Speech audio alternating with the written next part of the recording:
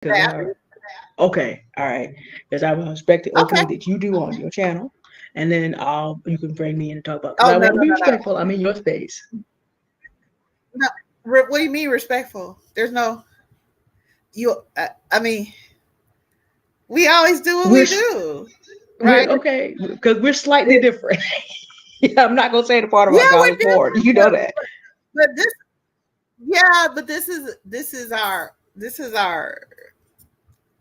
the three of us, right? And Okay. however we All come, right. that's how we come. And Okay. you know, I, I fully need you to be Diane. Deanne, I'm sorry. Where did I get Diane It's just now? okay. I need you to be That's my Deanne, mom. Okay. All girl, right. and do it the way you do it. Okay. Yeah. All right. All Um, right. Hello, everyone. Welcome, Michaela, Siren. Nice to have you joining us. Hey. Um, uh, I want to go ahead and turn this over to Auntie D because we are going to be talking about friendship. So Good afternoon, everyone, and thank you we for are coming all today ears. to War Aunties. And so I'm Auntie D, Deanne Matthews. This is Auntie Lovely Austin, who thank you for hosting You're War freezing. Aunties today. And on her way, we have a wonderful auntie from Texas who's on her way in to give us that special Southern auntie love. Um, and of course, the internet is trying not to give us any love. Hold on. But today, we're going to be discussing Minded. friendship for Yes. free Black women. And this is a discussion that has probably been overdue since 1865 because we have never had an opportunity to truly discuss what does freedom look like and what does friendship look like and do we as Black women have it and what are we going to do with it? Yes, I know. Officially, we've been free since 1865. But have we been able to choose our relationships freely? And does everybody know we're free? And that makes a difference in our friendships. Now, Merriam Webster has a definition. It doesn't always cover our needs. So we want to talk about okay, as free Black women, what is friendship to us and how do we define it? So I'm going to put Merriam Webster's definition out here for us. We hope. Screen sharing. Oh my Screen God. sharing is easiest with I two have monitors. not, I wasn't able to bring it up. Oh my God. Okay, we hope. I'm going to do We hope we're going to. Yeah, select one.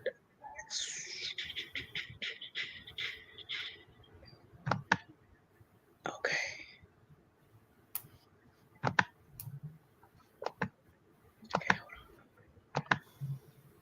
Okay, we hope we're going to do this. I may have to read it to y'all, but we'll see. All right. I will work on getting it put up, but you can go ahead and tell us. Okay. All right. So, want to talk about friendship? Most of us are familiar with I'm working on it. Merriam-Webster, and I'm going to go ahead and read it to you while we work out we're aunties, so we still working with this technology. It's why we need to be sure that our younger Black women and Black girls get really up on these concepts so you can pick up this ball with some of this technology. But friendship is a noun, and Merriam-Webster has three definitions available, and one of them is called obsolete. But it is something that's very important, I think, as we discuss this as Black women.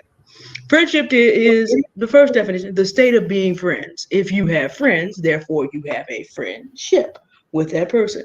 Likewise, when you have a relation with someone, you have a relationship. And of course, that can be family relationships, friendly relationships, romantic relationships. And of course, that rolls on out into marriages. There can be business relationships. So to have it is to have the ship of that state, if you will. But that doesn't tell us a lot that really helps us because it doesn't tell us about the nature of friendship. And then Merriam-Webster, they come along and they try to give us a number two, which is the quality and state of being friendly. Friendliness. In essence, if you choose to be friendly with people, you at least laid the foundation of friendship. And that's Merriam-Webster's big one and two for that.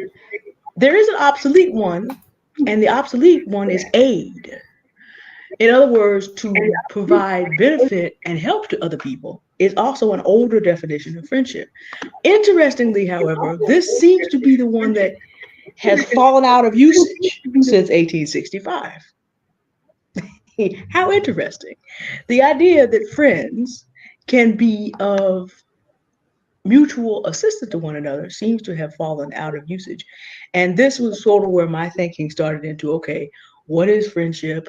What is friendship to us? And what does that contain? Since Merriam Webster does not cover tangibles, and that's a problem.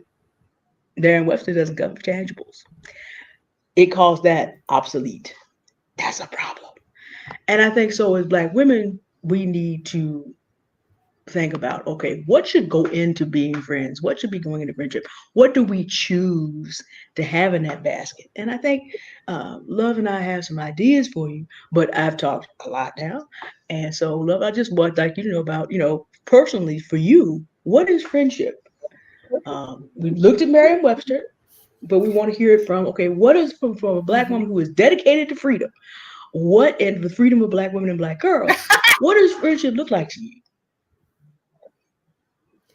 Well, I get off into these tangents. So when I know I'm gonna do that, I call like my twin cousin and my daughter, right? Because they have a way of drilling down what I'm saying to this. But what was funny was I wasn't actually asking them to drill down my idea of friendship or what it is, but the three of us are very interconnected. My cousin, myself, and my daughter, right? So it my daughter uses a whole lot of words like her mama, but my cousin is my other half. So she's just like boom, boom, boom, right? But it amounts to the same thing. Neither one of them knew that I asked the other, right? And interesting. So see how I made that a whole story, y'all. So hello everyone. Hi Samari. God, I made it a whole story. Listen, anyway, here's what they said because I just wrote down what they said, okay? And then you and I, you can like pick it apart and because we're all so different, right? So we're gonna have different definitions.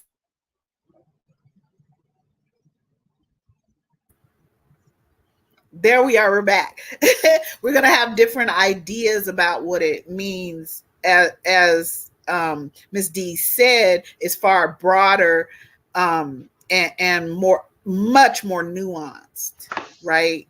Than what Webster or some generic person is trying to say. Okay, so my daughter said, friendships require a connection in which a relationship is established, and both grow in. Um, both people possess a similar sense of core values, foundational compassion, kindness, honor, integrity, fun, humor, and direct honesty based in loving care of each other. So then she said something that is extraordinarily key. So if those things that she just mentioned are, let's say, the foundation of the house, the walls would be like being able to have clarity and with your communication with one another, right? And realize that you're both responsible for that communication. Okay. And she says it's key and it is a very crucial part to growing trust between the two of you is being able to communicate. Okay.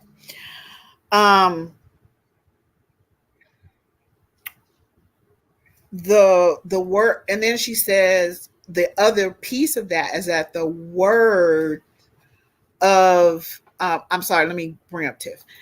That the word, the what comes out of your mouth, what you say you're going to do, must match up with your behavior. Hey Tiff, you're muted. Okay. So what if we're communicating as friends, then I tell you that, oh yeah, I'm going to do boom boom boom, and then I don't, and then I don't know how to communicate that plans changed or whatever happened. But even if I do communicate that plans change, if I keep doing that, my daughter would recognize that as a behavioral pattern, right? So she wouldn't, she would be done because you've already gone against your word. So, and she said this trust and exchange of loving energy is shown following through with stated commitments through action. We all process differently, having ups and downs, and there is also a commitment to balance of giving and receiving, listening to the boundaries of each other, and being honest about whether each of you is understanding what the other said, and being honest if one or the other one of you feels like you can't meet those boundaries. And so she also said there's an understanding that constant strife, covetous behaviors, codependency, and co-signing each other's bad behaviors has no place.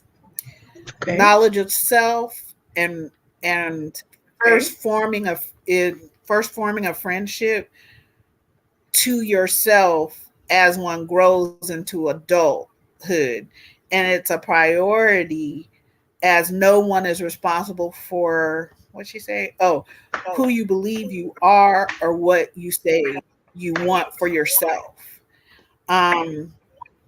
So here's her part where she talks about what she's not going to do. She says it's not the job of your friend. Why she gotta stop? Why? That's your daughter. Who is this child? Who is this young woman? Hey. Okay, that's your like, daughter.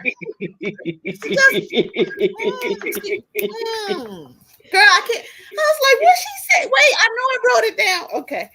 She said, I'm almost done, y'all. It's not the job of your friend to just guess what you are thinking, your beliefs, your boundaries, likes, or dislikes. Your friend is not obligated, nor should they do more for you than you're willing to do for yourself to fix your past traumas, personality, or ability to, she says process. I was going to use a different word, but they, your friend, are accountable for their part in a situation and their behavioral choices. How each adult is responsible for their own.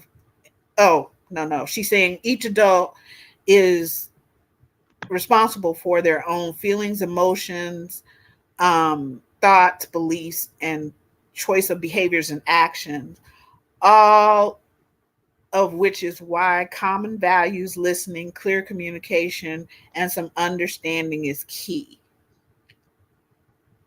Okay, that's what she said. Okay. That was good though. So I don't know where we gonna start. Where we want to start? where we want to start with what we ought to be or what we should be, or because I fundamentally, of course, agree with her, you know, but we've had these discussions for years, right? And once I knew that she was in a place in her processing that she could begin to understand, you know, the meaning of not just words but concepts. So she was like 3, you know. I started teaching her what friendship, what she's talking about. That's what she's been taught all of these years. Her part, the other person's part, you know, being responsible, being being able to uplift and support each other, yes, and being unwilling to co-sign each other's bad behaviors. I just lost Miss D. I don't know, and Tiff is coming back, I'm sure. But okay, so I'm looking at some of your comments, and I'm interested in knowing, in hearing what y'all have to say, you know. Like naming 3 to 5 things in the comments that are a must for you as a friend. Like say if it's honesty or integrity or communication, um, the words and the actions that are taken to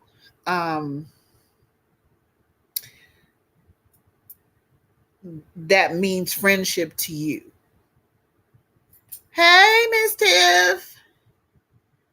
You're muted, babe. You're muted, Auntie. I'm here. Where's Miss D? There you are. Hey, how are you? I'm here. I got you, and then I lost Miss D. Hey, how are you? I'm good, darling. How are you? Looking beautiful, looking beautiful. There's Miss D. I wore my Auntie D. Sorry, y'all. The internet will not let me do Auntie that. vibes, girl. Hey, I like the shirt, Tiff. That's cute. Hey. Yeah, my niece. That is cute. I am in here lighting incense and spraying stuff down. My wonderful husband has got the COVID. So, yay. Ooh. Ooh, he gonna need some tea. Yes, I'll probably order some. I'll need some tea. Hey, I don't. Go ahead. What you thinking? Don't be thinking hard. Look, you thinking like you froze. No. Because you froze for a second, girl. You froze. I was like, what you say? No. I don't know how much you caught of what we were saying. I heard y'all talking because we're talking about friendship. Mm-hmm. I know you gave your daughter's breakdown, and then your sister, cousin, twin. You broke that down, and then you said they both responded in similar ways, but you didn't tell either one that you added it. Then I heard Miss D give hers. The words on this screen. Who did this? Why are they so small? Don't YouTube know it's older people?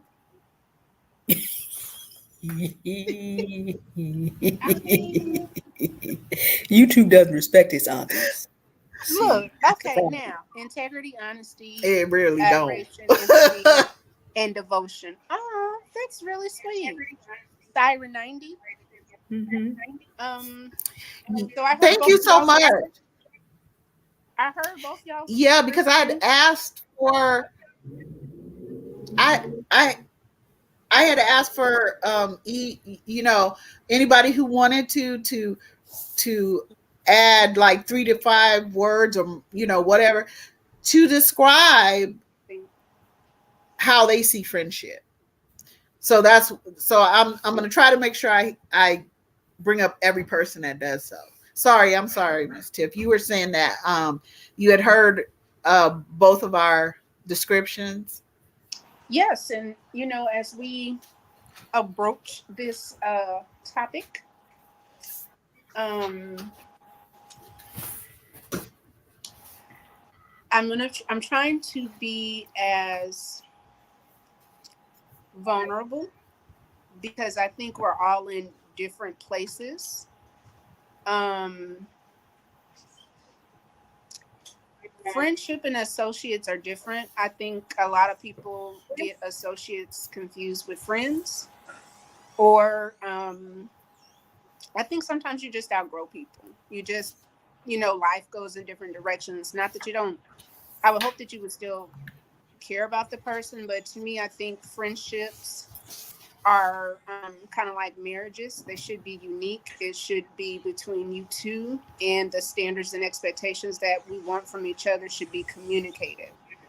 What I find is that we're pretty reckless, and we love a good trauma bond. We love a good trauma bond. Um,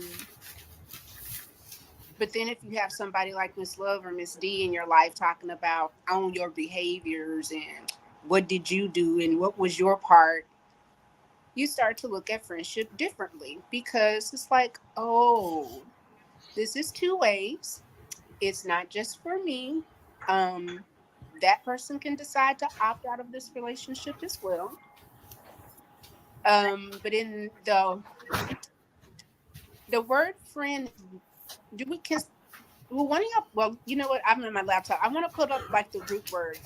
I know Miss D. Miss D, did you give a definition of what Webster says? Yes, I did. I did May pull up I? May I? Merriam-Webster. I knew you had. Could I have it, please? Can you do it? Sure. Thank Let me you. pull that back up again. Sorry, y'all. I Oh, okay. apologize. I left that on the other browser and had the twist browser, so it's going to take me just a second to get it back because what you It's. call it, I Chrome think it's. StreamYard would not. Siren, Here we go. 90. I hope I'm pronouncing that right. While you guys are pulling up that Siren 90, thanks again for coming through. Hey, she says there must be a balance of true love and respect for all things within you and me for us to truly bond. Friendship is sacred and an extension of the soul to me. I'm just going to say this live. Siren 9, if you have her as a Mhm. friend, I know her. If you have her as a friend, you have a friend. I I happen to know. know that. I don't know her. I'm glad to know that for But y'all, though. I see, don't know her. that's a friend right Yes. there. I'm saying it to you publicly. I'm putting you out here. That's a friend. I, I I, know for I can myself. really see. Yeah. Oh, wow. She the real friend. Because right on it. She on it. Bringing in the foundation of it, the walls of it, and the ceiling and putting She'll furniture in the stay with us friendship, for doing the whole. eternity here. Yes, yes. Were you able to get that, Miss Tiff? I'm gonna read one more. No, Miss D Okay, and says she's going to pull up the. I got it Were you back up able because to? Yeah. my other browser. I got on my so I'm now Okay, running two browsers. We're I'm gonna gonna see how I'm gonna long I read can do one more. it. Okay, go ahead Okay, and read one I'm more, and I'm gonna try I'm to gonna stay with. read one more while you guys. Okay. Okay, Samri Bliss, hello. Good to Hey. see you here. She says a good friend for me keeps your stories and memories sacred. It's mutually beneficial, growth oriented, communication, honesty, and mature. Mm, these women's in the chat is on it. Yeah, there's Hmm a lot of They women telling here. us they telling us what's really real. I love it. Thank you so much. Okay, I just got it up, Okay. and of course, Tiff Oh, has lost oh, the audio. Tiff, can you still hear us? No. Ah, I had it for 2 seconds. internet No, she is dropped not- off for first she went dark, then she dropped off. I hope everything's okay over there. The internet is Texarkana, just not honey. Noir Auntie compliant. That's what- Because I really do want. We just freezing all over the place. It's we all freezing. Yeah, the internet is not prepared for Black women to sit around and talk about friendship. Yeah. We're gonna have to give this thing some boundaries and consequences. right on. We're gonna have to. There's on the okay. internet. Excellent. Go tell Al Gore that he needs to check on his internet. Did you get what Miss D sent you? Yes, she sent it in the back chat, and I don't have access. Yeah. Okay. So as soon as I hit the chat, it kicks me out. But I did read it. Okay, I'm sorry. I'll Okay. read it. I do have it up on my other browser now, so I'm running two browsers. We'll see how long I can do this. Okay, so Merriam-Webster has, in my opinion, the good stuff and what is called obsolete now. Friendship, the state of being friends. If you have friends, you are in a friendship. That's definition one. This quality of or state number two of being friendly, friendliness. In other words, if you behave in a friendly manner, you are exhibiting friendship, which I thought was a little bit better. But then under obsolete, it left aid. In other words, aid and benefit. So somehow the idea that friends have a responsibility to loyalty and to be helpful to one another has fallen out of the definition of friendship, which to me is very disturbing about Merriam-Webster world, but fortunately they don't own us anymore. That was just very disturbing. But obsolete is their aid, which comes to mind of just, we're not just here to kind of look at each other and be more than that.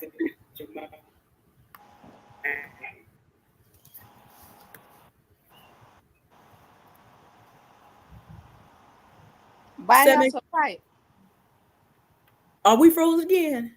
No, but y'all are absolutely quiet. I wonder if it's mine, y'all. I apologize. It is. Okay. Yeah. Okay, you're back. You're back. I'm gonna switch my I'm gonna switch my connection if this keeps happening. Okay, because I had to switch my connection. Okay, ladies, I'm sorry.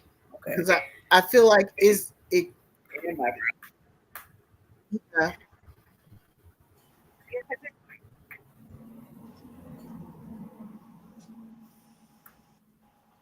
So, Miss D, you were given the definition. Uh-huh. It doesn't seem very descriptive. Okay. I hope that's better. Okay. We see you. We hear you now. Yes. I hope that's going to be better now. Because I have two internets over here for some reason. Come on, she rich. She said she got money. Girl, won't she do it? Won't a sister do it? Won't he will? Y'all make me go to the piano in the next room. Because that's country. Won't he will? Don't make me go in the next room on the piano and play you on some running music. Don't do it. Y'all ain't ready. We didn't get enough because I don't want my throat snatched out today for real. I'm just saying I'm just gonna put that out there. I'm good with it. I feel like last week I admitted that I am petty. I can admit I have horrible behaviors. I am or was codependent, looking on everybody to give at a girl. And if I'm just nice and if I treat this, that recently has kicked me in my behind. So at my big ass age of 44, I know I have 1, 2, and here come my third friend. He's going to give me this because Mama been running all day. So pardon me. I know y'all partake if you do. Don't feel no type of way because I forgot to hydrate after that walk. Do what you need to do. I'm gonna pick. What I was gonna say is this: I right now in the world of friendship I have to be with people that can, one, hold me accountable, but not be ugly or nasty with it. My new thing is tell it to me like I'm five. I don't need the SAT words. I need for you to be real simple about who I am to you and who you are to me. If we grow, great. If we grow apart, hey, glad you were a part of this journey. I release you. I'm gonna let you go. So I'm in the release phase, and it's sad, and it's like grief.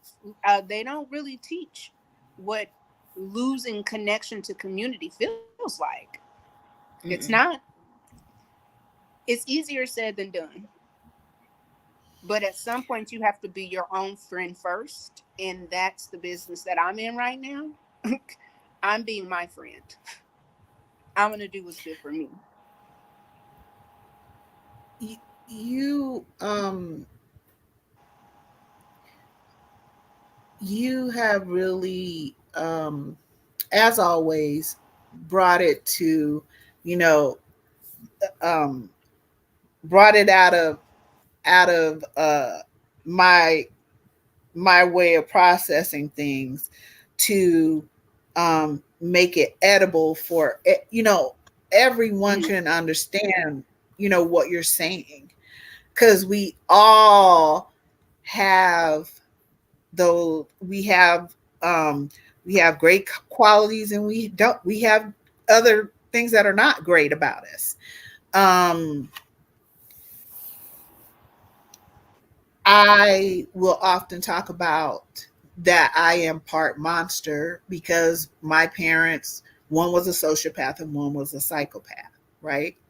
So just by DNA, right? So we have to understand that people, not only not the way they're raised or all those other things, their experiences, it's also that we have our own set of DNA and how our brain fires, how our different hormones work together apart. We might not have enough serotonin. We might have too much. So there are balances sometimes that we cannot see, but we are acting out as well.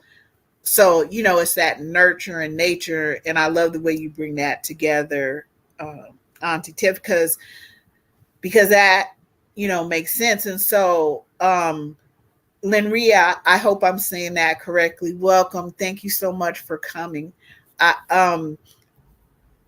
your comment is, the three of us came through with what, the parts of friendship that we're working on, what we think it ought to be, what we think the other person needs to put, all these things, responsibility, accountability, honor, integrity, all these different things.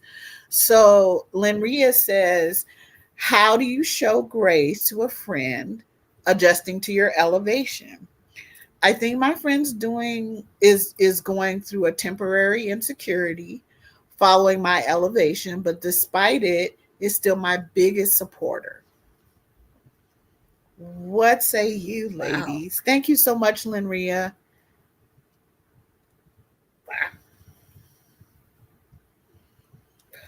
Um, Tiff, did you want to take that first? You want to take it first? Okay. I love what you said. Um, I'm gonna say this, just putting it in the atmosphere, that the other aunties that are far more educated than I, we need to understand what grace is. I will say that there's a lady that I know. I'm echoing. Does somebody Okay, have their hold mic on. open? May Um. have mine up too Mm-mm. loud. Hold on.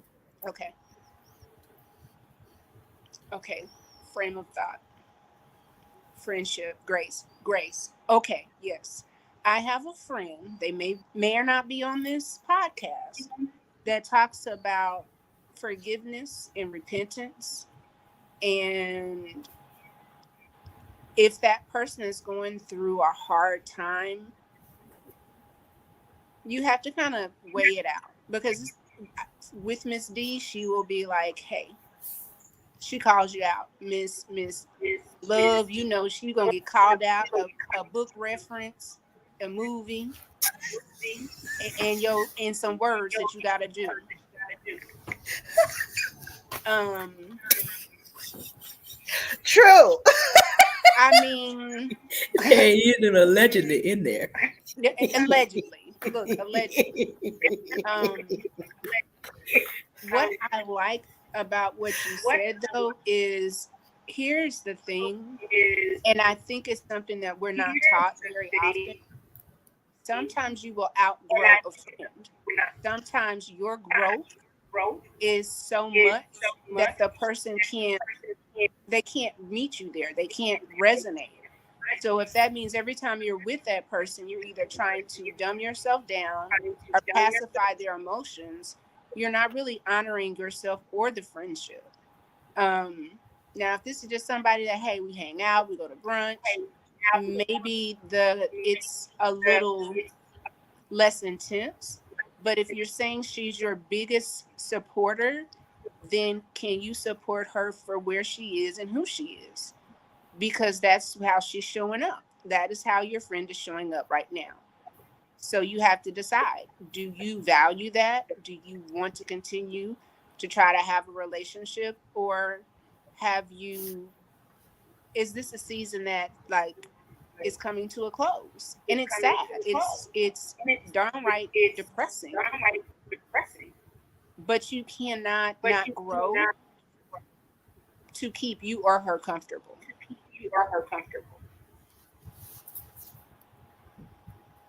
In my opinion.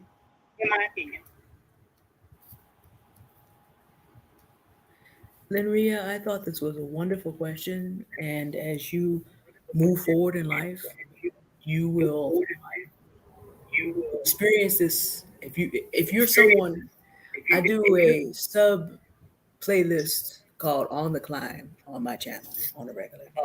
And as you go through this in life, what you find out is that at different times, different people have different climbing ability or willingness.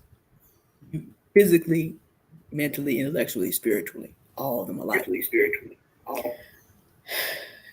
One of the hardest things that happens as one friend decides to elevate is that tension between, okay, you're now in a place that your friend is not at right now. And how do you then renegotiate the relationship?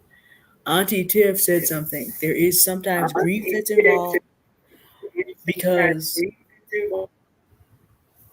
the calling that you have on your life is not the calling on everybody else's life, meaning that not everybody can go with you at all times.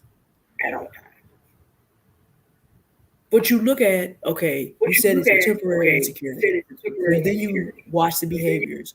Both Auntie Tiff and I are graduates of Auntie Love's Agape Intelligence course, which I recommend for this particular reason.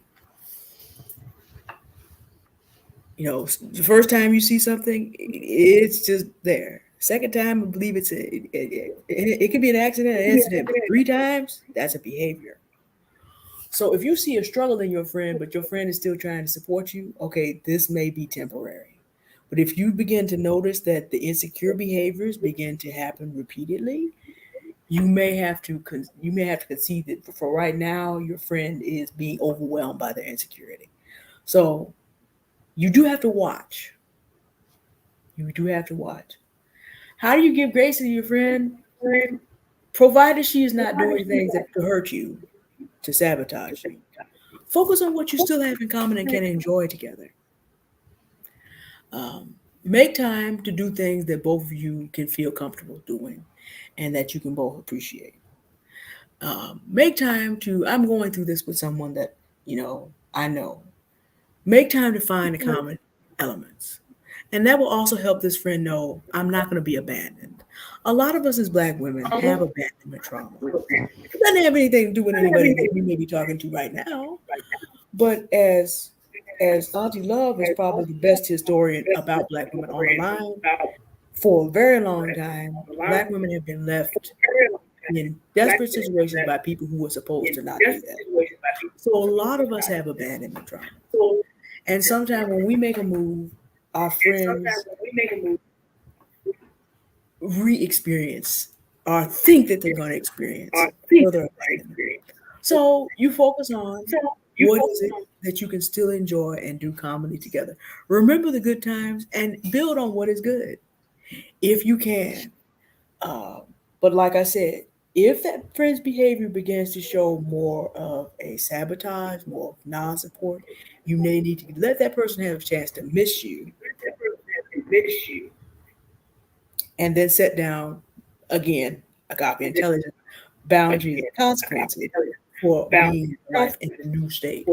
Hopefully, if you still have common values and you still have common things you enjoy, you can reconstitute your friendship around that.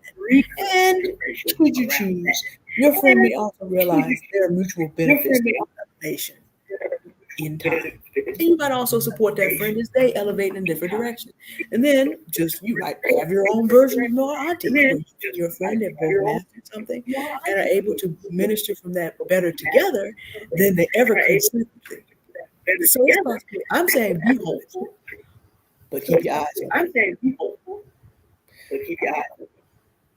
Frenemies, that's a cute concept. Folks will kill you in adulthood. So watch the behaviors. Watch the behaviors. Watch the red flags. But if this person is still supporting you, I think you can still find common ground.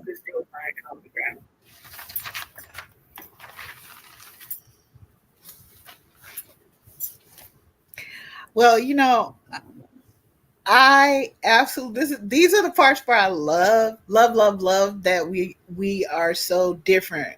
Or like your aunties at the reunion and the cookout, you know which auntie you go to hear what, right? and and I honestly I agree with both of you. In fact, from my perspective in the loving supportive friendships that we have, our personalities definitely come forth. We definitely have learned how to listen to one another better. We're still working on certain things. We will always be, because we're all of us always growing and moving in another direction or something else, or maybe standing still for a minute, so something that all of you are seeing between the three of us as Black women who, like Ms. D said, um, many of us have been abandoned. Many of us have been told that um, this person with this name tag, mother, father, sister, brother, cousin, uncle, whatever, auntie, whatever, um, they love us, and yet their behavior shows us completely differently. So then we get imprinted. See, my children do know, they grown now, but what I told you guys that my daughter said, it yes, I've imprinted, but she's also come to understand, as a goddess born that she holds power. And I taught her how to wield it, right? And to do that as another powerful goddess born, I sometimes had to move out of her way and let her go, right? And so she's grown into it. But how many of us are sat down and actually, a parent that does what they say they're going to do?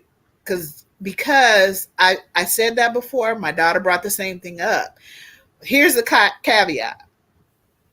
You might not like what I say I'm going to do. But if my behavior follows that, what I said I was going to do, then you can begin to trust me. I don't assume anyone should trust me. In fact, you really shouldn't. Because I'm going to be honest. I'm not a good person. Okay? I'm a series of experiences to other people, sure. And I understand the whole of myself. Now, I also need y'all to know as an apex predator, I don't experience shame and blame. I also don't experience jealousy. So, with a mind like mine and the way I process, it can sometimes be very difficult for me to catch on, right? So that's why I came up with um, a way to not stay long suffering in something, because my best friend needs to be better than my best enemy. And what I'm saying is I'm my best enemy and I'm my best friend. Okay? So I need to be able to be a friend to myself. I need to be able to celebrate my successes, not wonder if I don't love myself because I done something great, not feel ashamed because of this over here, that over there, because shame and guilt actually start from outside of you. People imprint that on you over your life, and then you start to believe it. And typically, how the brain works is what we actually believe in, that's what we act on. So, see again, your power, you have the power to choose, though, what you believe. That is inside of you. So when someone, like the friend you're bringing up, I've been long suffering before, but I've had to stop. I had to go, okay, one time, just like Miss D said, okay, I got it. Okay, that can happen to anybody. Two, all right. Okay, so what you said you was gonna do didn't match up with what you actually doing.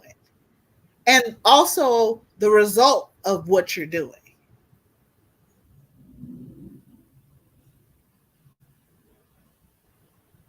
Sorry about that. And how people think that others if affect their environment, but we affect our own environment the most. So once you realize you have that kind of power, you're able to sit there and go, okay, great. The behaviors match up, great. If they don't, got you. And then as Ms. D said, renegotiate, and as Auntie Tiff is saying, like being able to show some grace if that's what you choose to do. Now, typically it's my policy after you hit that behavioral pattern, girl, I'm like, okay, so let's talk about it. I can do that. I do try to be clear. I'm trying to listen to, and I have a special way of listening to people so that I can get what they're saying and then ask clarifying questions. Okay. And then here I come back again and I'm just like, okay, so this is the fourth, girl, I let you go at the third time. Anybody gonna be doing all that? Nope. I'm way too cute for that. My work is very draining. I've done all of this before, girl. Okay. And so boundaries for me don't mean anything unless they have consequences attached to them. So that's why I'm always saying boundaries must have consequences. But my two loving friends here are such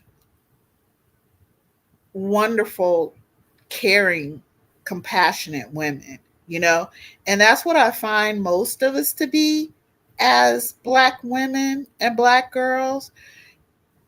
And we get to choose what we're going to get with and what we're not. So I, in particular, don't do forgiveness. Because to me, there's what you do and what you don't do. Okay. Now I can do communication and we can renegotiate I can have understanding for what you're going through. And you're going to need to atone. Just like when I have done something wrong, I have to admit what I did, but that's not enough. I need to work on my behavior so I don't repeat that, right? And that's on me to do. So if Miss Tiff or Miss D is talking to me about their something great they did, I love having fun. So I love it when people are doing great because hey, I want to get out. Let's throw a ticker tape party, girl. I done put stuff on so and I'm ripping. Yes, yes, let's do that. But I've never actually experienced jealousy. My demon is wrath, a bit of pride, and definitely some lust. Okay, however, some people's demon is jealousy, and and I don't know. It's not a thing for like I we not a match if that's gonna be the case. But when it's been your friend for years, you definitely have a connection in which you can communicate and be straight up, you know? Um, and like Ms. Tiff said, you no matter how uncomfortable it is, you get to grow. And that other person gets to choose what they gonna do or whatever. And no matter what they choose, you get to be happy, you get to be joyful, you get to enjoy your success, girl, you get to throw yourself a party,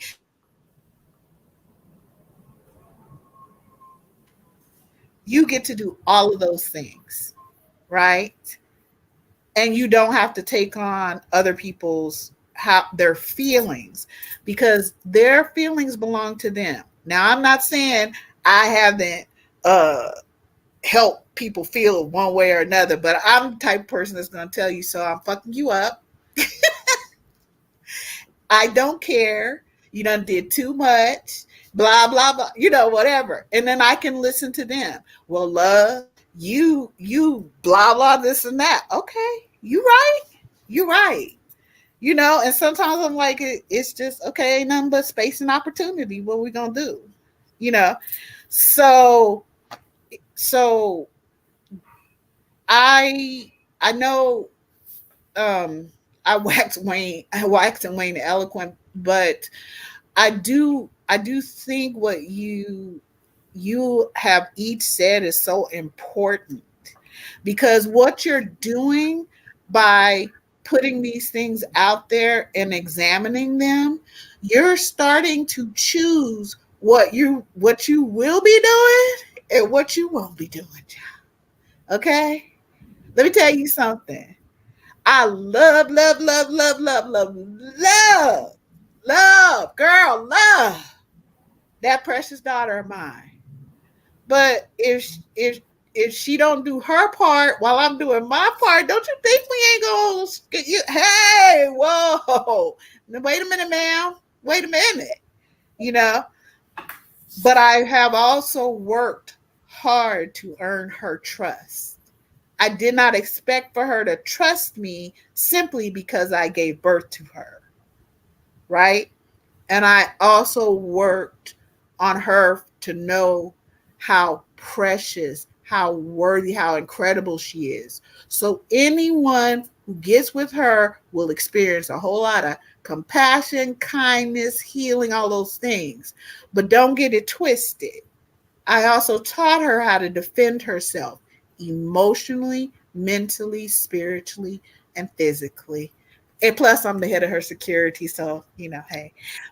So it's just, we haven't gotten to sit down and have these discussions.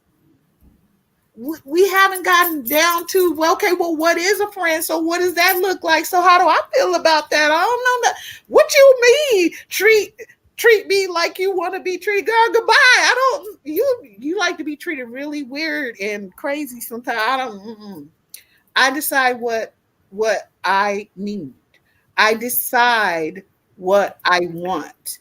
And I am responsible for my feelings, my emotions, and what I choose to do about them, how I choose to act on them or in opposition. And the same for me is true for everyone. I'm not responsible for your emotions. Now I might have added some shit, but you can, as a woman of my word, you can count on that. If I tell you that it's some shit, that's what it is. Whether the person likes it or not, that's not the point. The point is you can trust my word.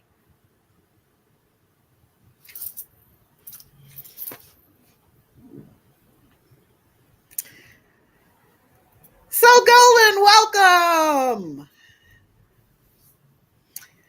So I'm hoping we answered your question through all of that. We done said everything. Okay. We actually did cover a lot of agenda points, so we on track. We actually in answering that question, we actually did cover a lot of things. There's a lot to be said for free mutual choice. If there is no freedom, is there friendship? Ooh, yeah, that's good. If I'm obligated to have to kiss up to you because I'm somehow living in 2023, but we think that there's still a chattel slave relationship.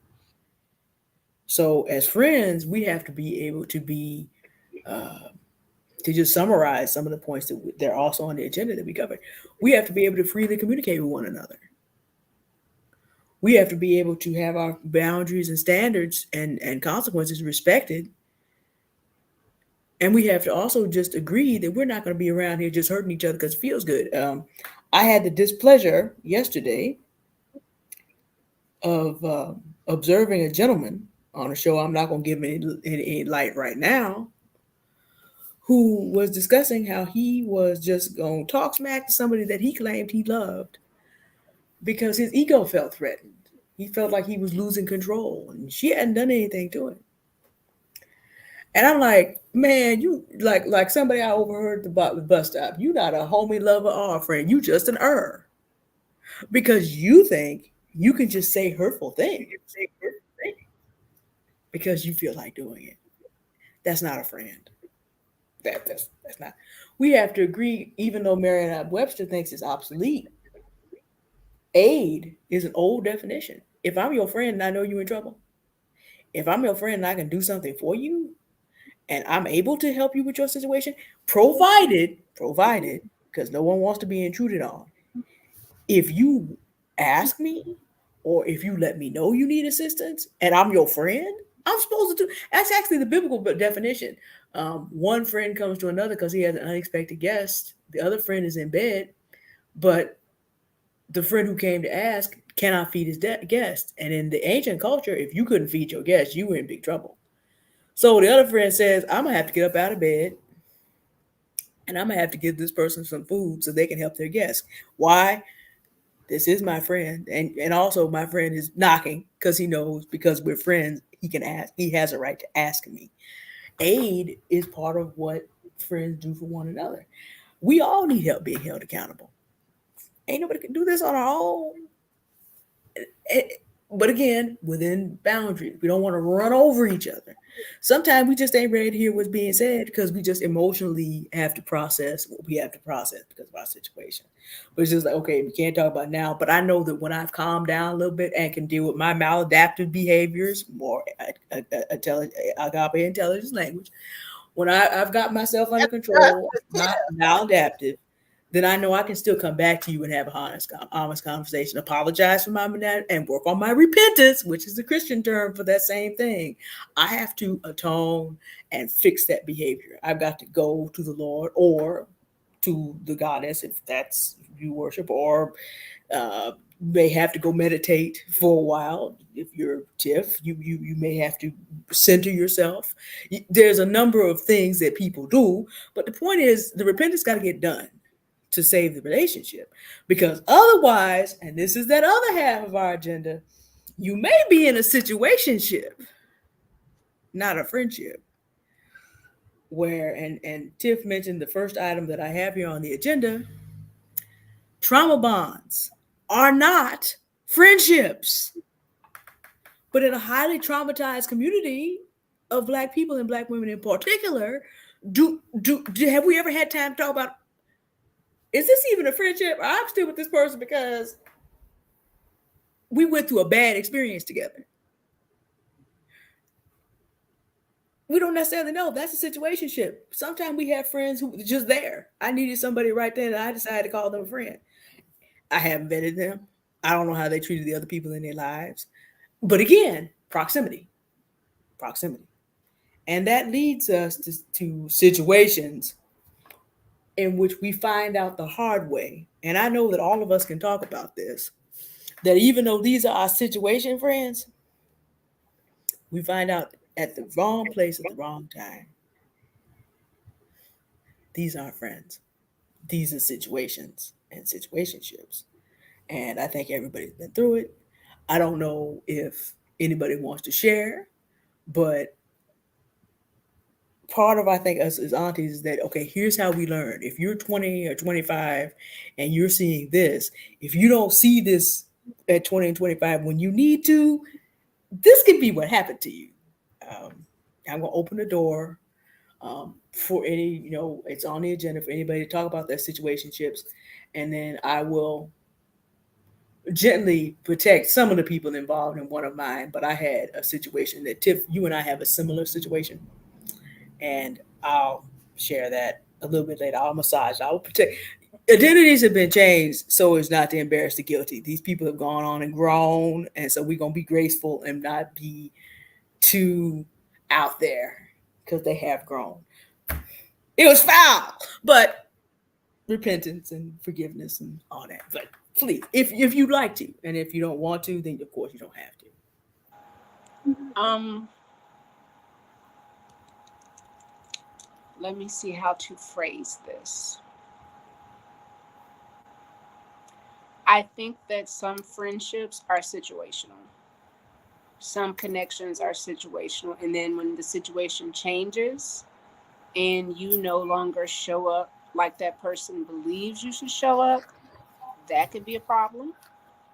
Um, I think sometimes, and I'm one of those people, I think y'all two are different. I'm one of those, I give you 100% trust up front. Just, you got a deposit, everybody gets 100. You do something, I'm gonna take the, and I'll just take away until you're negative. And then once we've reached that negative spot, then I can say, like, you haven't put any love deposits in, you haven't put any friendship, but you are just taking, you're succubus. Um, and that's just energy I'm just not at this point in my life as a middle-aged woman. I do not desire to be in community with people that they're not either forward thinking, they're not thinking about legacy, they're not trying to self improve, they're not autodidactic or polymaths. Um, we're not on the playground anymore. And I think, just in my personal opinion, I think COVID revealed a lot for a lot of people. People that you might have been, genuinely friendly with. But then you went a year or two not seeing that person. And some people you missed, and other people was just like, okay, well, that's all right. Um, friendship is a it's a got you. And I want to say Black community. I don't know about you ladies, but I know my mom used to say all the time, everybody ain't your damn friend. And if you have a good spirit and if you're empathic and you have a love for folks, your friendships may be one-sided. And that's the thing, Miss Love and Miss D, that I believe Lauryn Hill's song, "It Could All Be So Simple, But You'd Rather Make It Hard. Loving You Was Like a Battle, But We've Both Been Through the Storm. Tell me who I need to be to get some reciprocity." That, in a nutshell, is what it is. Are we both pouring into each other? Are you taking out of my cup? Am I even in the overflow where I can give it to you? Can you recognize, like, girl, you're not where you normally are? What's happening? What's going on? I've gotten calls from Miss Love, Miss D. Sometimes you need friends that are willing to tell you things that they're not nice things to hear. It doesn't make you feel warm and fuzzy, but it is a protection of you kind of putting yourself out here, and I don't want you to get harmed. So bring it in. Let's talk. What's going on? What do you need? How do we address this? And then push forward. I don't think most women, particularly Black women, know boundaries very well. I can say I am probably at this point an extremist because I've never practiced boundaries. So everything is like, no, no, no, no, no, no, no. Like, nah. Um, Eventually, I'm sure that will change. But at this moment, I really don't feel like I owe friendship to anyone who hasn't really been a friend for me. We can be acquaintances. We can, cut it up, twerk in the chats, all of those things. But if I need to talk to somebody about some spiritual stuff or talk to somebody about marriage, I'm calling Miss D in Love and my mother. Um, there's, I want to be nice, but like, how can your peer help you when y'all both at the same place doing the same thing? It's almost like you bosom buddies, and then you're attracted to the foolishness. As I call it one co-signing wise, each other's bad behaviors. There is something to be said for that kind of behavior. We don't think about it often enough, but you got a point. well, a wise woman told me that you should have people on your. Is it your what's it? What's it? 2, 6, 9, and 12. 369. Your 369. It's the clock. Well, You're I talking about. definitely need the 6. Okay. So yeah, it's 12, 3, 6, and 9. And your eyes are facing forward. So you should be able to see here and to here. You literally can't see, like, if you put your hands like where your ear tips are, you can't see your hands anymore. But the people in front of Ah, you, around you, and behind you can. You see what I mean? Um, and as a friend, I can help to guide you and go, okay, just turn your head a little this way or that way, so that now you can see more of your periphery, right? But if you, as the other person, decide you don't want to turn your head, I have no right to enforce that, you know, even though I think it's a good idea because you get ready to fall over, you know, you yep. get to decide because you have the power of choice. That's another thing for us as Black women. We have been programmed to believe that even though they say free will, they don't mean us. We are supposed to, we're not supposed to ever recognize that we have power. We're not supposed to really recognize that we have choice. And if you really think about it, we don't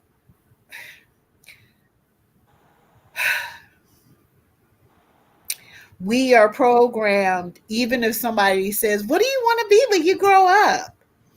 They're already working on you on what they think you should be. They've already told you, oh, you're smart. Oh, you're pretty. Oh, you're this.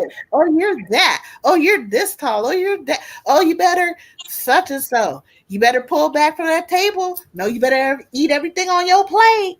See, you're already, the society, it's just humans.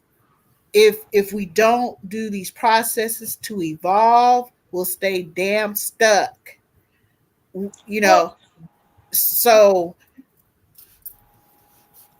I Miss think Love, think about just the one way. more, one- just one more thing, because it takes me a sec. I'm sorry, Miss Tiff. Um,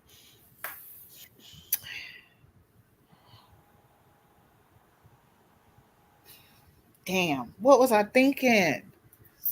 Thing and the this and the that and okay, the exit to your right and down there, and mask falls, put on yourself first and then other people.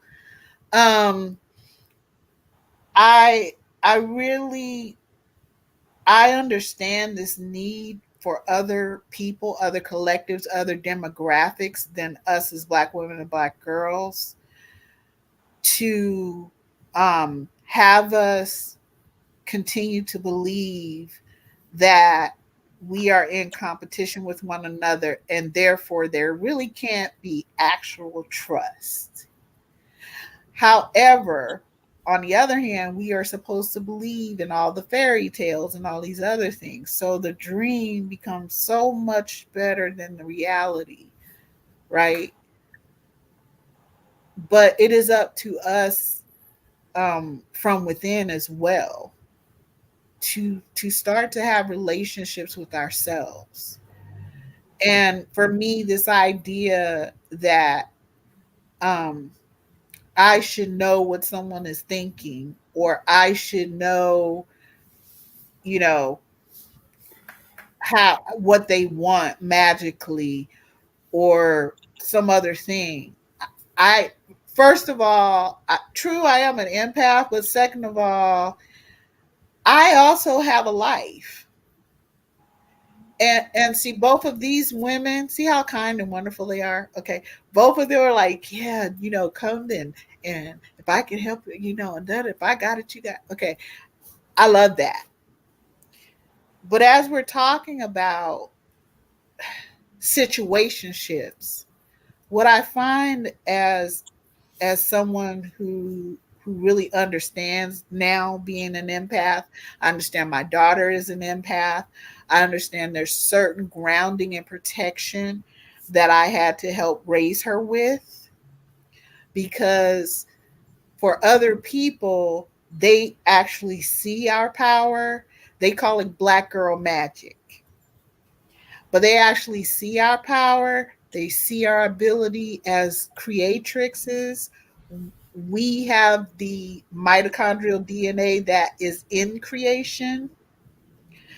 Um, so instead of treating us well, making sure we grow and flourish, people want to harness us and tap into those our elemental power. Hey Q, that people want to harness us, tap into our elemental power, but we can never know that we have that power. So we have to be raised to believe that everything about us belongs to someone else, never to ourselves. So when we finally do get in, friendships that are like actually real, we almost can't believe it, because everything that we're basically told about ourselves is anything good and positive really belongs to someone else. Your job. Look at how many of us we all heard this. Girl, I'm ancient. Okay, but this is come down ancient lines, okay? Oh, get your education because you can't trust motherfuckers and such. So yeah, man's gonna be a man and blah blah blah blah. I my my great grandma, my mama, my grandmama, they all said it, girl. Because you know why? They lived it. They lived that shit. And while we're all trying to accept a fantasy right now, and this is something I really want us to think about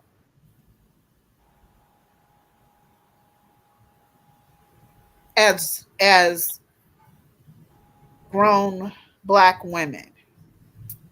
I think one of the things we might need to consider is is taking getting rid of the rules of patriarchy when it comes to us forming friendships between ourselves as black women and black girls. Because the patriarchy has no real meaning or purpose in my friendship to another black woman or a black girl.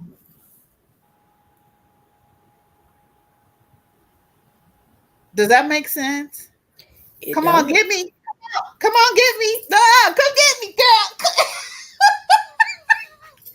It is our last agenda item. We just rolled it up with situationships, so let's just roll. Tiff, I know you had something that you wanted to say though, and then I'll come back. I'll come back.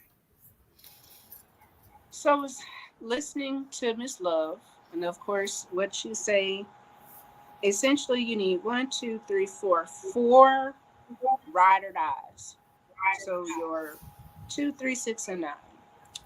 There's a wise woman that may or may not be on here that talked about trauma bonds, and that many times if you are an empath, you are on a rescue mission and you are going to save people because there is some trauma, there is some, you see the need, so you create a space so everybody could kind of be okay. The issue that happens is that was a rescue mission. And as Ms. D has said, the fire department doesn't come and move in and stay with you. They put the fire out and they're gone. There's the experience and letting go. I think personally for me, being very Southern, very country, um, friendship looks different because you were friends with your cousins and family. If we fight, we fight. I still got to see you on Sunday. So whatever, you get over, girl. Like that's one level. Um, I think the other level is this. Personally, I don't want to be the smartest person in the room. I want someone smarter than me so I can learn. Um, I need for people to be emotionally honest. And hey, MJ, um, I can say, how do I word? So we talked about the 100% trust, right? Once you're out of points, for me, typically, there's no coming back. There is no coming back. I've tolerated enough. You've shown me who you are. So, as Maya Angelou would say, when people show you who they are, believe them. But the other thing that somebody allegedly on this podcast said, watch behaviors. That has been the biggest gift outside of my sweet little kitty cat, Armani Sage Cole, first of his name. Um, I sit back in the cut now.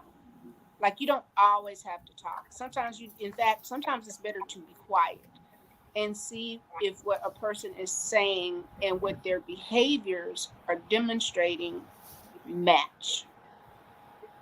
So at 44, I get to learn how to find new, I will say acquaintances, maybe associates.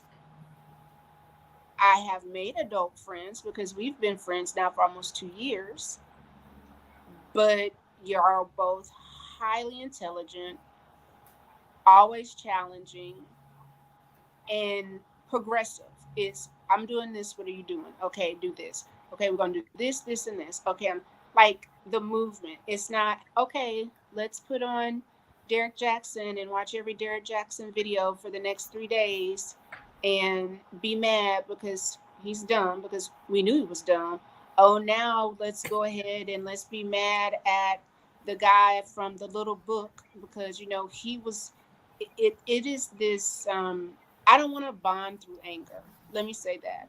I can acknowledge that the men's be men, but sometimes I just want to laugh with my friends.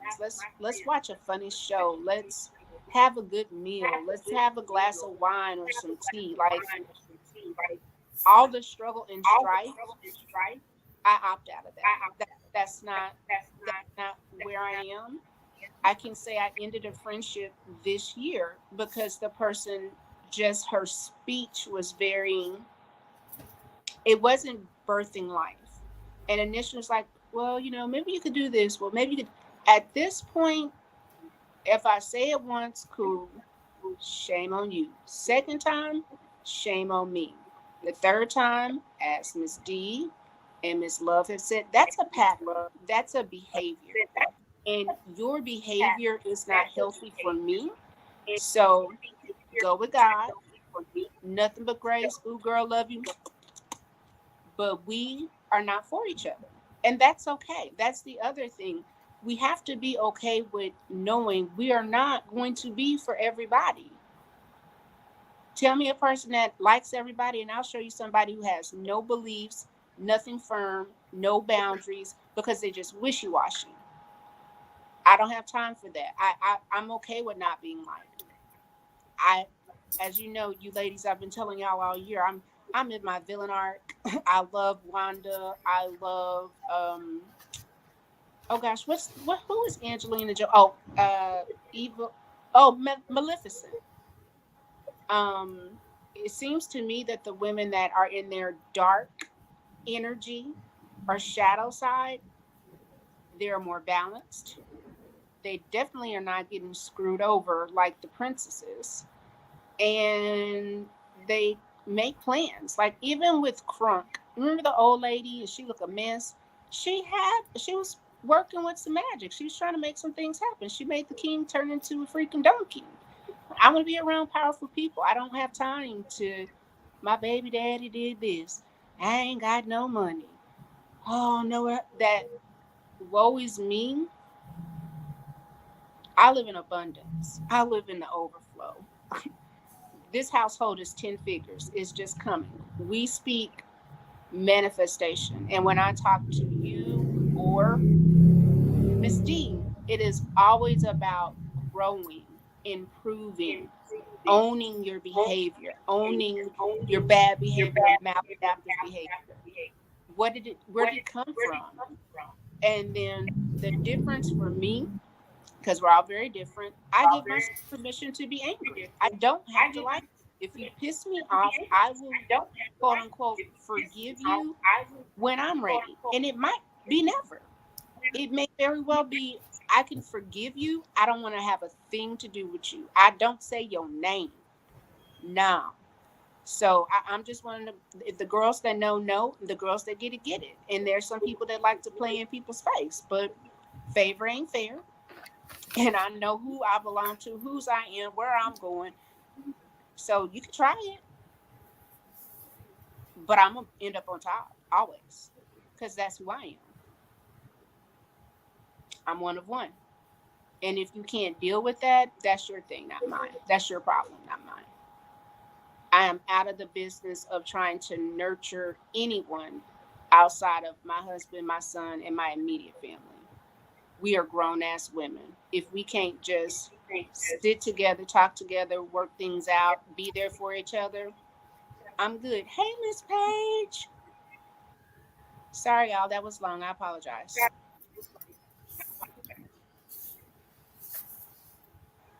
No, it was perfect. What about you, Miss D? Um, because I have a question on the other side of French of friendship, because we were talking about situationship, and this is probably the balance of it, but as an empath, people, this has happened to me for decades. People don't I just took me years to understand. It happens to my daughter. It's the same thing. As an empath, yes, we do. It is a part of our nature. Some of us, There are different types of empaths, by the way, ladies. And I do personally believe that most Black women, not all, are in some way, form, or fashion empath. So it's a good idea. There's a book called, I'll type it in here, in, Empath Survival Guide. Do you have it there? And Melanin Empath, and they both will help you. Okay, so she's showing you, Miss Tiff is showing you Melanin Empath. Um, so both of those books are really good for us as Black women. Okay, it'll help you develop some boundaries for other people, because being in a friendship to me also means that both of us need to understand that even if, you know, right now one of us is going through something, well, I might be on the other end of it, and this happens to me a lot, exhausted, because other people don't know how I use being an empath to heal and help other people. I do actually work with babies, and I am a Reiki master, and I've learned how to move energy, right? So I will move their pain from them to me, but it is exhausting. It is very and I have to be able to release it, which, because a Reiki master, I've learned a bit, a whole lot actually, on how to release that. Um, but I people don't know that I'm also the mutt of my family. So I hold the history at, you know, in my age range. Um, I know more of our history in our family. I hold, all of these things. I've done the Gullah Geechee thing, and I use those healing arts. So there's a lot that I'm doing, and I have my own family that I'm very close to, and I'm still um, really great friends with people I grew up with, but also with family members. And I get exhausted. And if I'm out in a parking lot, I'm not gonna lie, it's just, that's the way it is. People are just going to be drawn to me. I don't have to be doing nothing. I ain't gotta be saying nothing. Um, I could be walking, I could be daydreaming, all that. And people will walk up to me, and they attach themselves to me. So a lot of what happens is, when I do work with people, they feel like they can't do whatever it is now without me. They have to, in some way be connected. But they don't realize I have all of these other things and all of these other people asking for the same, and draw and pulling from me in the same way. So I think that's the other side of friendship too, is that while one friend may be going through something, maybe I, as the other friend, I literally just don't have the energy right now, you know?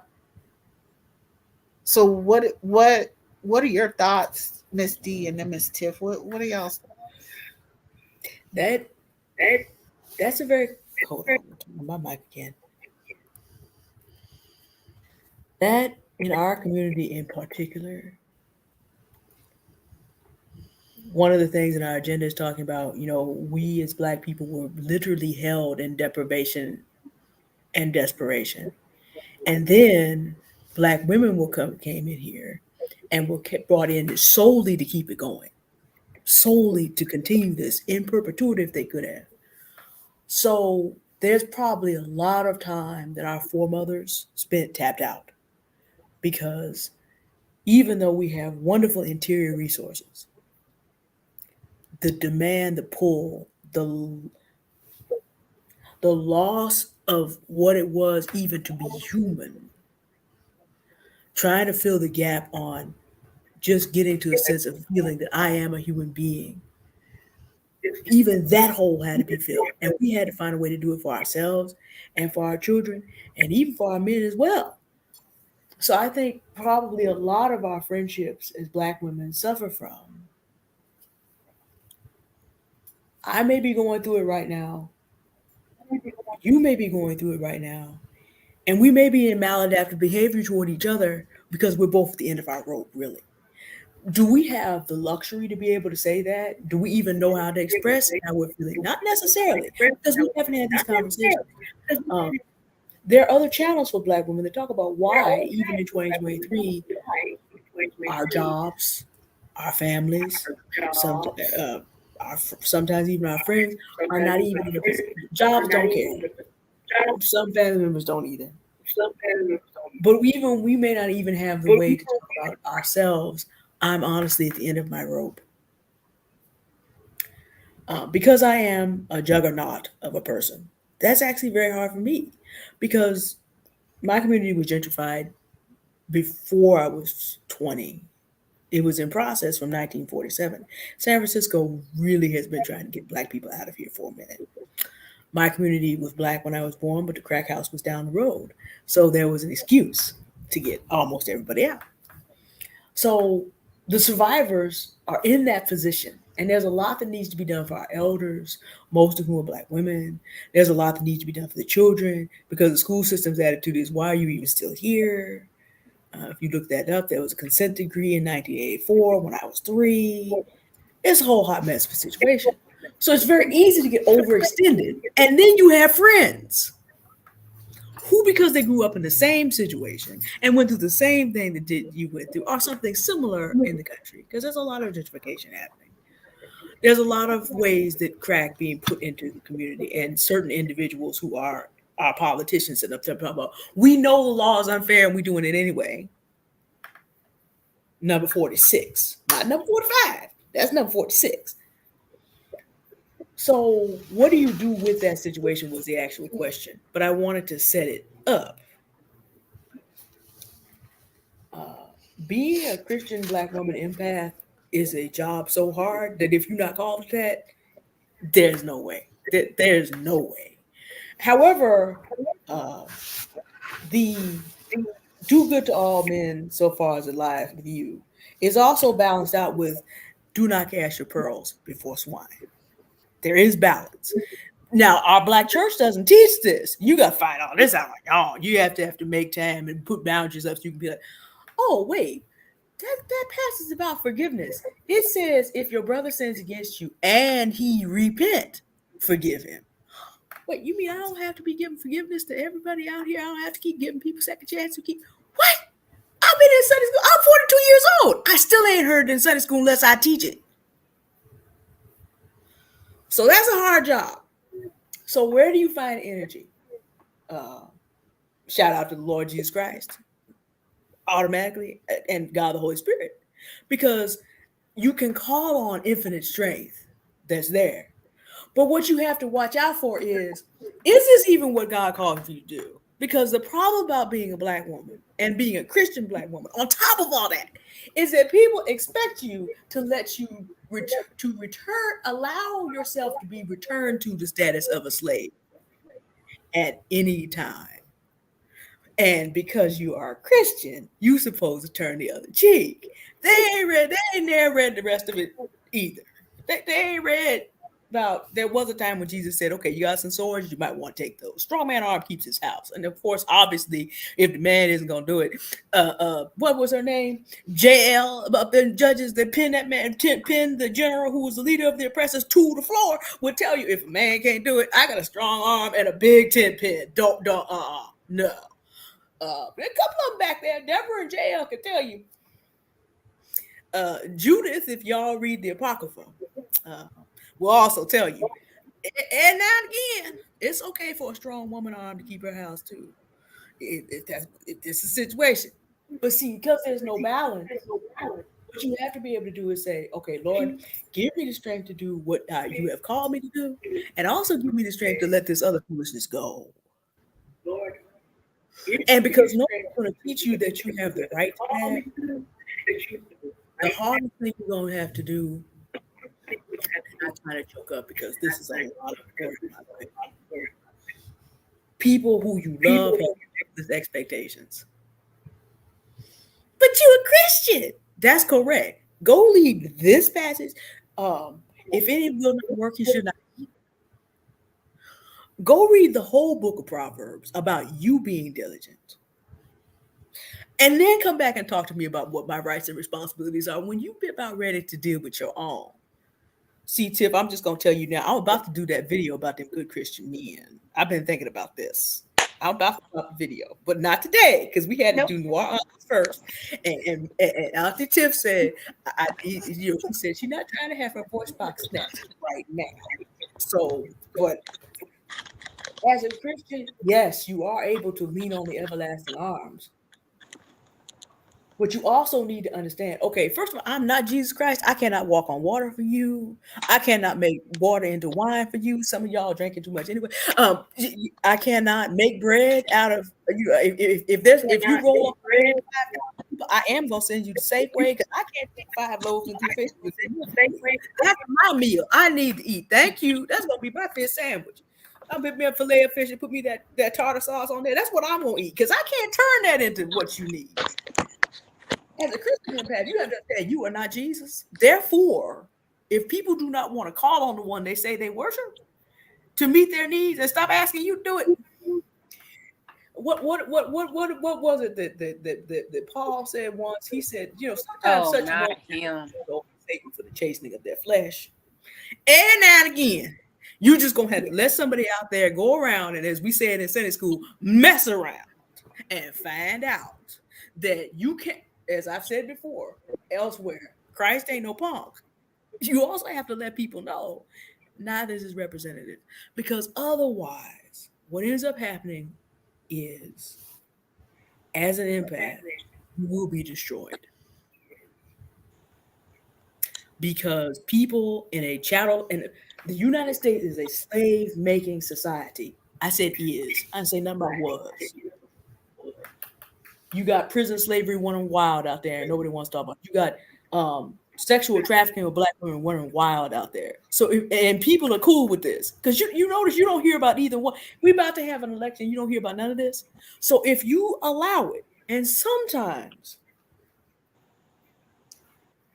you find out that you have black men, number one. Every now and again, you're going to find out some of your black women friends do not understand that the point of being free was not to then assume a master slave position over you because you're the kindest one, or you are the one who's supposed to be the workhorse and you can just do it because they have other things that they would better be doing. Every now and again, even though I know we hold black women sacred, protected, and uplifted. We on Confidence with Love channel. That's not even in question. But at the same time, part of us holding ourselves sacred, protected, and uplifted is like, if I'm sacred and you're sacred, if I'm protected and you're protected, you're not allowed to wear me out and kill me. I'm not about to die for you. If you need somebody to die for you, go talk to Jesus. Don't come talk at the end. I'm his representative. But I can't do that for you. You're going to need to go get your life together with him. And then the same infinite strength that I can call on, then you can call on and stop bleeding me dry. The most spiritual thing that Jesus taught from day to day that no one pays attention to in a Protestant work ethic, patriarchal, slave-making society as our own. Jesus, when he was tired, even if he was in the back of the boat in a storm, went to sleep. Sometimes he went off to the mountain to pray and left them 12 men that he was working with, one of whom was going to betray him right there. Sometimes he said, all of y'all need to come rest. Let's go. If you really study it, one of the most spiritual things that people overlook is that all of us need rest. And Jesus taught this. Come unto me, all ye that labor and heavy laden. He did not say, I'm going to add more. He said, and I will give you rest. When Mary was sitting there at his feet and Martha was like, aren't you going to put her back to work? Jesus said, no, I'm not. Mary is listening and learning and resting, which really is what you need to do. Because, you really don't have to keep all these tables. If you need a table full of food, I got that. Rest. That's one of the things that people really overlook. And because so many Black women are churched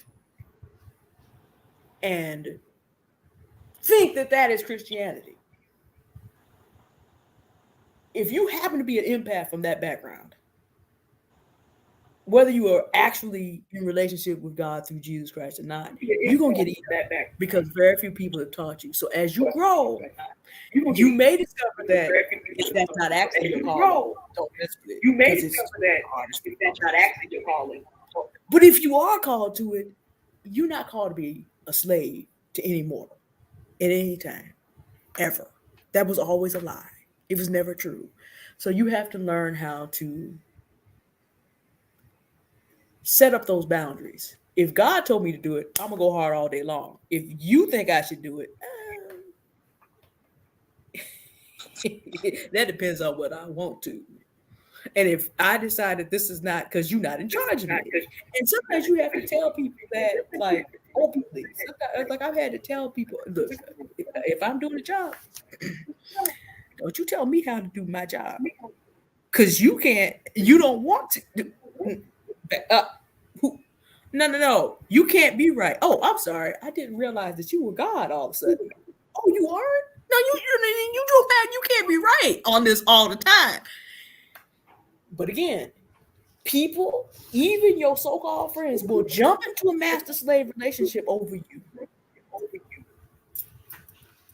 Not even thinking, because that's how we've been programmed.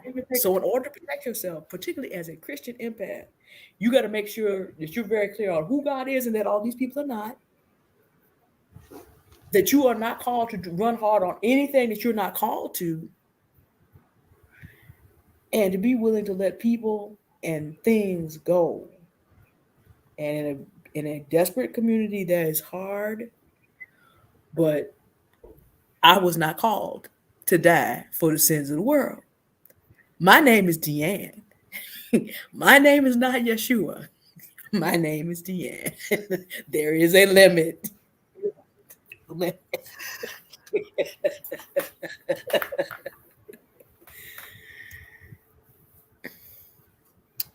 And there it is. And I would ask, now we all know I'm so not Christian. However, I would ask all of us, if you have the opportunity to go back and really look at Jesus's relationship with women. It's not spoken of usually, like Miss D said. She in her, she brings a balance to her Sunday school, right? Because that's another thing we need to teach boys how to be friends too, right? So the next generation of men, we're not reproducing the same thing. So if you have time, everyone, go back and look at the 4 Gospels and pay particular attention to how Jesus rolls with women. It'll bless you. And there's no question about a man is higher than her, she's higher than him. I want you to really pay attention, because this is not something that they generally will teach in the pulpits. Okay?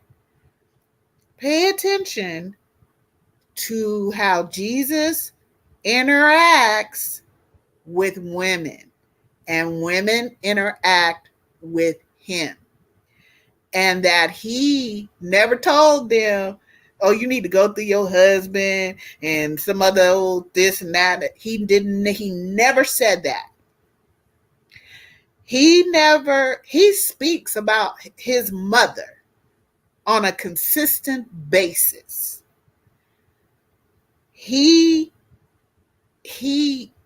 holds women sacred. He holds them protected and he holds them uplifted. Now think about this. When they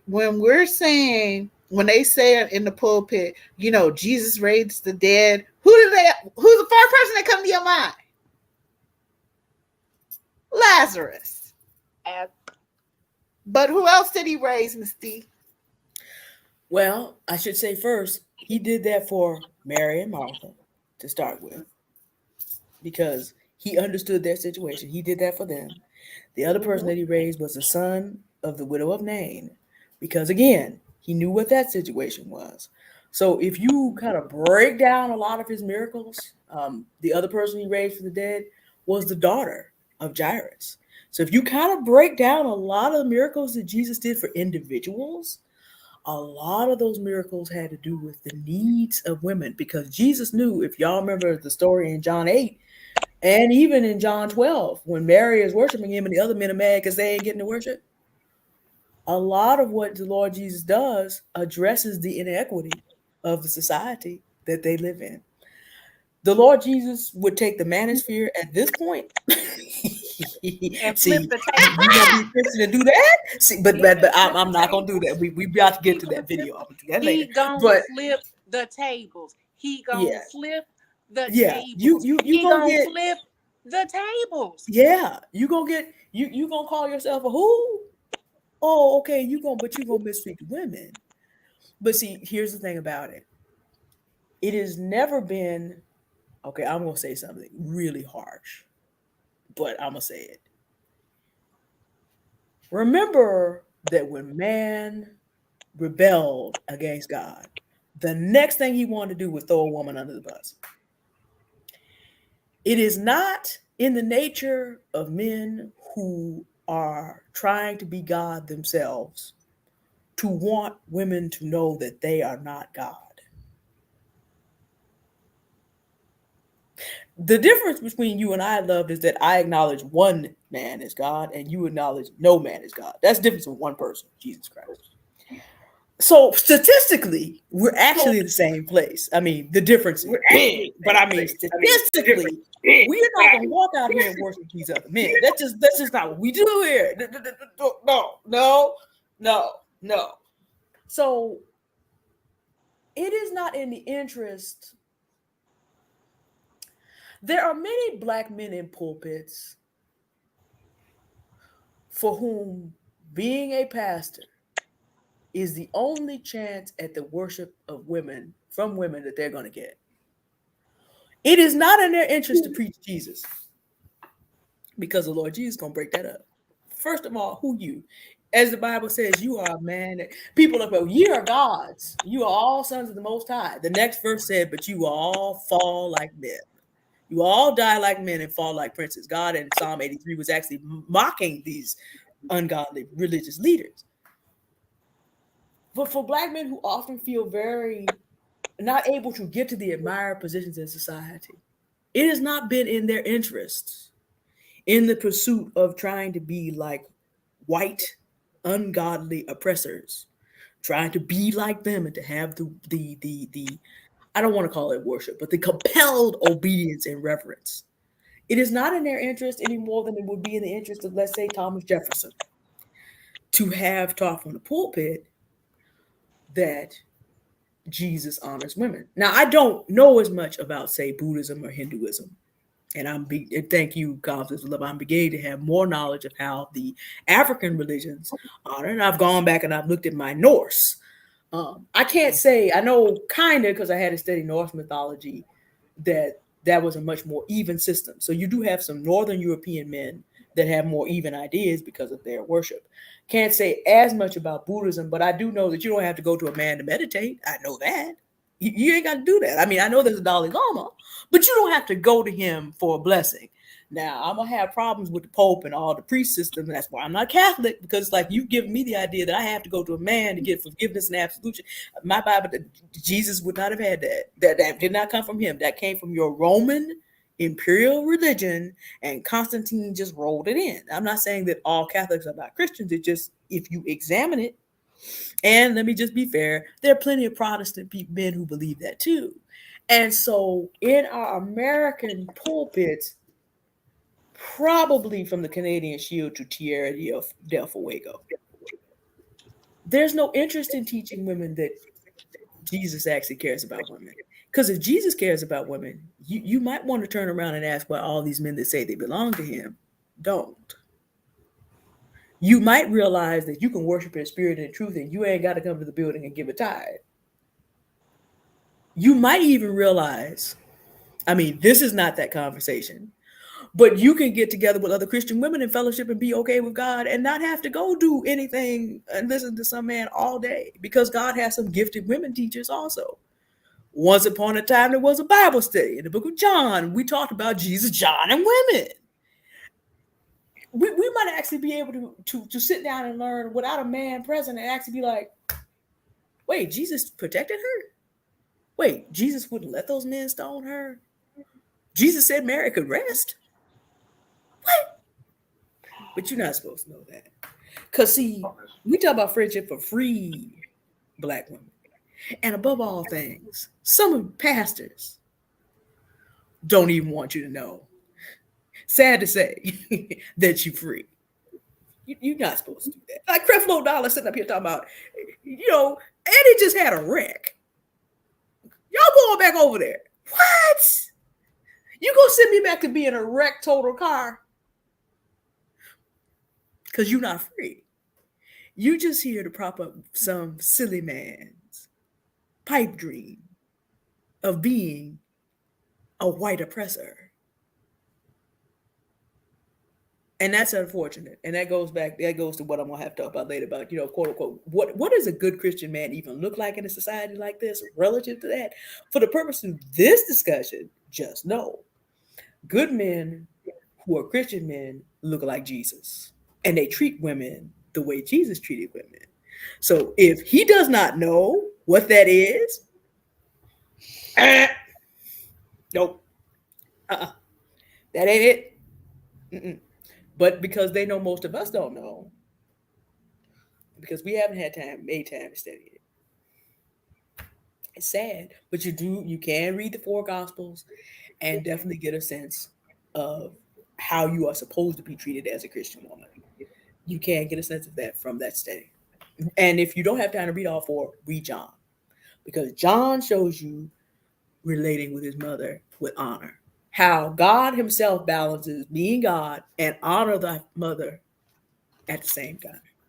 And if the man who is God can do it, what are these other men up here doing, telling people publicly what their mother whispered to them while they were having a moment?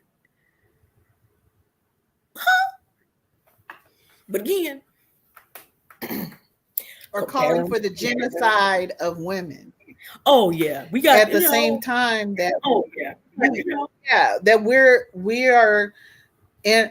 we're talking about our friendships, right? And just what you're saying, and it brings me back to this. I personally don't operate by the rules of the patriarchy. I raised both of my children, son and daughter, in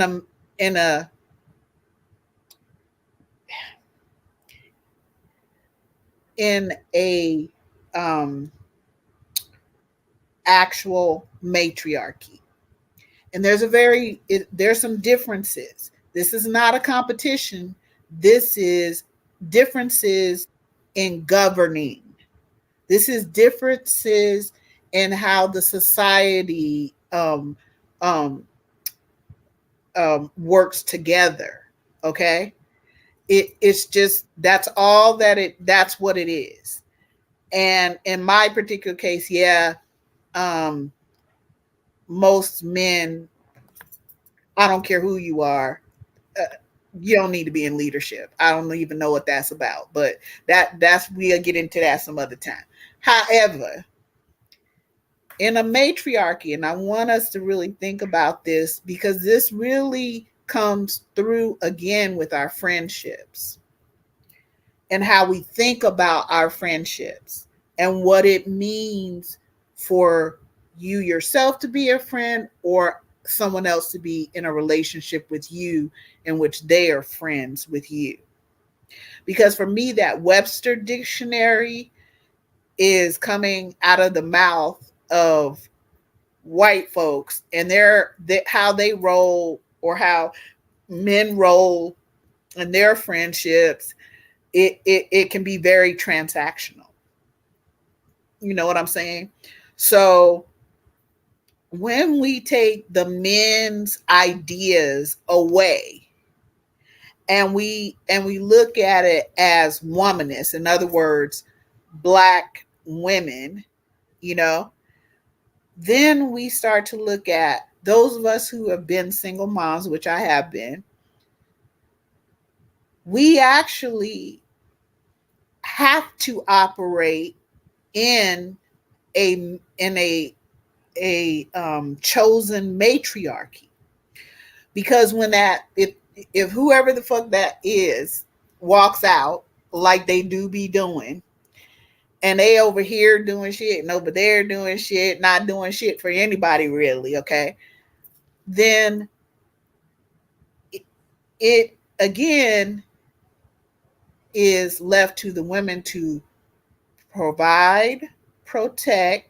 Now I'm saying that first because we who believe in patriarchy and who've been taught about patriarchy and live by patriarchal rules, we believe that what men have told us is their job to provide and protect, and then we are supposed to do every fucking thing else, including think for them and then make sure they feel like and look like to other men that they actually were doing the thinking and leading. Okay. But a woman, I heard a man say, a woman, this was a black man recently, a woman's job is to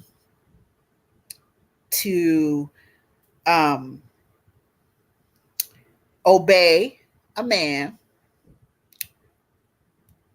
produce children, and raise those children. So if you are trying to approach a friendship between yourself and, let's say, another black woman, but you are using an operating system that has no relation in any way, right? Because a patriarchy is built on hierarchy and scarcity. So somebody got to be at the top and somebody got to be taking the shit. Okay. And sometimes that'll change, but I'm just saying. Okay. May I ask a clarifying question? Did this individual just recapitulate the description for black women's job in 1800? That is, obey some man. No. Last week, 2023. No. I'm trying. I know it was recent, but does he know where he lives? Because that sounds like the recapitulation of what John C. Calhoun or Thomas Jefferson would have said. A black woman's job is to obey me, breed a bunch of extra slaves, and take care of it while I do whatever the heck I want to do. And everything else. And everything else. And make you look good. Right. Yeah. And that's considered a good slave. I mean, a good woman. I just wanted to be sure that a week ago in 2023, this is what was said. Okay, continue. I just want to make sure it sounded like sorry. I had a flashback. Yeah, girl. You went back into your ancestors. I'm about to go to my United States Color Troops in a minute. Great Hey, grandmother London. said happy. Hey, London. Y'all Girl, click the no. link. Hi, London. I'm glad you made it. Hi. Hey. Good to see you. I was supposed to be following the chat, like putting up y'all's chat, but I got all into this. Okay, so You again, in front of me. If you don't let me speak, I later, did. I'm I'm okay. Okay, I'm gonna get this part out. no. If we're using, You're not. if we're using if we're using the rules of a patriarchy between women and girls, Yeah, that ain't gonna when work. those rules don't apply in our relationship as women and girls, I don't know what we're doing, right? Because foundationally, as a single mother, it you are a servant transformational leader. Okay, I'm supposed to know what's going on with the folks I'm leading, what they needs, wants, desires. I'm supposed to be able to know the social security number, the doctor's number, and the this and the school people and the blah blah blah. I'm supposed to know all of that shit, bring it all together, and work with other women in my community, like daycare and my friends, and help them with their kids and all of that, because we have an actual matriarchy going on here. But I need to be clear with us. We have been here for millions of years as Black women. Before there were other humans, you are the creatrix. Your mitochondrial DNA is found throughout the universes. Okay, so when you bring it down to this little tiny speck that's in a little grain of sand called the Milky Way, this little tiny speck called Earth, what are you saying? I can't operate under rules who has decided that I am prey and that the prize is a penis. Even if you're LGBTQ or whatever, we are still all operating by the rules of scarcity, lack, and hierarchy. That's not what matriarchies do. See, you put the sickest person with the most need at the top. Okay? And those of us who are able, we do the work to do that. And in return, we're training those next humans to be better humans than us, and then help us when it's our turn to hopefully grow old enough to age and all of these things. That is not what happens in a patriarchy. So, so I need us to be clear when I'm talking about an empath and draining the hell out of an empath, like Miss D really explained it really well, and made sense to me, because I'd be off in some other world. She just bring me back, her and Tiff, all the time. I'd be like, damn. And so I'm just saying, are all of us able to take a look at the rules of a patriarchy, what they're basically saying to us as women, and go, okay, that ain't got no place in my friendships or how I form them. It ain't got no place, because I'm gonna have to center myself and the other person as another Black woman or Black girl. So that I don't want that person. Miss D says this a lot, that we are either trying not to be chattel or being somebody's chattel slave, and that is ingrained in a patriarchy, not a matriarchy. So That's what I'm saying. I'm sorry, Miss Tip. I had to get that out. That's where my brain went crazy something one point about an hour. Child, Okay. you asked Miss D a question and you said go Tiff. Then the next thing I know, here you go talking. I'm like, well, okay. Okay. But Okay. we're gonna have a real moment, a very real moment, because I love y'all's SAT words and everybody's smart. But can we just be real and say Black women can't be really good friends because Black women think everybody in the world is their competition? You've been raised that way, you're conditioned that way, and that's just what it is. Like women, I'm married, you ain't giving a damn about nobody else, and even if you did, it ain't nobody's business. But let's just be very, very real. Part of why women are not good friends is because they do not trust each other. And it is something that I know for y'all are team girl and team woman. And I'm just like, no, some of y'all ain't it. Some of y'all are some 304s. Some of y'all are very, very nasty. Some of you are passive aggressive. Some of you are, the word was silent leaders, manipulating things behind the scenes. Um, I am just going to say, um, what you're saying, the both of you, in the grand scheme of things, that is an ideal friendship. But we got to deal with the reality of a lot of people are broken. A lot of women are broken. A lot of women, you can't be a friend to anyone else until you are a friend to yourself. That is something I am learning and I am working with. I need to be my own best friend. You have to be enough company for yourself. If you can't love you, well, nobody else, or you won't have conditions.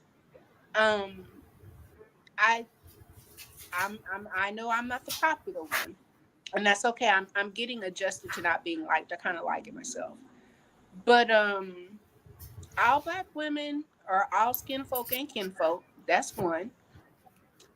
And this, we are Black sisters, so we all get along. Like, no, some of y'all are not my cup of tea. I don't want to be around you. I don't like you. I don't want to like you.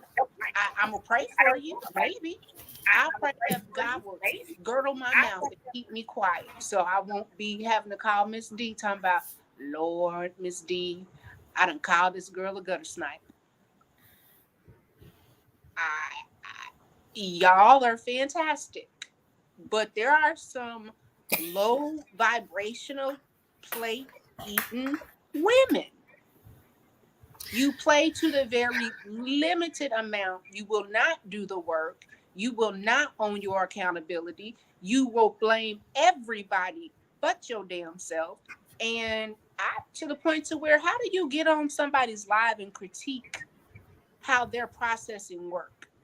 So the issue with that, Miss Love, is where you want us to hold sacred, protected, and held safe. It's women you can't be safe with. Let's tell the truth. Everybody's not holding Okay. each other sacred. Everybody is not being safe for each other. Um, why? Don't know. I'm gonna say again, the men's, which is why you have the issue with Black women not liking transsexual women, because that is competition. That is why you have younger women and older men or older women trying to beef like you. Why are you 44 trying to compete with a 25-year-old? Girl, y'all should not be attracting the same kind of man. Right or wrong. Like at Right. some point, we have got to be honest about why our relationships are strained. You don't trust yourself. You don't trust your mom. You don't trust your granny. You don't trust your cousins. You do not trust Black women. So we can all get on here and say, Black girl magic, it's amazing. And then turn around and somebody gonna hang up like, I didn't like what she had to say. Well, what was that in the background? Um, you two have held me foot to the fire in the sense of, say it out, do you want to stay in trauma? Because if that's what you want, that's fine. But I'm gonna leave you here because I'm not gonna be stressed out. But that's a very adult relationship. That's where it's not a criticism; it is a critique. I'm watching your behavior, and based off your behavior, this is how you're moving. We've been here before. Open up, wake up. Because I am the Care Bear stare girl. I was once the multiverse creator. I, at one point, wanted everybody I know and everybody that I love all to just be great and amazing. That shit bit me in the ass so good, but it was a good bite. Because what I have had to learn, and again, trigger warning, if you are married, your husband is your best or very close friend. Love, you keep talking about your precious baby because as a mother, you are a mother and her friend. The one thing that I know for sure is Miss D is a friend with her dad, her mom, her sister, her church, her community. So I would say some of us need to look and be very, very, very honest with how you are showing up for other Black women. Because if you're not showing up for me in a safe space, I do not have to entertain you. I don't. In fact, you've broke a boundary. You clearly don't care about my safety. So I'm going to make the decision that it's just better in order to honor each other. You go that way, I'll go this way. But the whole come together, come together, come together, come together. No, no. Akuna Matata? No. No. I don't want to be in community with everybody. I want you safe. I want you protected. And I desperately want you to find that. Did y'all?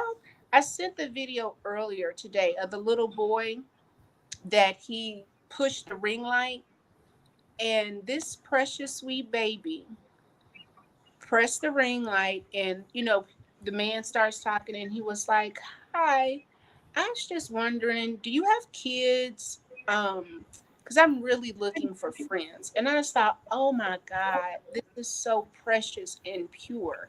And then the guy said, "Well, there's some kids on the street, do y'all know?" He said, "Well, they kind of bully me. So they're not, I can't be friends with them." And he says, "Well, I have a 2-year old." And this little baby says, "I love 2-year olds. I think 2-year-olds are fantastic." Like he just lit up, lit up. So this grown man sees this poor little baby trying to make connection and community. They showed it, like someone put it on social media. From there, little boy, they sending cash apps. You know that, right? But more than anything, he got to meet the 2-year-old, and the parents were so shocked in how they really connected. And now that is his friend. So I'm gonna tell you, for both of y'all know me. I have my friendship group looks nothing like it looked like 12 months ago. It doesn't look anything like it looked like 5, 10, completely different. And baby, when I tell you I grieve, like I want to do hood rat things with my hood rat friends. But that's not where I am anymore. I have an assignment. I have work to do. I have to be around a Miss Love and a Miss D that says, "Have you done your reading? Are you doing your studying? Are you taking care of yourself? Are you giving too much out? Girl, your high blood pressure is ridiculous. At this point, sit your ass down," as Miss Love would say. And then Miss D would say, "With love, now you know better than this. You know this is not healthy." I can say where I am, honestly, I am in Heartbreak Hotel.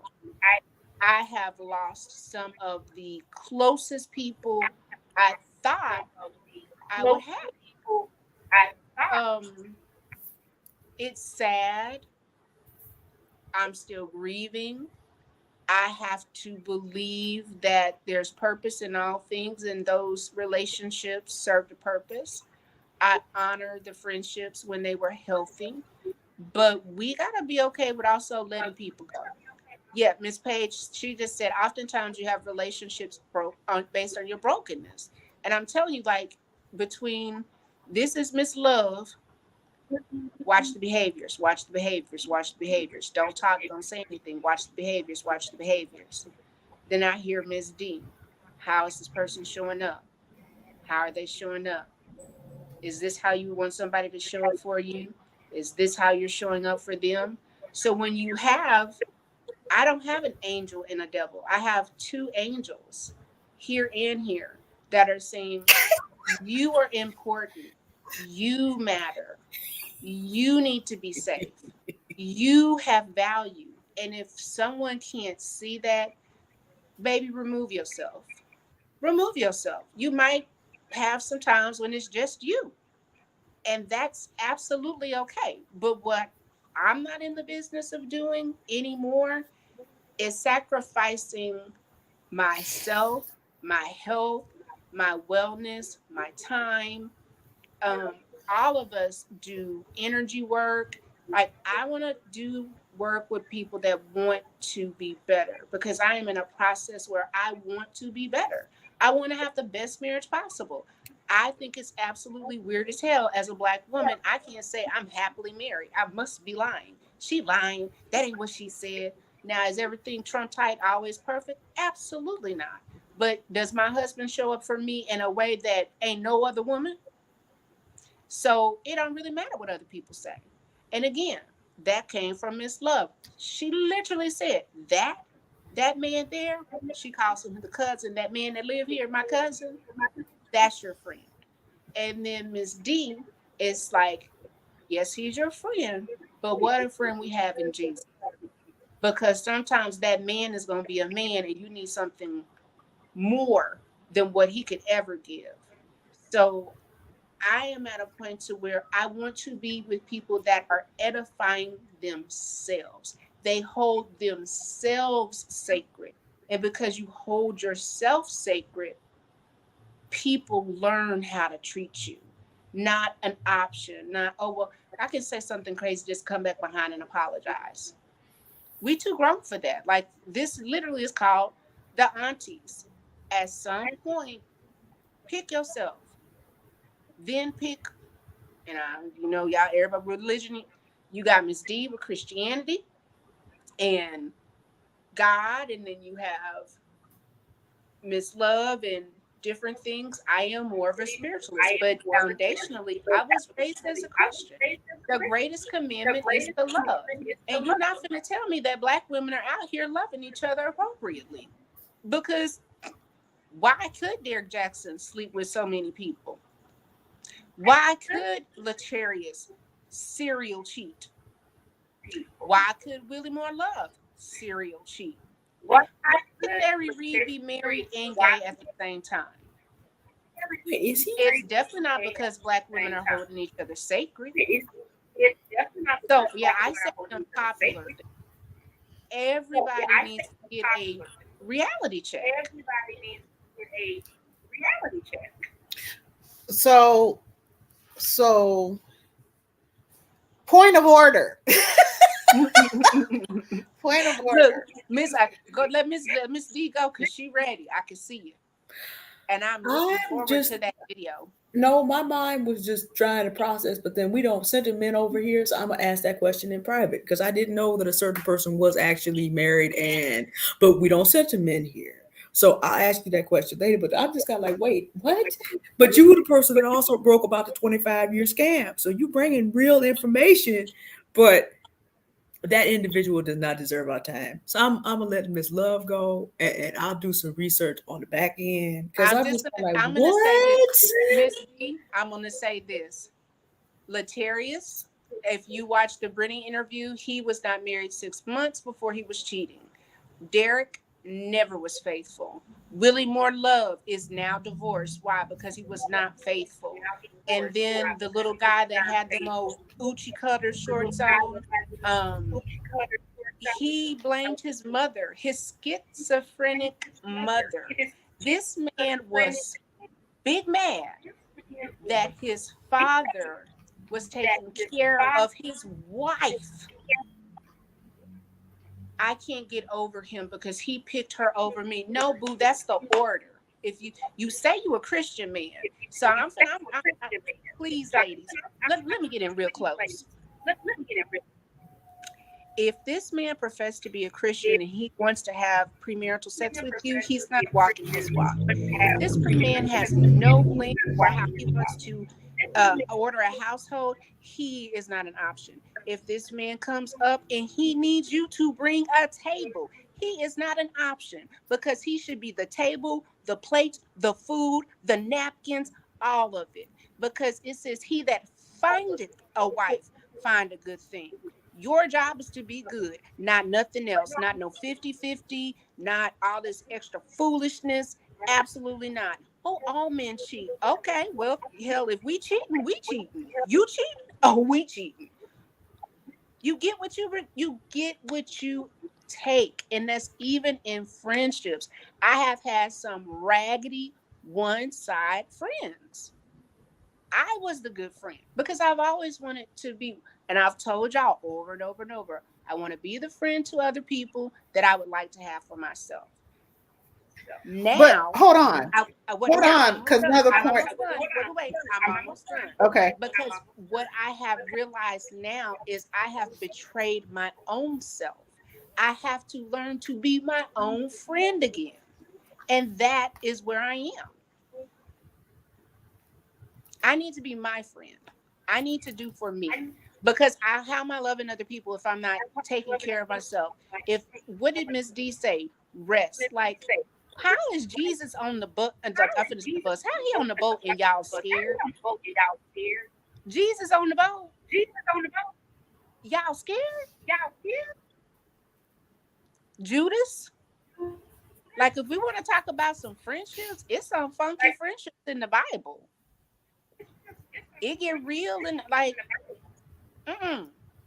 So you just have to, I just want us to have an honest conversation. I can appreciate that both of you ladies are multi-degreed, you have masters, you're both have very pure hearts. And I think because y'all both have elevated from this stage, sometimes it's blind because you are surrounding yourself with people that are exceptional. When most people, they're pretty mid. They're average, which is nothing wrong with average. What does average mean? Is the highest, the lowest, and you get the average. That's okay. But if you have a Miss Love and a Miss D, what I have to say to myself is, oh, look who God has put into my life. Let me step up because this is the circle that I want. I want to be in oceans. I want to have these conversations. And that tug, are you still kind of, Miss D, I know you know what I'm finna say. When a person is like saved, but you're still in the world, like you got one foot in and one foot out, you're lukewarm. You can't do that in friendships, and you can't do that with your relationship. You just cannot. But we do need to say one thing because there has to be a growth process. I wasn't always saved. So even with your two friends here, if I hadn't been a Christian as long as I have, Love and I would be much closer together because people that know me know. Yes. There's a New Testament and there's an Old Testament. And in the Old Testament, God gave you about 120 years of warning and then stuff started happening. You know, the Babylonians came to see you. The flood arrived, stuff like that. I have that side of my nature too. I'm not an apex predator. But I'm that one that's like, oh, you gonna start a fight with me? You gonna start me? Okay. Just make sure you're ready. So if I want to, and you know what?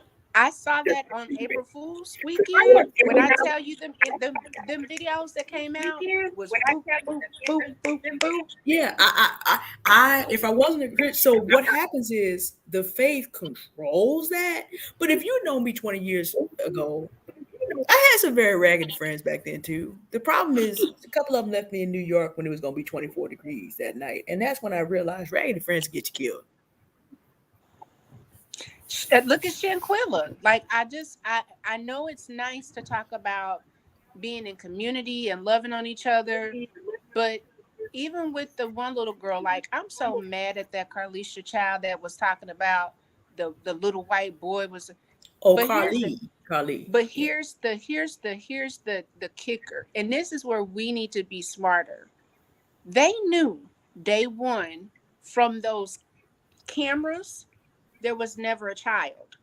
So if the cameras were there was never a child, why did you put out this alert? because it behooved them to say, see, black women lie. We don't have to trust them. See, she lied. You see how they are? She lied. You see what she did? She lied. We don't get held. And Miss Love, come on in here, because when I say it, you're gonna be ready. I need for black women to understand that you are black. You can speak the King's English. You can be the best code switcher in the world. You can have all of the degrees in the world. But baby, your skin is melanin. And as soon as you do something that someone that may be of Caucasus Mountain or Asian descent, it ain't gonna really work for you. And this is the thing. Black women have got to do better in friendships, because how in the hell did we let affirmative action get ate up by white women to the point to where it's just gone? We have friends that, I mean, Miss Love has a beautiful daughter. Miss D, you know, beautiful young women. I don't know what your side is on, having rights, but you should at least have the right to decide if you want to take a different option and not necessarily give birth. All of the things that are happening, um, look, let me really piss Miss Love off. Like DeSantis, and he canceling history. What are we gonna do? Baby, go buy a book and chill, child. Because again, on this screen, I'm not gonna say who, but I know somebody that's homeschooled that got multiple goddamn degrees, multiple, and speaks a foreign language and plays an instrument. And I'm not gonna talk about the next person that's got all kind of books and creates and has products and has classes. Get you some black women around you that they about their business. I like Meg the Stallion. Every once in a while, me and Miss Love, we gonna twerk to Meg, and the Miss D Plan may B, give us girl. a little bit of a bounce. Like, it's okay to have fun, but we need to get serious, and you need to get serious about who is in your circle, because you are not getting what you need, because you are spending energy with people that do not deserve it. So, couple of points of order. I think this is, and please in the chat, share your thoughts, right? If you're inclined, share your thoughts.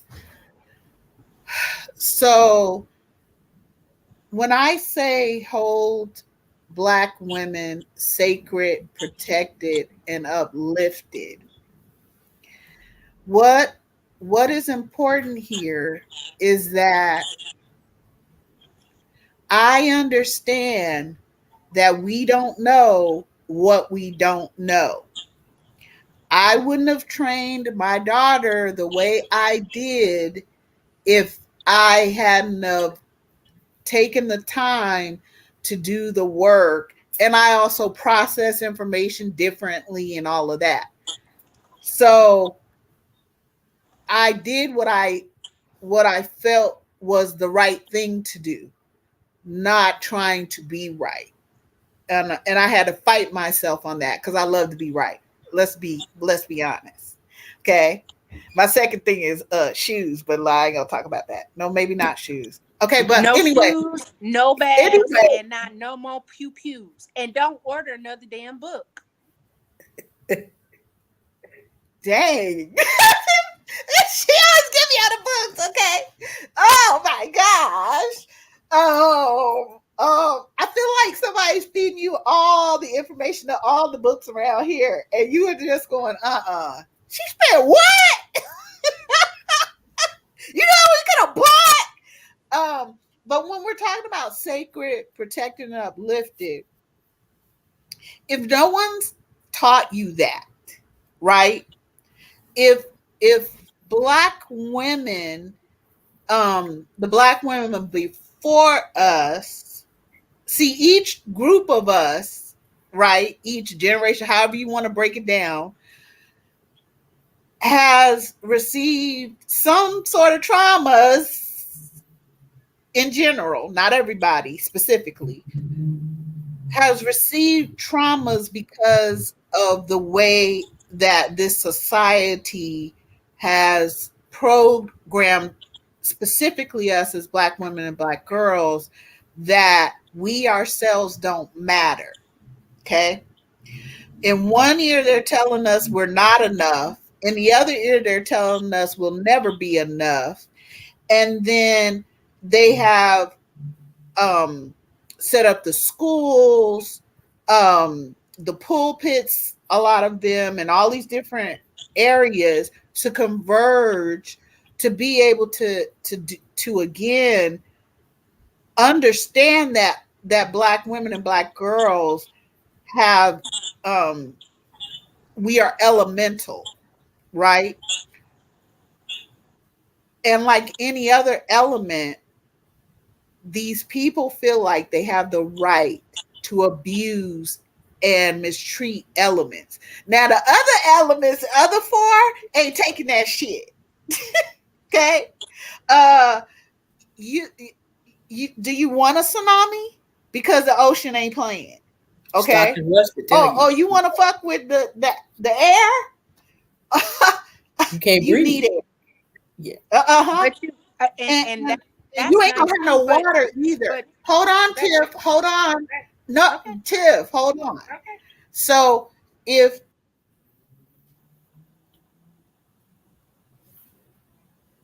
oh no, Tiff, did you freeze? If you believe as whoever you are that you get to fuck with the elements have been at this a very long time, honey. Okay? They will whoop your ass. We've had more than one ice age. The elements will whoop up upon your ass. There's consequences to your behaviors. And if you have a group of people that you've been programming that they are supposed to be prey, and everything you do around them is to use every single part of their body from head to toe, inside and out, and then you train them again, you are supposed to be prey, but it never really locks into quite a few of us as Black women and Black girls, because we did all types of revolts. We whooped all kinds of ass, even though they are trying to take our living memory. They don't want us to remember who we were. Girl, they were so mad when the girl showed up on the Woman King. Honey, they was mad. No, they was mad. How you gonna get mad at something that actually happened in history?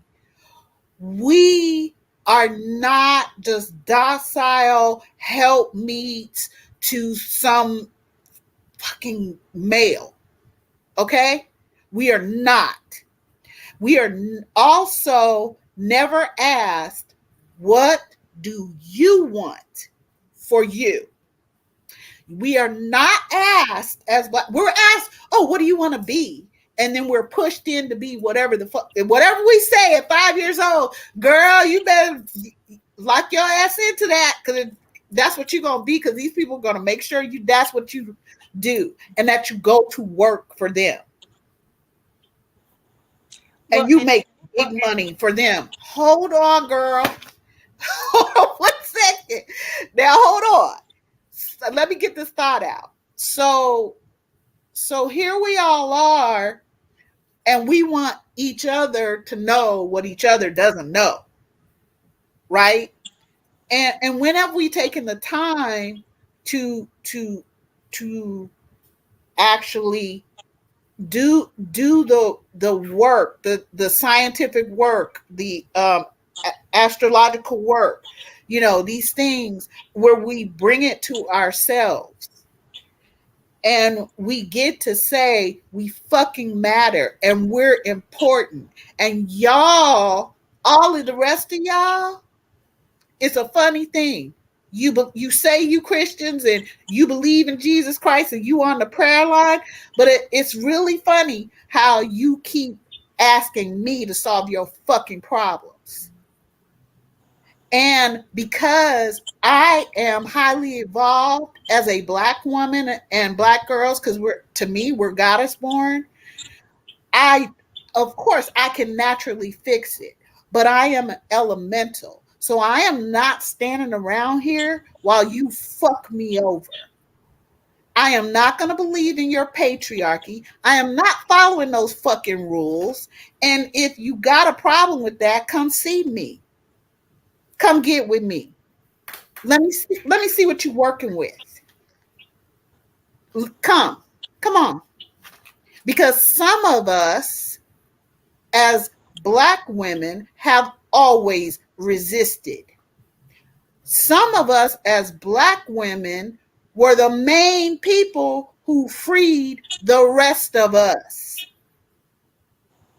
Some of us as Black women, whether we liked each other or not, whether we came from wherever or not, whether we had a different perspective or not, we fucking got our shit together to solve a problem. Now, it is not my job as a friend, what the fuck ever, to save you from yourself. You have free will and you get to choose. It is my job to give you information, and I can tell you right now, I do not change people because adults get to make choices. Now, you might not like your choices, but you get them.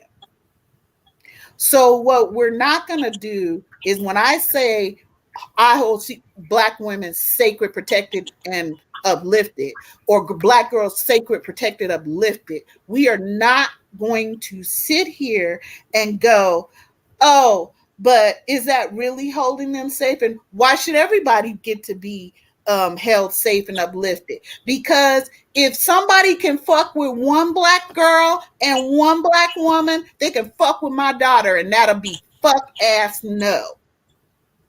Because I am the power. I don't ask for equality. I own it.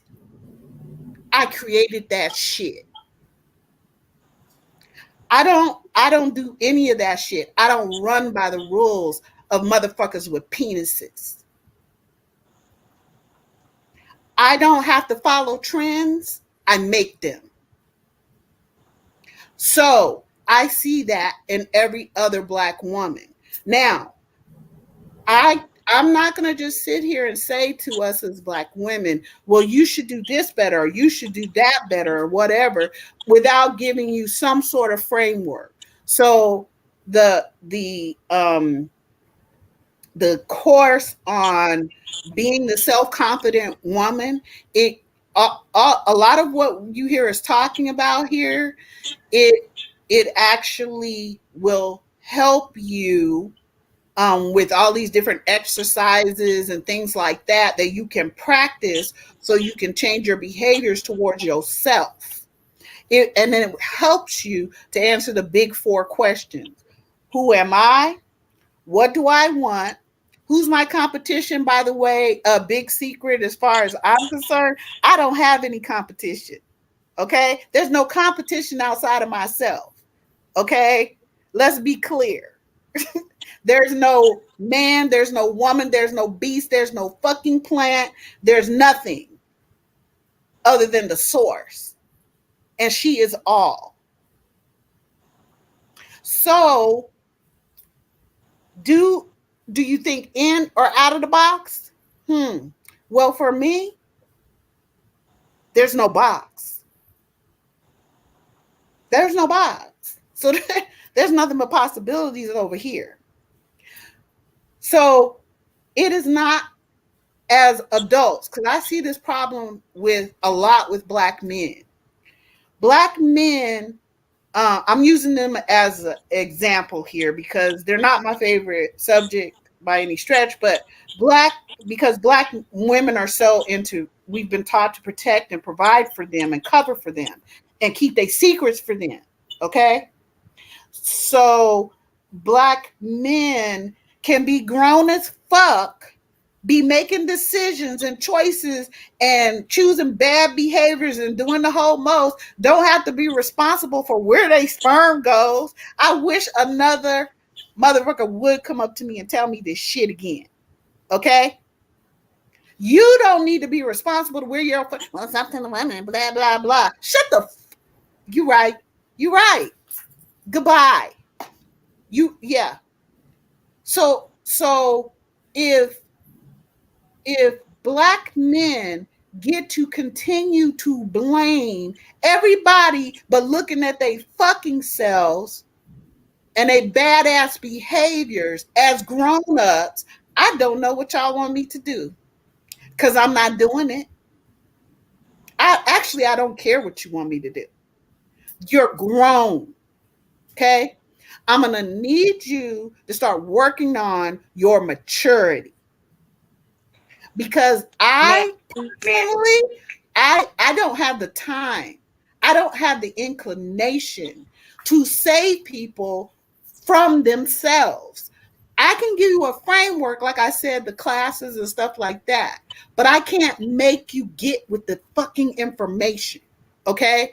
So if we don't start being able to open up to ourselves, if we don't start somewhere by saying, you know what?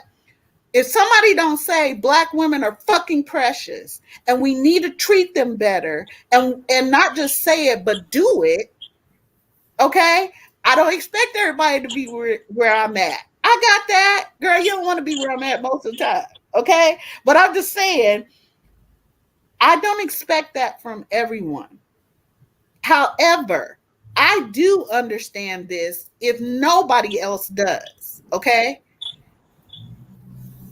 If you have it in your mind that you can harm a Black girl any fucking time you want, you can kidnap her, essay her, do the worst to her, and she got to hold on to your secret, and she got to take the blame for your bullshit and whatever, and even the other women around her are pressing her to hold this secret and shit, because how would this shit look? Listen, if I don't start somewhere, if I did not start with my own daughter and do that work, and I'm so sick and tired of people telling me that I need to fucking make this lessen myself or make this easier for, go read a motherfucking book. It's the same fucking thing I do. I worked my ass off as an RN and a single mother of 2 fucking children, and I bought them a home. So I don't expect that from everybody else, but what I do expect is for us to be mature and realize that we do need to start somewhere. We do, those of us who know something, we need to stop holding it a secret and share some of what's gone on, because our next generations are repeating a lot of the same. See, we don't have generational curses. We got generational choices. That's what we're repeating. But the one thing we're not is that during Jim Crow, I don't care how much one Black woman didn't like another and all this other shit. I go to this church, you don't. I'm holiness, you just a plain bastard. Whatever it was, no matter what it was, girl, when white folks was hanging Black women and Black children, Black women put all that shit aside and got together. Okay? But we are so connected in to the rules of a patriarchy that we are trying to be competition with each other instead of using that energy to love on and have compassion and kindness for ourselves. You deserve to be held sacred, protected, and uplifted. And as a grown Black woman, you get to give that to yourself. And you don't need to explain it to nobody. You get to love on you, because that's where the friendship. So so yes, we can talk about what a friend should do, shouldn't do outside of ourselves, but we also have to be able to be that friend to ourselves. And when we're talking about safety, protection, and whatever, let me tell you from somebody who is a trigger warning, concealed carry. I don't care who I'm with, okay? I conceal carry. I went out. I learned what I needed to learn. I still practice on ranges. I practice with my purses, my bells, everything. Okay. And every 2, 3 months, I got another pew pew to add to my growing family. All right. I do not expect another Black woman to need to take up for me. I am very capable of with that. And one of the reasons I have all that energy to give myself is because I'm not in community with most Black men. Now I got a few cousins out there, okay? London and that man. But I have very few. Okay. I also don't give my energy to white women. So I got all of this energy to give it right back to myself and to give to all of you. You can't know what you don't know. I understand that, my loves. I really understand.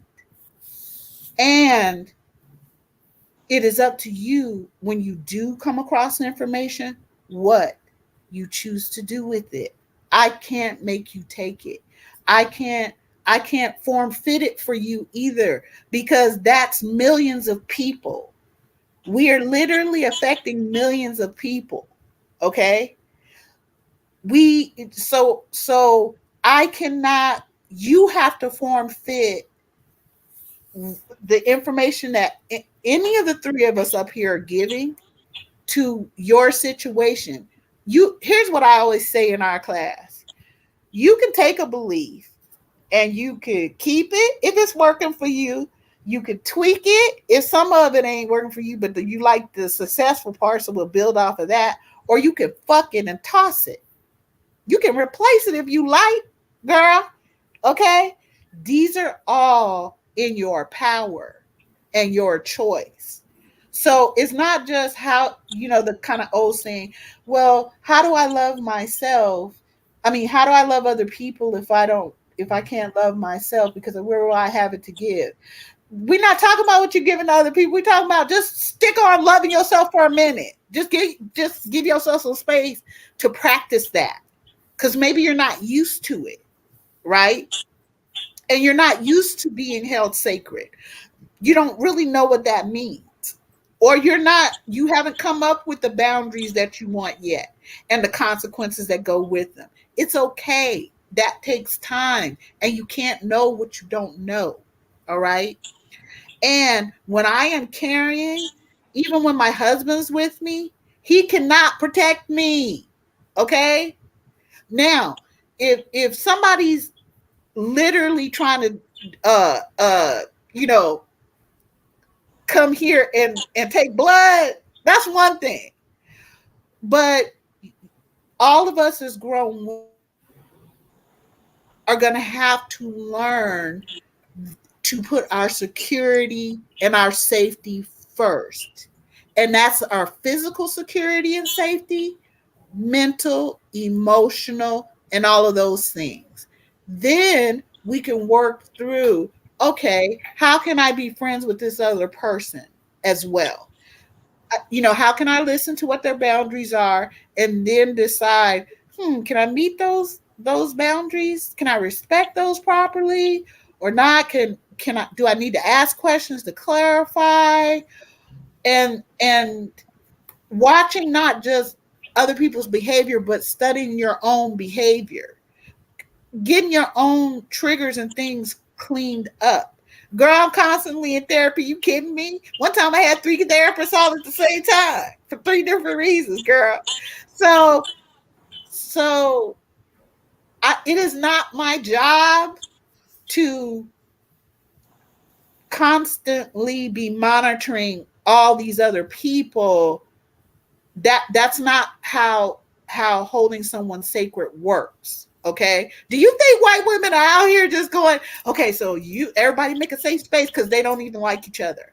But you better not say shit about each other. I mean, you better not be calling each other names now as white women. That'll be no. And nobody else better be calling you names either. I don't care how much we like, I don't care how much heinous shit you done did. Okay. We're gonna calm our voices down, and we are going to approach white women with all the, you know, so that they can feel okay about their bullshit. This is what we give them such grace. And I ain't mad at that. Go ahead and do that. And we can give ourselves that grace within and with other people. And if I expect for you as a grown woman to be able to handle your inner demons and manage your behaviors and be responsible for your emotions and your feelings. I will admit when I feel I'm wrong, and I will physically work to right my wrongs. And I cannot, I don't operate on a level of, well, that's somebody else's. Well, you can't be friends with them while you with. Girl, please, hush. Don't tell me what a grown ass woman can do. I'm grown. What? We ain't not questioning my choices over here. What I do with my personal damn business, I mean, I needed to get that out. Okay. I needed to get that out. We can hold each other sacred, protected, and uplifted. And no, we don't yet, most of us. But we can change that. Because if I can hold somebody I can't fucking stand uplifted, held sacred, and protected, because I know as goes the black woman and the black girl, so goes I. Yeah, you can't fuck with her. I don't care what she and I go through. Nobody else gets to do any of that shit. That's not I happening. identify as a white woman. Huh? I said I identify as a white woman. Sometimes I guess. I mean, that's a choice. However, never call me a white woman. But No, that's I neither know. here nor there. You know, So let me, we all got our right? so We all got our stuff. 1 second, It's all Miss Love. right. This is what I'm going to say. And if you look through, is it Siren number 90? I don't know how you say her name, but Siren 90. yeah, Oh, okay. had Ooh. she put in here. Oh, she says, I agree with you to a certain degree. Um, I agree that everyone cannot be included in your circle or clan, but all of us women must stay on code.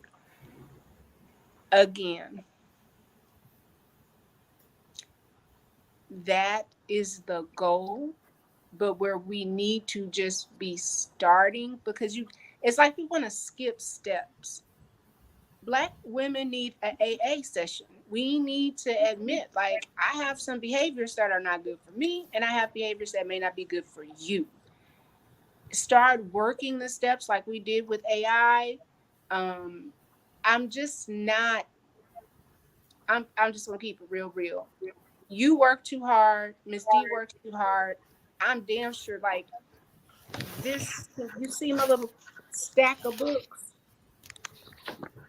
I'm working too hard to be a better person than sit around with somebody that you ain't that. It ain't it, and it's okay. I'm not saying you don't.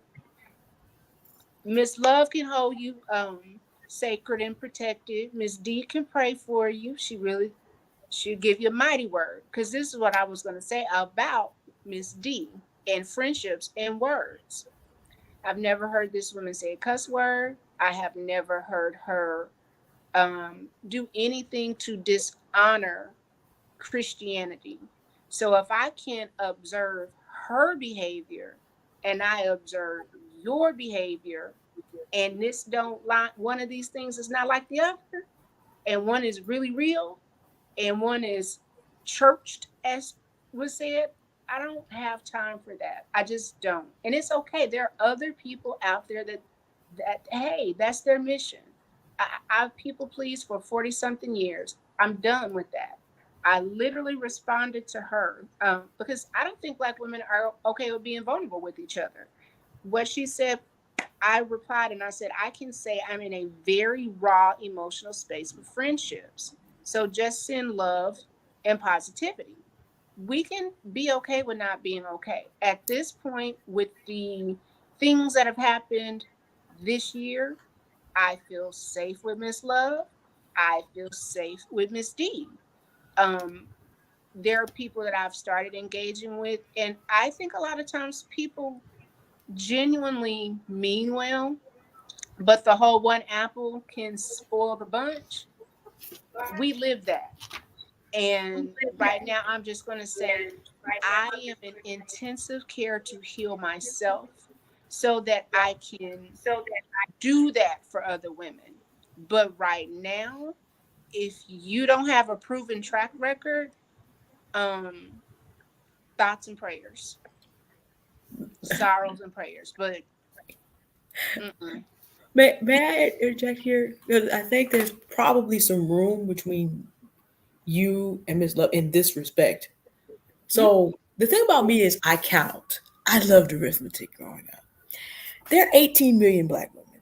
It's not possible for me to be in community with 18 million people. It's so I don't so there's a tension between that, and I know because I've studied it that when God said that mankind is made in the image of God, he's talking about both men and women, not just the male. Because it actually does say that. If, a lot of people have, a lot of people think they say, but they ain't ready yet. So I realize that every person that I meet, the fact that they are here is a decision of a holy God. Therefore, I'm never going to come and attack your humanity out of respect for the one that I worship. But that Bible also said, for all have sinned and come short of the glory of God. And some people really love their foolishness. I mean, they love it. I'm not talking about that they dabble in it. I'm not talking about they twerk occasionally. I'm not talking about they have a ratchet moment. No, no. They love their stuff. Unfortunately, some of those are black women at this moment in their existence. So there is a tension between, can I be in community with you? Okay, do I recognize that your life is fearfully and wonderfully made? Yes. Can I be in community with you? Maybe not right now. Um, and I think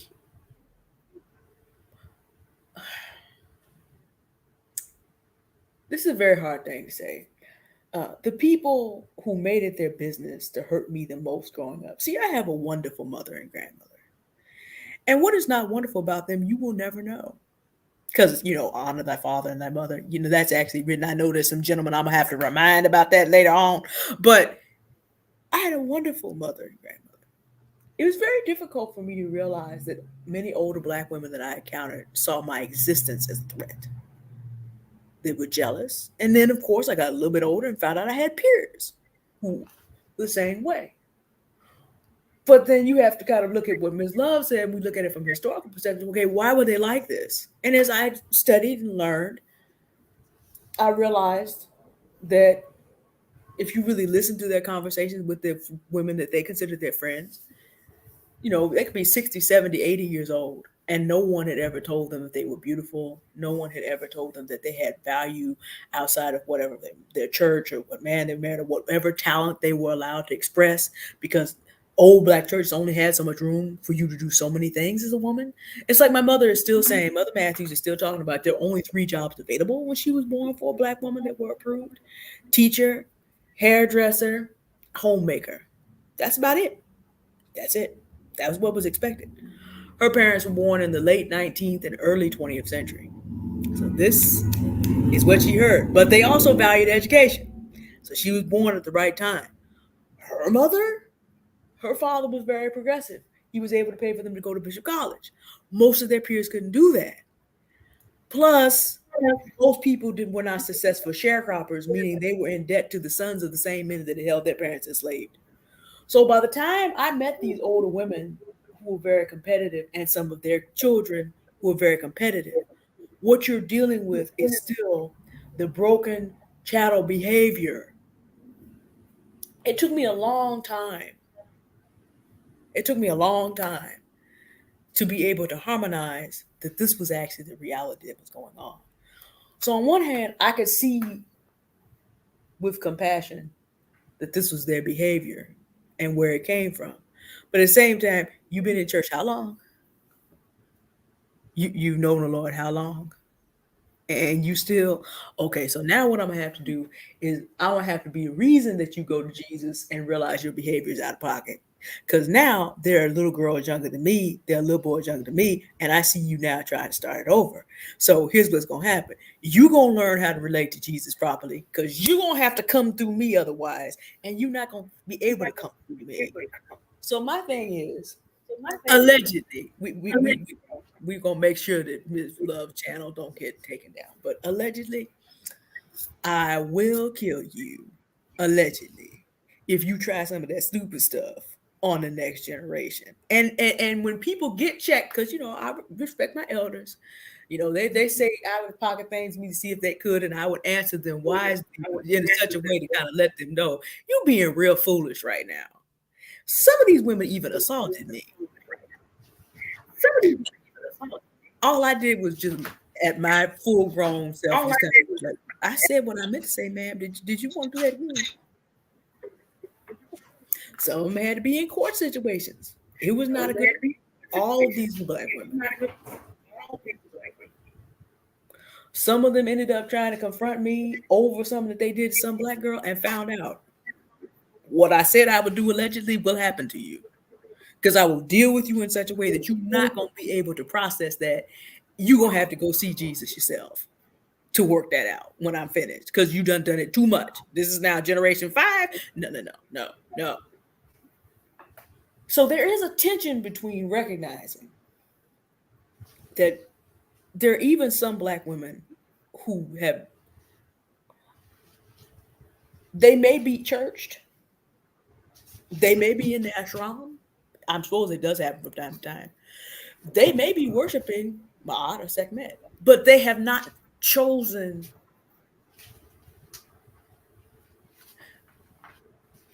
Some don't know what they don't know because of who would have told them. Back as far as you want to go. If you still have black women still sitting up here talking, but I've known black girls in middle school who still thought they had to cover their hair when they were between hair appointments.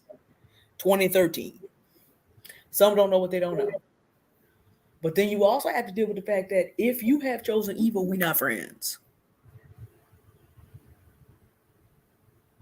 And so we get to choose who we are in community with. Are you still made by holy God? Is your life being here a miracle in and of itself that you made it because you came through your mother's womb and you made it? All the things that had happened, did God speak the breath of life to you, make you a living soul? And should you therefore have your humanity respected? You should. But my respecting your humanity means when I have to take you out, at least rhetorically, I'm not going to do it in a way that dehumanizes you. I'm not going to cuss you out. I'm not going to call you any names. I don't use, see, the culture connoisseur has a point. See, if you go on my channel, you can't use those names. You put that in the description. You put that in the comments about any other woman, just like I don't let people use the ones about the men. Mm-hmm. Your comment doesn't post because there's a limit. So I would say, yes, a lot of us are not on code. We don't even know what that is. Code? What? What code? Code blue? If you come over here messing with some child, you might be. But a lot of us don't know what a code is. But where I draw the line is, first of all, there's 18 million of us. Ain't gonna happen because I can count. I can maybe spend my time with, there's 600 people I'm responsible for, beginning with my own parents. And they're not at the state where they require a lot, but that, it's down the road. And there's senior housing, and there's a bunch of beautiful black children and a bunch of black elders. But in terms of how I use my discretionary time, I can recognize you as made by God and also understand that you are the reason that Romans 1 was written, because you are dedicated to your own destruction. You out here trying to be Stockton Rush and looking for your mugshot tomorrow, and you're going to do that by yourself. So we know that some of us as black women don't know certain things yet, are afraid to go to the, don't know where to start, don't even know who to ask, even as late as 2020. Because if there's some man saying last week that a black woman is basically in the 1800s still a slave, there's some black woman who allowed him to be that way around him and did not know that she was supposed to let him know that you went out in public and you represented me. How? There's some black woman who did not know that that was not cool and did not check that immediately. So Can you message me who you talking about? Because I'm so lost. Because you, whatever it is, you said the name a couple times. I'm lost. I mean, I guess it's a good thing that I don't know Love who you're talking said about. that somebody last week had the temerity to come online talking about a woman's job is to obey, have children, and take care of them. And I'm talking about that individual who thinks we in 1800. The fact that he was able to say that and his mama and his grandmama or some aunties did not immediately come get him means that there must be women who, and see, that's why I got to deal with Kojo and the terrorists, because it's just like some black woman who is a Christian has to at least put it out there, since your men friends did not do this, so that you don't meet Jesus acting like that, so that you don't get judged for that ridiculous dishonoring of your mama behavior. Somebody has to do it. It's an act of love to give you what you need. But the fact that men are still doing these things means that there must be black women who believe it, who did not say to them, sir, we're going to be very respectful. We did not say any of the other names that would have been deserved. But again, because we're going to respect humanity, sir, that ain't it. Well, it's So, just like what Miss Love last week when we talked about this, and I said I'm sorry. I believe the M word, the 304s, I think it's anti-black. I think it's very hateful. I don't think people know our history, because if you knew the history of why that term was, and you think about, and Lord, Miss Love be sending me through because she be putting the real pictures. What has happened yeah, for a lot of black women is, we know we were slaves, we get it, we pick cotton, but we don't know about the brutality.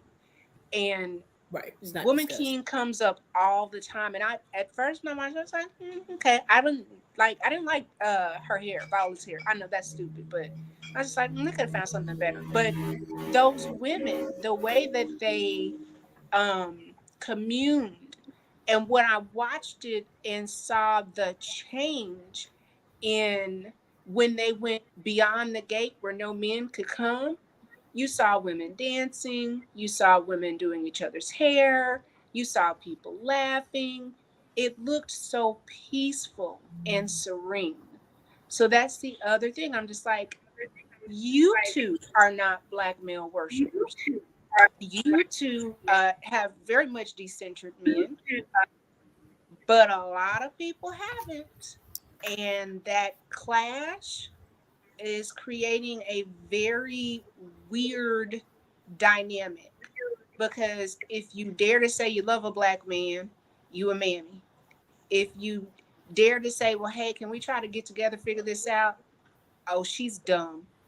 You look at the stats. The stats are this, and it's just like, why are stats mean things? I know they mean things, but as a black woman, have we not defied statistics? But see, that's the thing.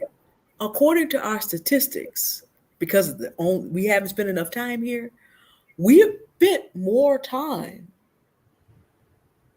being oppressed than free by a large margin, because civil rights is just 1965. We're not even 60 years out.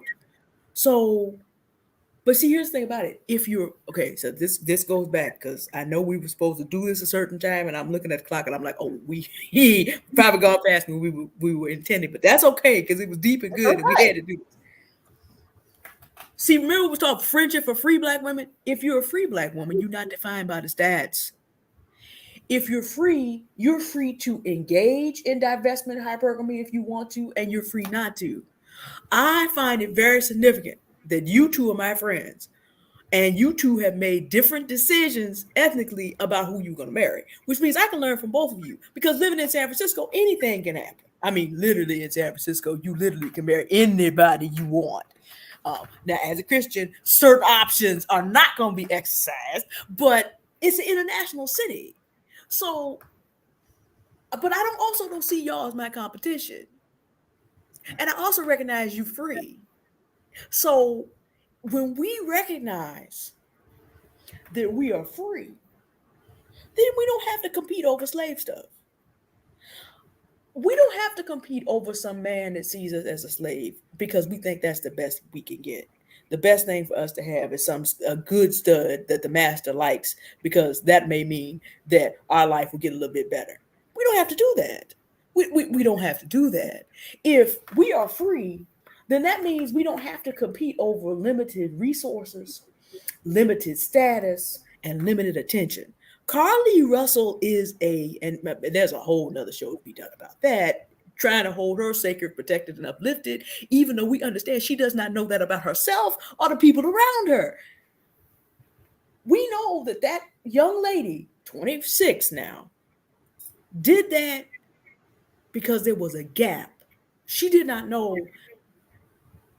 that she was not so bound up in the attention of her boyfriend in the world. She was not free.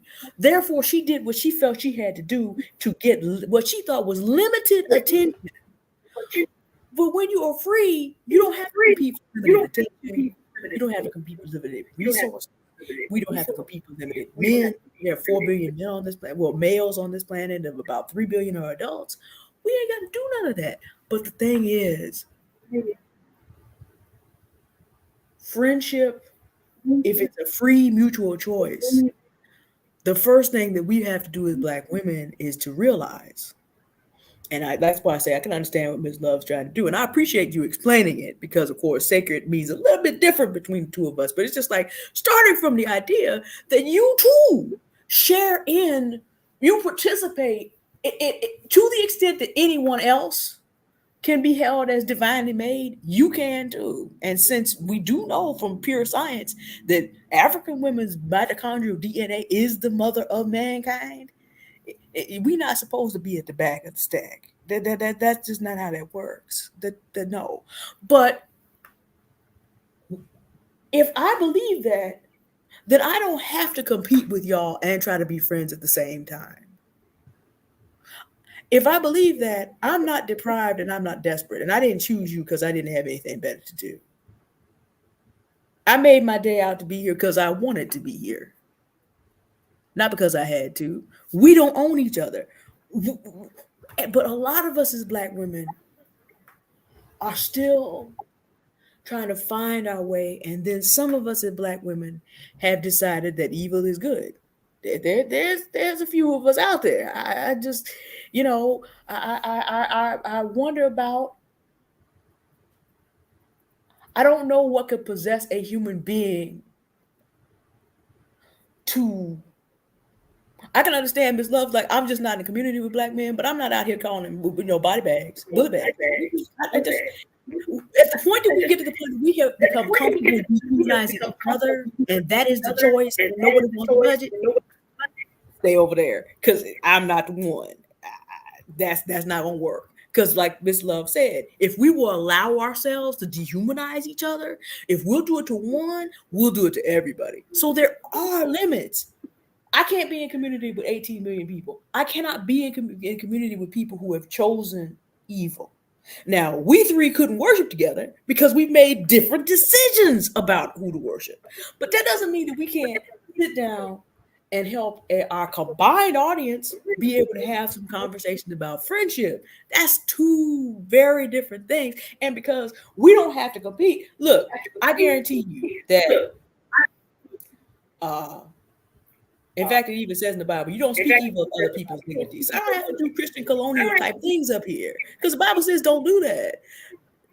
Don't do that. But people know where you stand. And Tiff, thank you for one of the greatest compliments. I try my best to live in such a way that even if I'm not talking to anybody about Christ, he is seen. The way he treats women should be the way I treat women, including myself. Meaning take time, go somewhere and sit my tailbone down when I need to rest. Well, and this is the thing. And I'm just, again, I don't know what it is, Miss Love. Maybe you could tell me, because I think the closer I get to 50, the like it's just like the fucks given are very few and far in between. Excuse my French, Miss D, but I what understood what you meant. I just what wasn't I expecting it. well, this is what I have to respect. I know that you're a friend. If you see me not showing my best self, if I'm doing things that could compromise how people receive me, if I'm doing things that are not for my greater good, y'all gonna call it out. And I appreciate that. What I need for people to stop doing is this very weird culture just said it, competition. And we talked about this last week. So I wrote down two notes, which, I've been doing my studying, so I know about the mitochondria now. Yay. Um, Miss D, you said something and I wrote it down. You said, as a free Black woman, we do not have to compete over things. There are too many of us bound. We are bound. We are in bondage to ideas, to men, to stuff, to things, our addictions. I think, and I'm just saying this in a general sense, I think that Black women have been in trauma for so long that when you see peace, you almost don't know how to respond to it. We've not. When you said as a free Black woman, I said that's what it is. You're liberated. You are free, but a lot of folks is still on picking that cotton, singing "Swing Low, Sweet Chariot," and that's no judgment because our ancestors are strong and powerful. If you don't believe it, go look at what happened at the brawl, because I don't care what nobody said.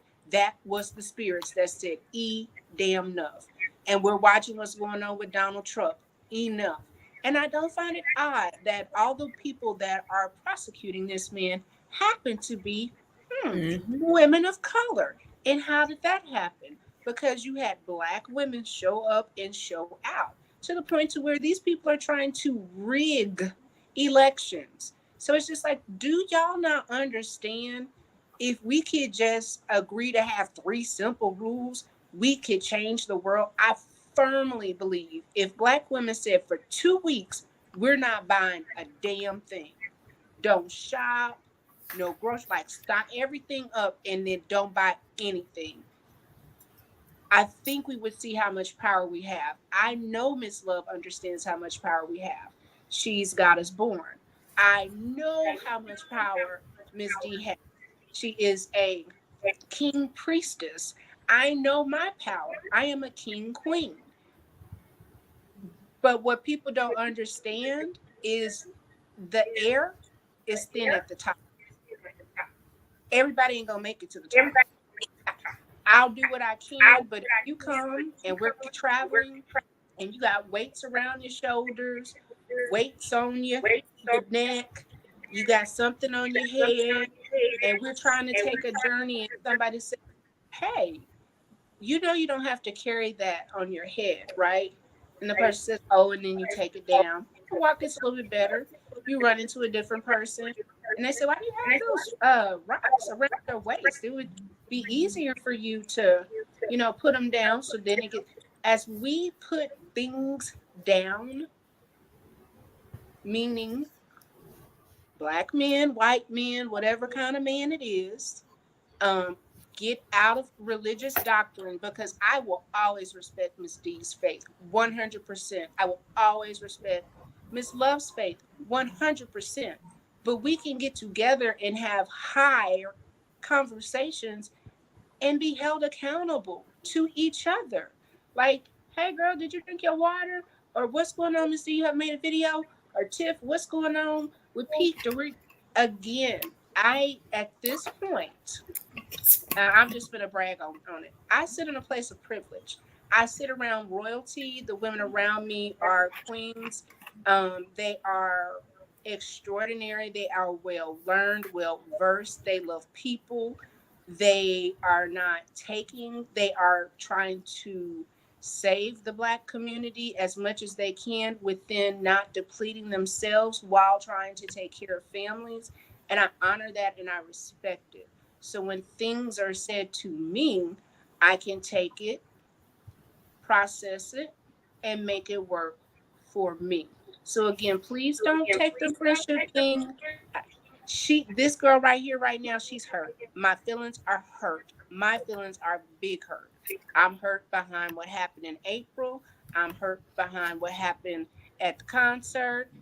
We heard Miss D say she got left in freaking New York in the cold, and it was women that did that. It's women that left me at a goddamn fair park, the worst place in Dallas. It was not a man that did that. So I don't know. Hold on 1 second, Miss Love, because here's the thing. Me acknowledging it was women that did that, it doesn't belittle what you have done for me. It doesn't belittle what Miss D has done for me. But I have to say, those women are not safe for me. Not their bad, not bad behaviors, but who they've shown is I can't be vulnerable with you. I have to keep, as you would say, my head on the swivel.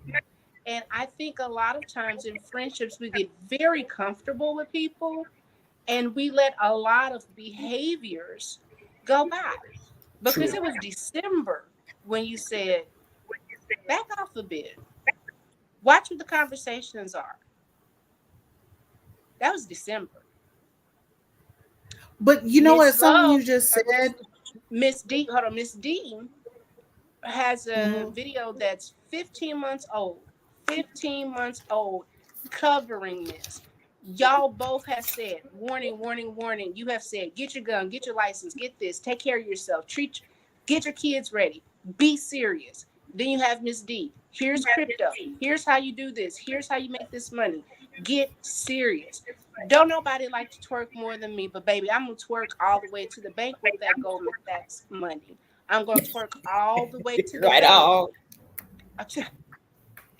I mean, it's for us. It's out there to take, right or wrong. And if that's available, I cannot be with somebody that you are going to drag me back. Absolutely not. Something you just said, Miss Tiff, was I decided this is going back to, the events that happened, trigger warning. I know this is hard for you. Um, that happened in Dallas. Houston. Houston. Okay. Dallas. Okay. So you said I decided they were not safe for me. And that's what I was really trying to get to, right?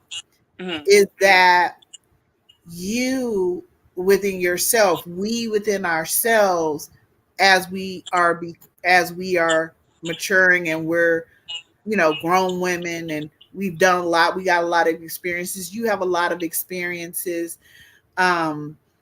you are a brilliant creatrix yourself, so you understand this part, and you have been able to do something that is very difficult for Black women to do when presented with some of the shit, I will say.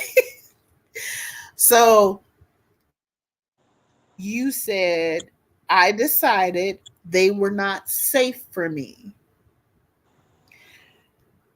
You're making a choice, and that's your power. Okay, so you acted like this, and this. Cool, got it. That's all. You know what I'm saying?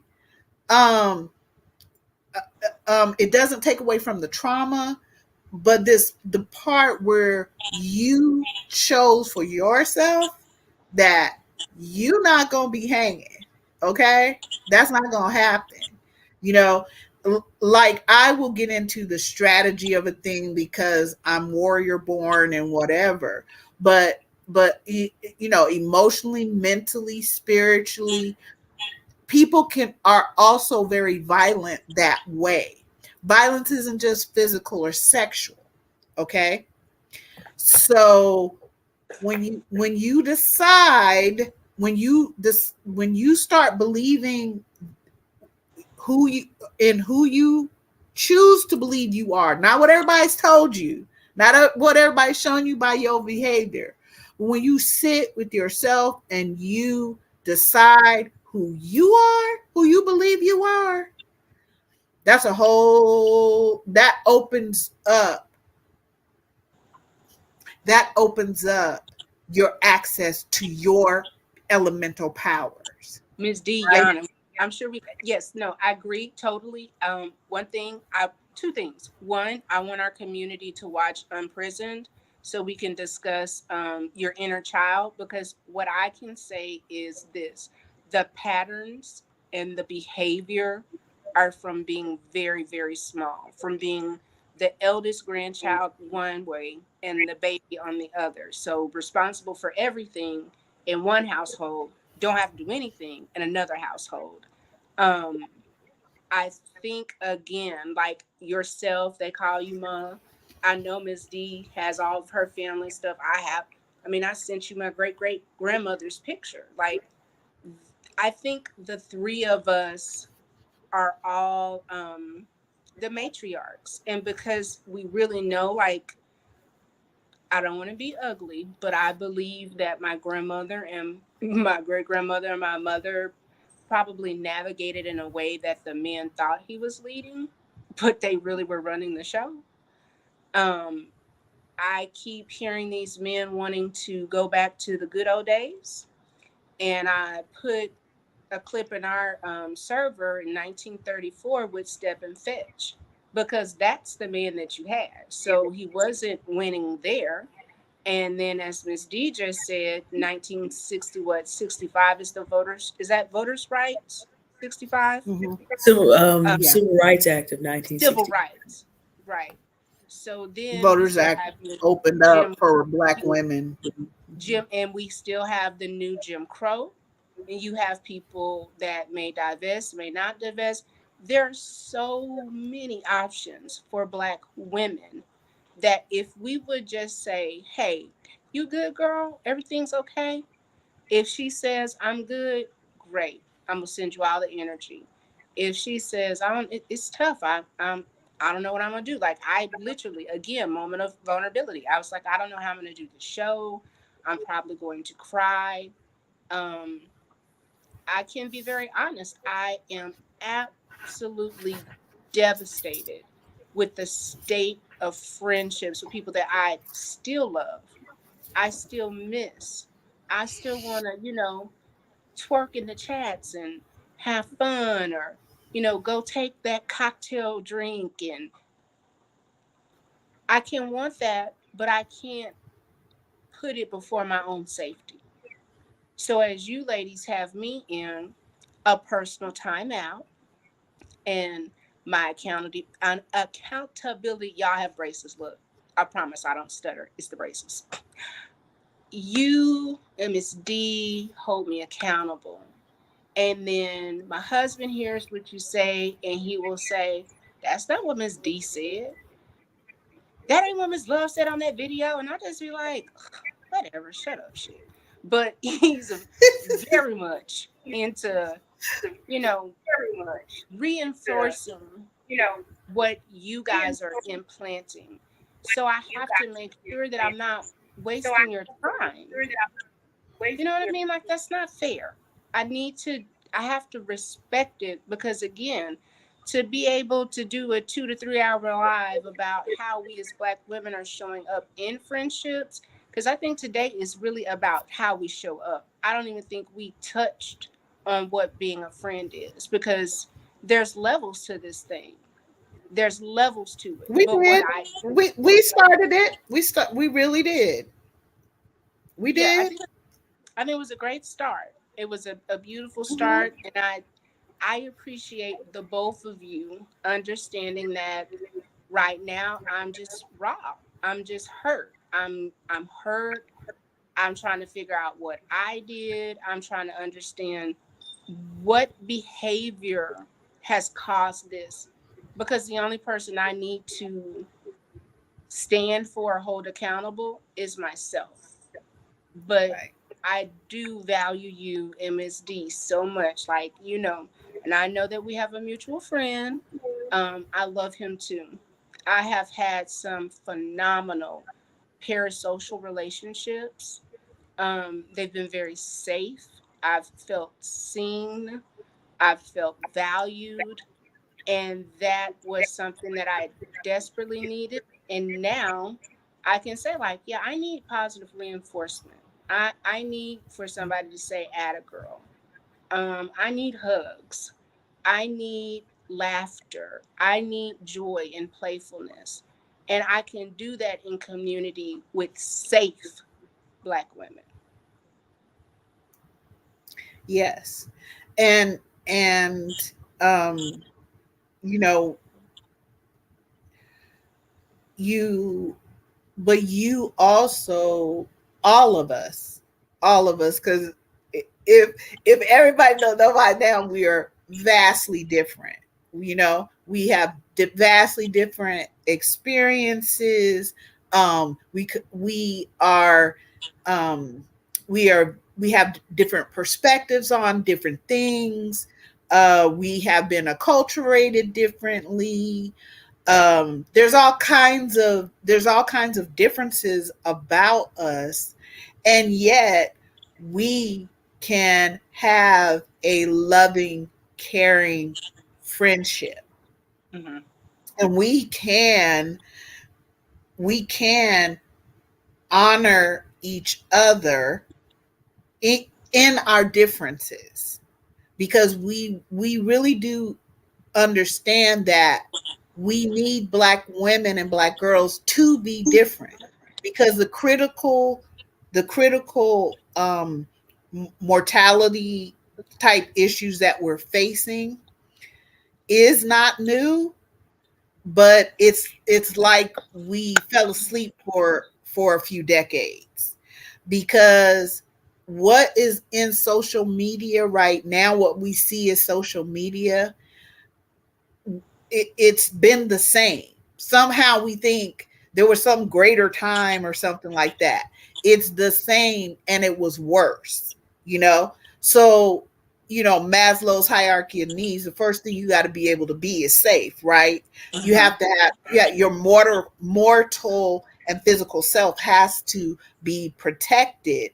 Otherwise, none of the rest of it matters. Okay. It don't matter who you pray to. It don't matter who you bow to. It don't matter who you whatever. It don't matter who you love, don't love, all that, if you ain't alive to do it.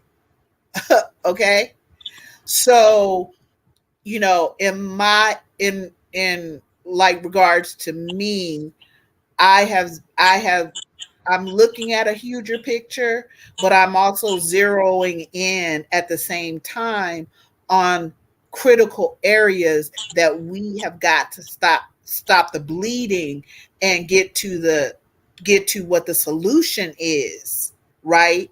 We can't keep trying to put damn band-aids on and shit like that. Did y'all know that shit causes infection? If you don't allow the skin to come back together or whatever, just adding band-aids, it's just, you just gonna grow in infection. So while I have to look in a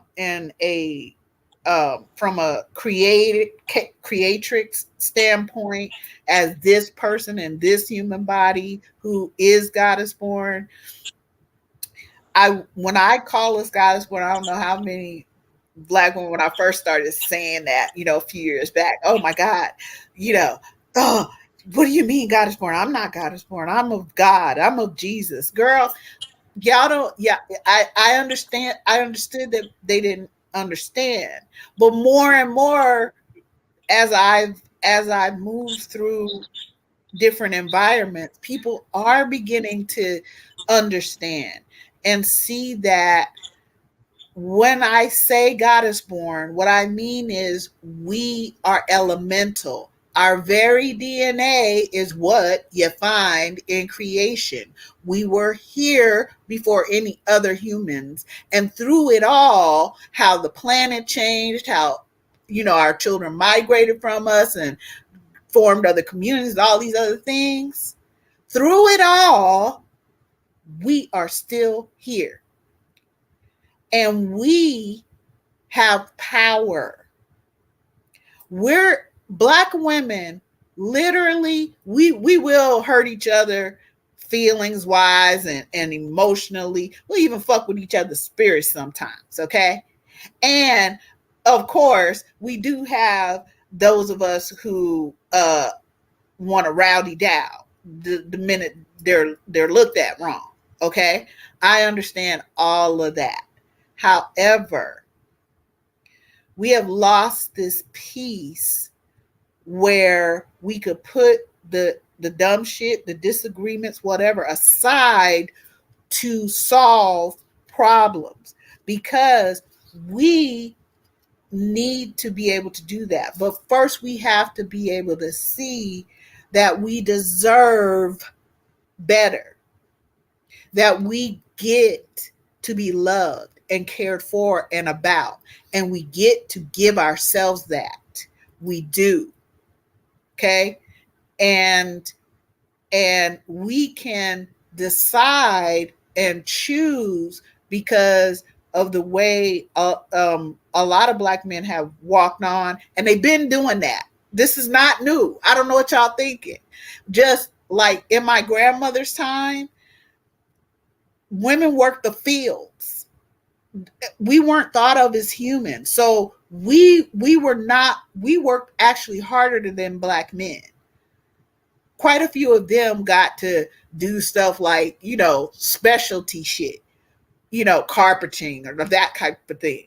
We were in the motherfucking fields, okay? We were in white women's homes and we were being tortured. 40% of white women owned us. So this game we're playing where they get to shed an acid tear and we have to jump in front of Black men, because a lot of us we don't like to talk about this, but a lot of us who were lynched, a lot of Black women I'm talking about. I know we only ever talk about Black men and they pain and whatever, but over here, a lot of Black women were lynched along with their children because that Black woman was trying to protect a Black man. But you don't see that in reverse. You can go pick up the history books. Don't believe me. Okay? So if you have chosen as whoever you are that you are not going to recognize my boundaries and you think you're going to do whatever, because simply having boundaries does not mean that people are going to do what you're asking them to do. That changes nobody's behavior. They got to have something tied to that, to want, they got to have some, to want to, and that's where the consequences come in. But on the other hand, I don't think that everyone is built like me, and every Black woman is not built the same. If all of you listen to us, one of the things you heard was each one of us as Black women tell you who we believe we are. We came up with that as individual Black women because we answered these questions for ourselves. Who am I? What do I want? Who is my competition? And do I think in or out of the box? And what I've heard from a lot of Black women is, oh, well, I gave this course out for free, you guys. I just want y'all to know that. Like I had like 40 or something or more people that I gave my course to for free, right? And my work, because I am valuable, my fucking work and my fucking time is beyond imagination. That I can fucking put a number to it, okay? And like my daughter has taught me over the years. Mom, everybody shouldn't have access to you. Mom, you did a lot. You paid a lot for your education, not just money. You paid a lot of time, you paid a lot of effort, and you was raising us and working. Oh no, they don't get to just come and hang out with you, you know? So I can't make people take it, but what I heard from black women again and again is I don't want to answer those questions. I Can just don't want to. I have a can fear. can I can't face it. I can't. And I understand. But if you Is it a don't, fear? Wait though, Miss Love. they said Let's fear. That's the word they used. I didn't. I okay. asked. 'Cause I mean, it it's intense, and I also think you're asking Black women to do something that we've never been done, that's never really been offered, and the synchronicity of self identity and having autonomy. Because typically, if you are born within the family, there's like we have our own familiar caste systems, right? With Black people, you got Right. grandma, mom, my dear, that she don't nobody run up on her. From mom, my dear, and then we from East Texas, so we call my great aunt my mother. So my mother, she's almost 90. Then you have what your parents, your aunts, your uncles, cousins, and then you go down to okay, now we in. Are y'all close enough cousins that you're in the same age group, or is this person older, younger? You have that, and then the littles. Because we have that system, I think for Black women, I will say, and I know Miss Deanne knows, and you know too, because you from Gullah Gullah Island. So, and then Miss D is East Texas related, and her parents, you can tell, maintain that tradition and just move to a different, more progressive state. Mm-hmm. Um, Again, it goes back to like you said something the other day, the last call we had, and I've really been marinating on it. We talked about Priscilla, we talked about Meg the Stallion, Shinquilla, and is it Miss Hood that her son had to do, whatever? You said, why do you need to know her story in order to see the victim in her? And I was like, why do I need her to tell me her trauma? And why can't I just receive that a person doesn't like me? And like, you don't have to tell me what happened to you. I don't need a translation or a transcript of your personal trauma. I just should respect the fact that you don't like working with Black men. That's just what it is. And there's nothing that I can say to convince you differently. And I think that's the thing. Women will operate like a man in a relationship because a man will manipulate to get to a particular place. When women try to manipulate each other, we feel it, we know it, we can't maybe like tap it, but it's just something don't feel right. Like this, like this is odd. So again, I think this is probably step one. I think the friendship conversation is something we probably could do for the to the end of the year because by 2024 next year, like I'm not gonna be on this ride. I've this is a carousel. It's a circular. It's I don't want to say it's a waste of time because I've grown a lot, but because I've grown a lot, I know being with you two and uplifting, like I can read a book in a week. I can start writing my own book. I can go and listen to this. I can watch this. I think we need to find our circle that empowers us and gives us tools and resources. And here's the thing, I'm going to shout out Miss Confidence and Miss Deanne. Miss Deanne has been saying the same thing for now 19 months. You don't have time to play. You need to get it together. You need to be serious. You need crypto. Watch Stephanie Perry. Go watch Confidence with Love. get your beautiful things, but also go get you some pew pew or some type of self defense. Because at the end of the day, what we can say, and I'm not even sorry, I'm just gonna say it. This week I watched 4 Christian men act the fool. We are all we got. We this is it because baby, when you blame your schizophrenic mother, when you Derek Jackson talking about I just felt bad because my mommy stopped tucking me in when I was 7. Nigga, you was 7. You're a man. She can't keep coddling you. Every time the excuse was either my mom, which to me, my mom is that new my man, my man, my man, my man, my mama. My mama, my mama did it. Well, my mama did it. Well, my mama could. My man, my man, my man, my man, my man. It's the same thing. Miss D is covering her head because you know I'm telling the darn truth. Wait. I just like I had to ask Miss Love a clarifying question. I just need to ask you Okay. because I wasn't gonna waste my time listening to Derek Jackson's whole interview. Because I already know what he is. I didn't see that one, but He actually said something to the effect of because his mother stopped tucking him in at 7 years old.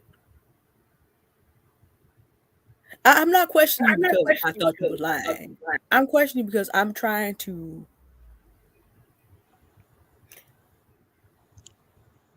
I'm trying to comprehend how a grown man who wants respect is gonna let him be up here on YouTube in these YouTube streets. It's just like people don't know we clip stuff. I just But want to just confirm that is what he said. yes, Miss D, that is what he said. But here's the bigger issue, and we just gonna keep it real. Every single one of those men were 1, Christian, 2, serial cheaters, and 3, they did not hold each other accountable to the point to where if you go back and you rewatch, they they refer to the bad behavior as it's a second identity. Latarius was like, well, tell me about how Derek was when he was little. Well, tell me about how Derek was like in third person. And then he responded in third person. He did it. Willie Moore Love did it. Larry Reed did it. Um, Kojo with these two. Like, stop it. And I look, we already there, so I'm just gonna say it. I firmly believe that most black men are homosexuals. And I said homie, not I homo. heard you. Homie. I realized you And made a new term. I was just and trying to process what that meant. they are homosexuals and they're homoerotic. Their relationships, the most intimate moments that they have in connection are with other men. And you are a masturbation tool. They don't need to be close to you because they're getting everything that they need from their homie. My homeboy got my back. My boy, my boy. And if you had a question, you can look and see they are in degeneracy in them lockstep. Won't even call folks out. Won't even call Well, people out. you're actually the second person that I've heard actually say this. This is beginning to, of course, your way of saying it was much more stylish, had much more flair. But you're the second person in 2 weeks who I have heard online say this. And like I said, I'm not questioning it. I'm just trying to process without even attempting to process what the consequences of this are for black men.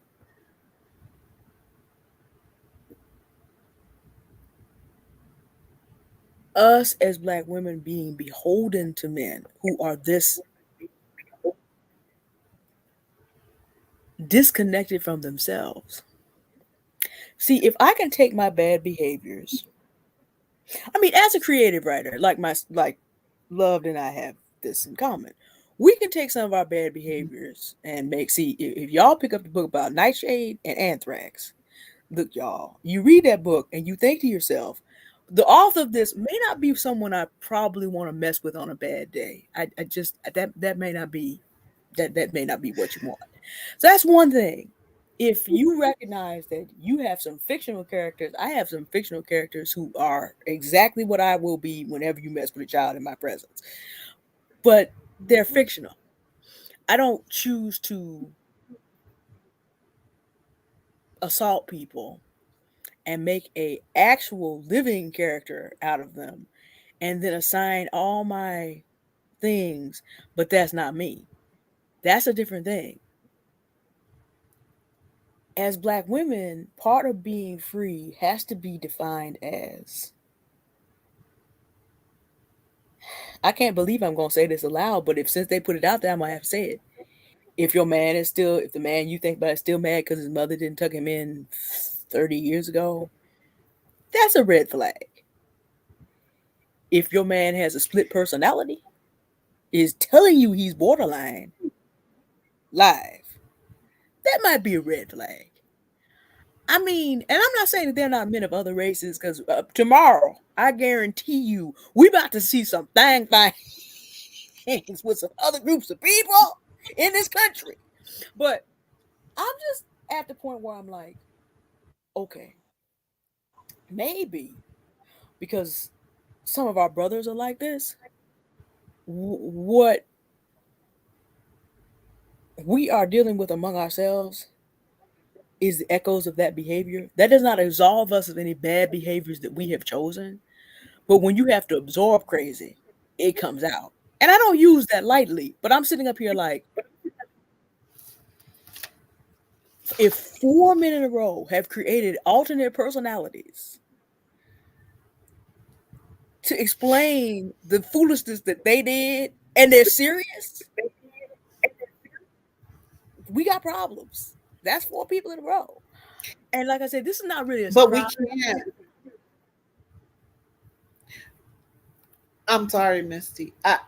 Go on. I'm sorry. But I'm just saying, as free black women, we have to assert our right, and I'll be finished right here, to be free of being beholden.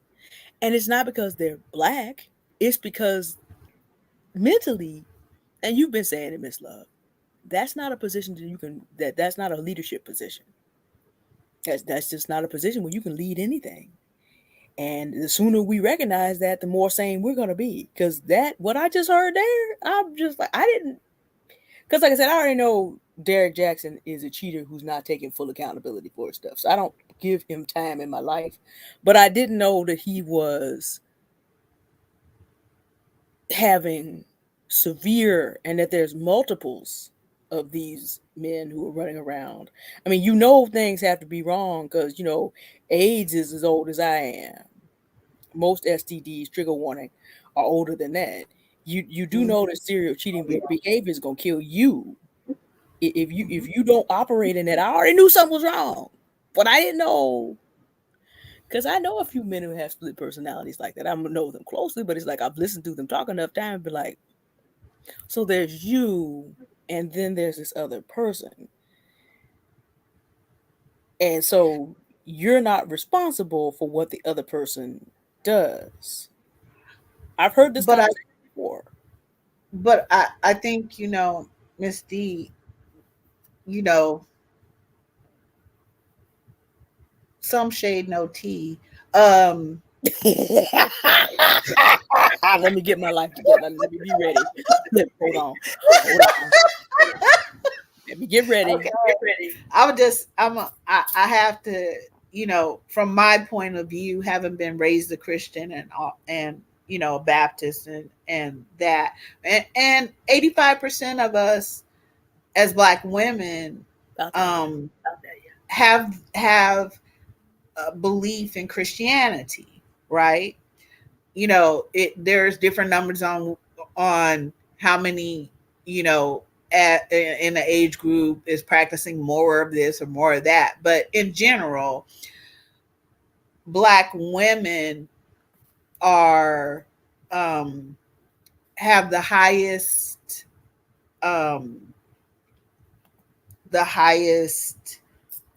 association and feeling of, that this is who they worship in this country, in the United States, and the Caribbean. Okay, so So again, if patriarchy uses different social things, right? It uses education system. It uses prison system. It uses uh it uses daycare. It uses definitions, right? Because this started out with Webster's definition of friendship. And all that sounds like to me is, let me see what they got. And then if they got enough, then I'll help them protect it till I can get it. Um and it is, you know what I'm saying? Like it again, transactional. But because patriarchy uses all of these different parts of the society to basically say the same thing. I'm a predator up here and you prey over here. Okay. And really what I need you to do is bare your neck, expose your stomach, and season yourself to make yourself tastier for me as a predator. And one of the ways that these United States and colonizers have done that is through monotheistic religions, one of which is Christianity. So you're talking about, quote unquote Christian men, right? They use that as predators. Predators, I know I'm an apex predator. Predators watch your behaviors, where you go to drink, what you eat, how you roll, who rolls with you, all of that. And then they set it up for you to come to them. Basically, they ain't got to do a whole bunch of chasing. Okay, that is in part what has happened to Black women and Black girls in this country. And while there are few Black men who have been good Black men, that is not the norm. No, it's not. I know they're trying. I know these Derricks and whoever the hells are trying to make people think, okay, if one more person who was not born till the 1970s and 80s says one more time that welfare took Black men out of the home, I swear I'm a snap. You weren't even alive. Hell, I wasn't. Okay. And it lasted for all of 2 years. When a sister went to the Supreme Court, it wasn't so much that she was wanting to be with this man, but they were going to cut off, because Black women didn't get welfare like that. You guys need to understand, Black women, most of us, even if we got, mostly we got food stamps. And later they came up with Section 8, right, which helped with our rent and things like that. But for the most part, girl, we had to go to work. Mm-hmm. Welfare for white peoples and white women's and other folks is not the same as what sisters had to do. Nowhere near. So I need to be very clear about that. So when Christian quote unquote Black men are saying that, oh, on the one hand, you need to obey me as your leader and have children and raise those children. So what you gonna be doing? Okay, nothing. You gonna get your prayers hindered is what you gonna get. What you gonna be?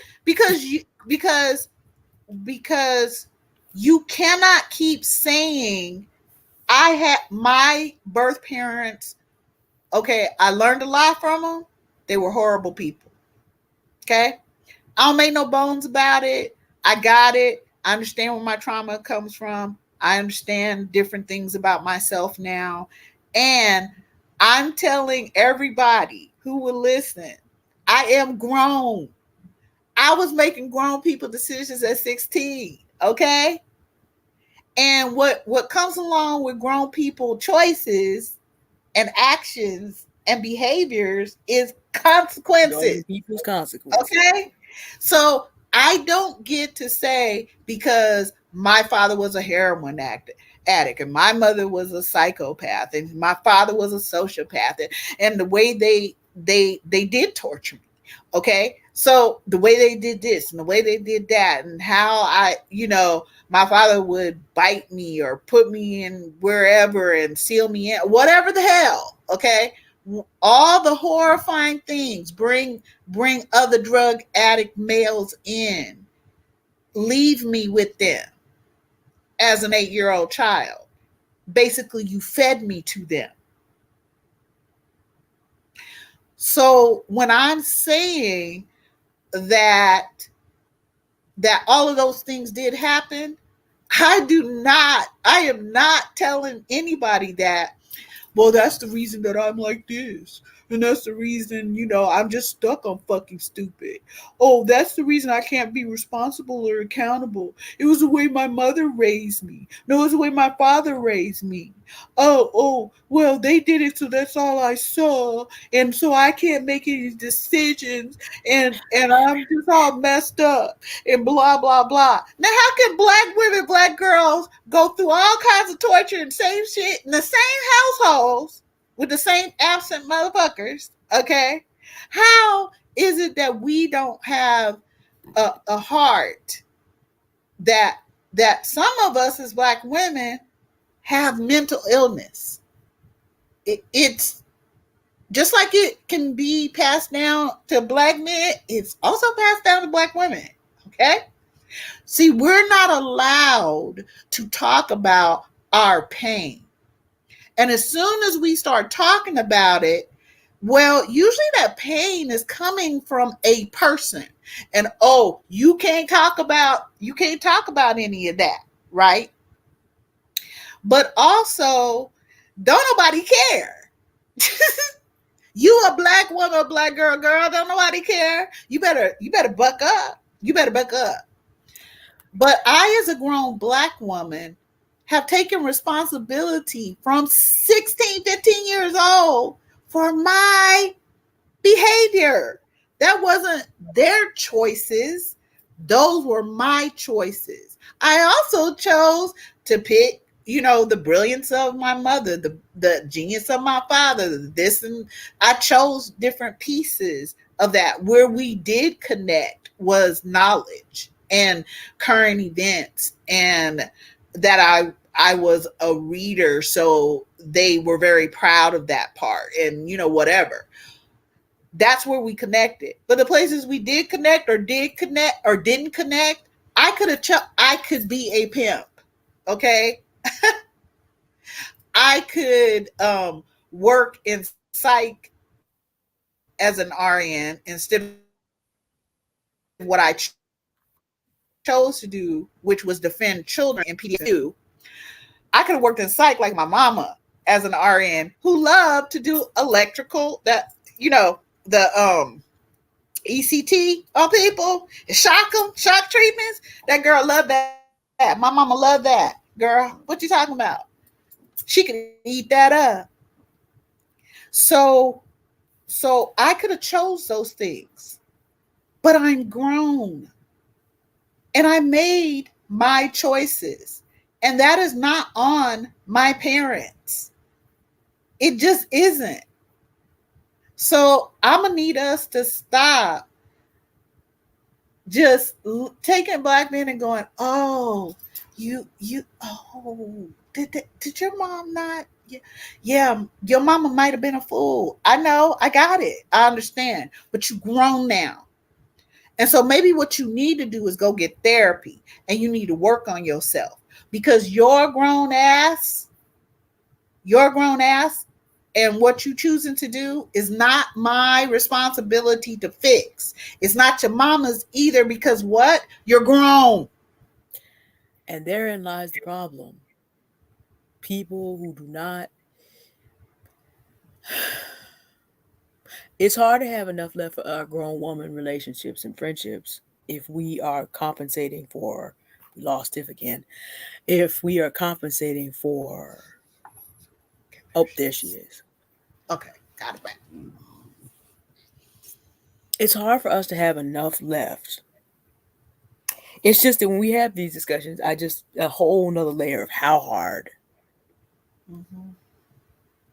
But because we are grown and we accept being grown, we got to make it work anyway because we choose to do this. And because we grown, it still can't be anybody else's fault. But when you have a counterpart who does not see that, that drains a lot of additional energy.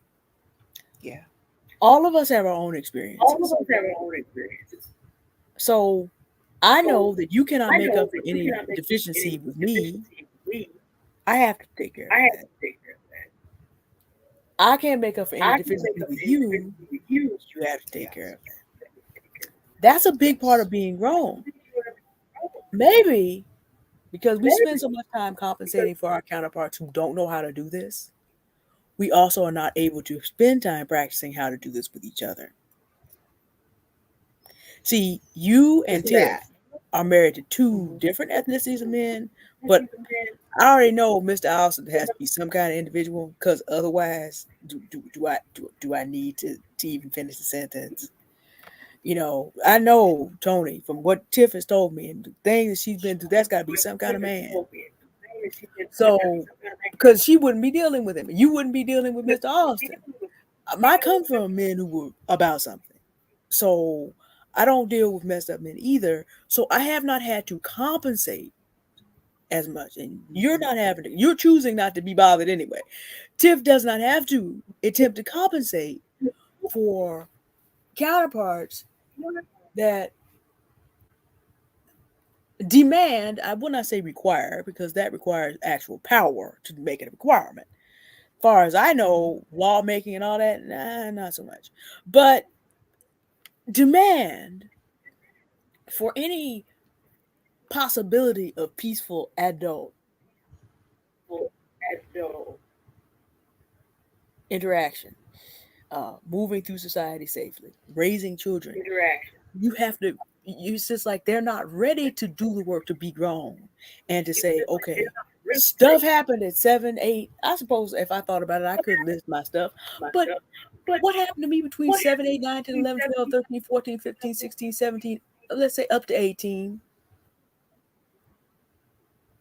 Listing it does not give me power to do what I need to do now.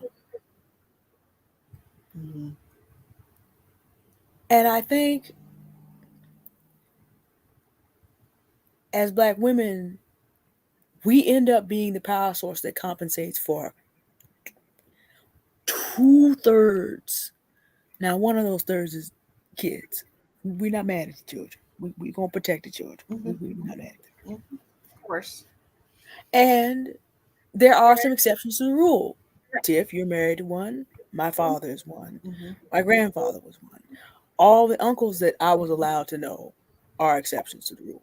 And I realize I really need to go and thank God for that because that clearly is not common. But I got the sneakers out there. They out there. It's just they all knew my father would kill them. I mean, and that's not a legend. That's a conversation that I wasn't supposed to overhear, but that's not going to, no, don't come around here no more. My dad's military veteran. No, you don't want to do that. Not an apex predator, but an apex defender. Don't do it. Mm-hmm. But we have had to spend so much time. If a man is 42 and he's still mad because 36 years ago, I don't think Derek Jackson is my age, but I'm just saying, make him 42 for the sake of the example. If a man is 42 and is still hung up on his mother didn't tuck him in, man, if you haven't learned how to buy yourself a sleep number bed and get yourself whatever kind of quilt you need and take care of yourself, if you have not figured out how to get you a soda, because go to sleep train and get on the train, whoop whoop, get on board, little children, get on board. If you ain't figured out how to do this in 36 years, how are we going to be able to even do the adult things? And this is probably why we don't have much left for each other to form solid. Part of the reason, not the only reason. Yeah. Because how are you going to have energy Yep.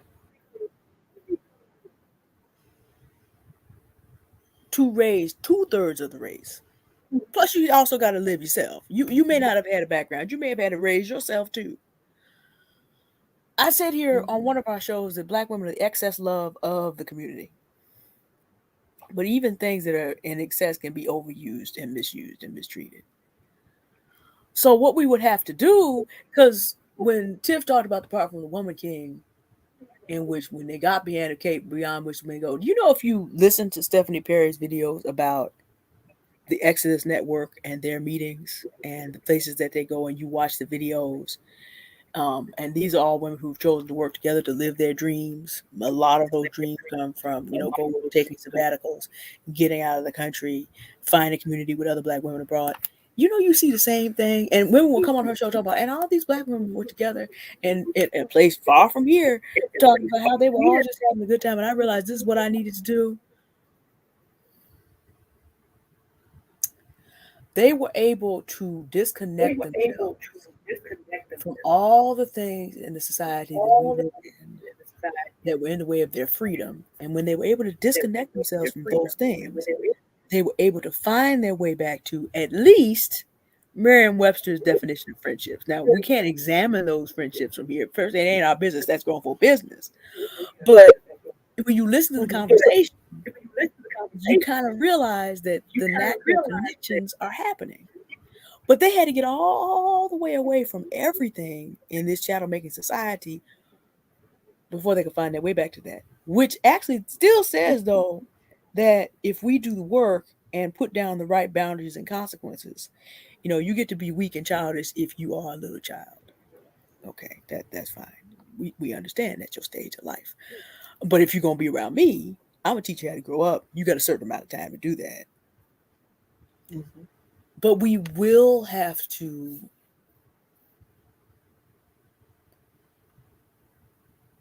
and then, as I've been saying for 19 months, indeed, Tiff, I do try to be consistent. I do know that because of the way the economy is changing, people that don't choose freedom while they have a chance to choose freedom are going to be in real trouble, because sometimes your choice time runs out.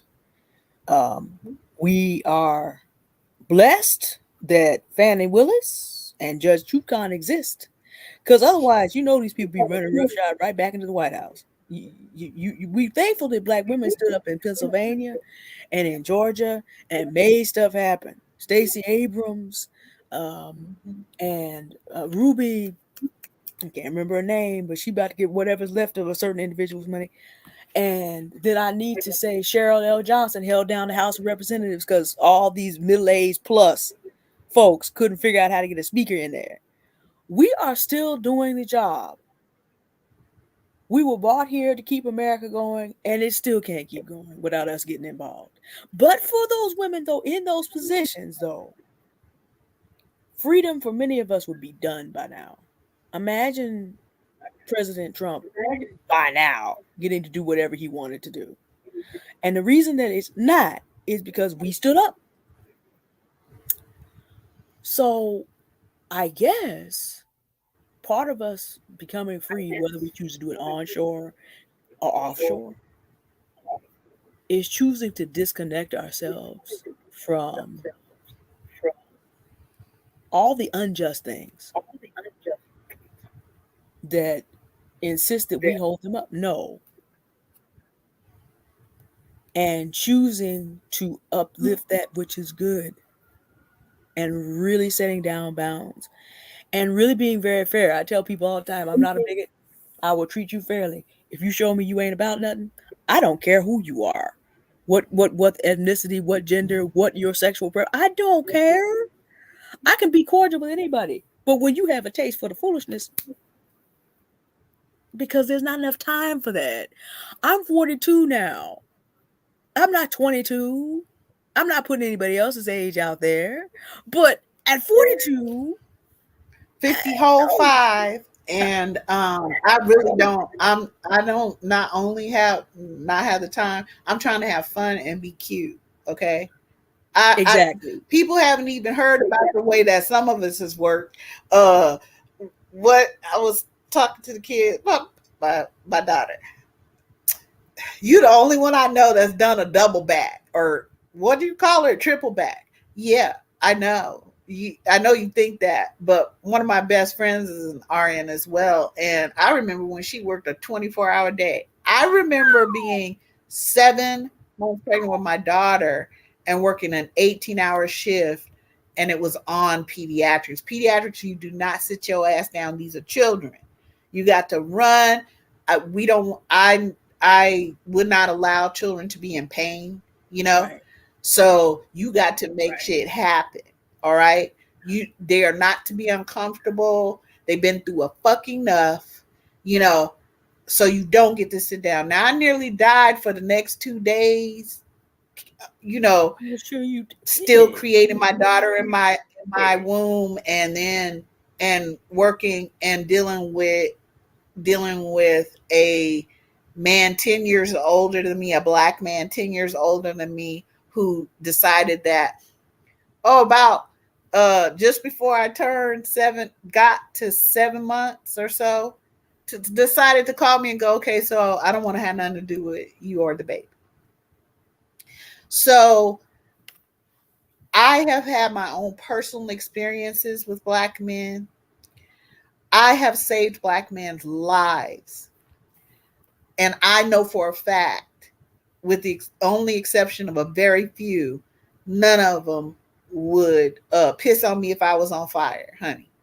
And a lot of, too many of them are calling for the murders of black women. Okay. And then the SA taken to wives, uh, our daughters and nieces and Yeah, granddaughters. that was a Huh? specific case. So, and in this country, in these United States, it's on the books that you can marry a 12-year-old girl. It is in one Huh? state. It is in one state at least. They did get that passed. No, it's in more than half of the states across these United States. Still? So, Wow. yes, absolutely. So so so you want me to Ew. do what? You want me to do what? You want me to do what? Because if somebody rolls up on me out there, black men ain't gonna come running to me like they did over there in Alabama, huh? Out. They ain't coming to my rescue. Alabama. They proved that over and over. If it's a black woman being attacked, you definitely I don't know who you are. I really don't. That's how they roll. And guess what? I'm not mad. I am not mad at them. However, I don't center them. But what's great about the three of us is we all have different perspectives. The three of us are doing what our path is to do. I don't center black men. I don't center men at all. Okay. Yes, I'm married to a man. Yes, love him. And he is a soldier. My son, he's a soldier. I raised him to be a soldier. So you can raise your sons to be soldiers. You don't need to raise them to, you don't need to say to a 6-year-old little boy, oh, now that your daddy walked out, you the head of the household. No, girl, you ain't. I had nothing over here. And you ain't leading nobody to nowhere, little 6-year-old, 8, 9, 10, whatever the hell you are. Do that to a child anyway. But that's what we're taught because we're in a hierarchy. So a male child, that's what we're supposed to do. And at the same time, that's taking so much from them. They don't get to be kids. They can't have emotions, all of these other things. But when you no longer follow the rules of a patriarchy and you raise your children in a conscientious matriarchy, they're not going to be doing all that dumb shit. Okay? Because they are going to have an understanding if if if my mama fall, everybody going down. Okay? We all got a picture here, okay?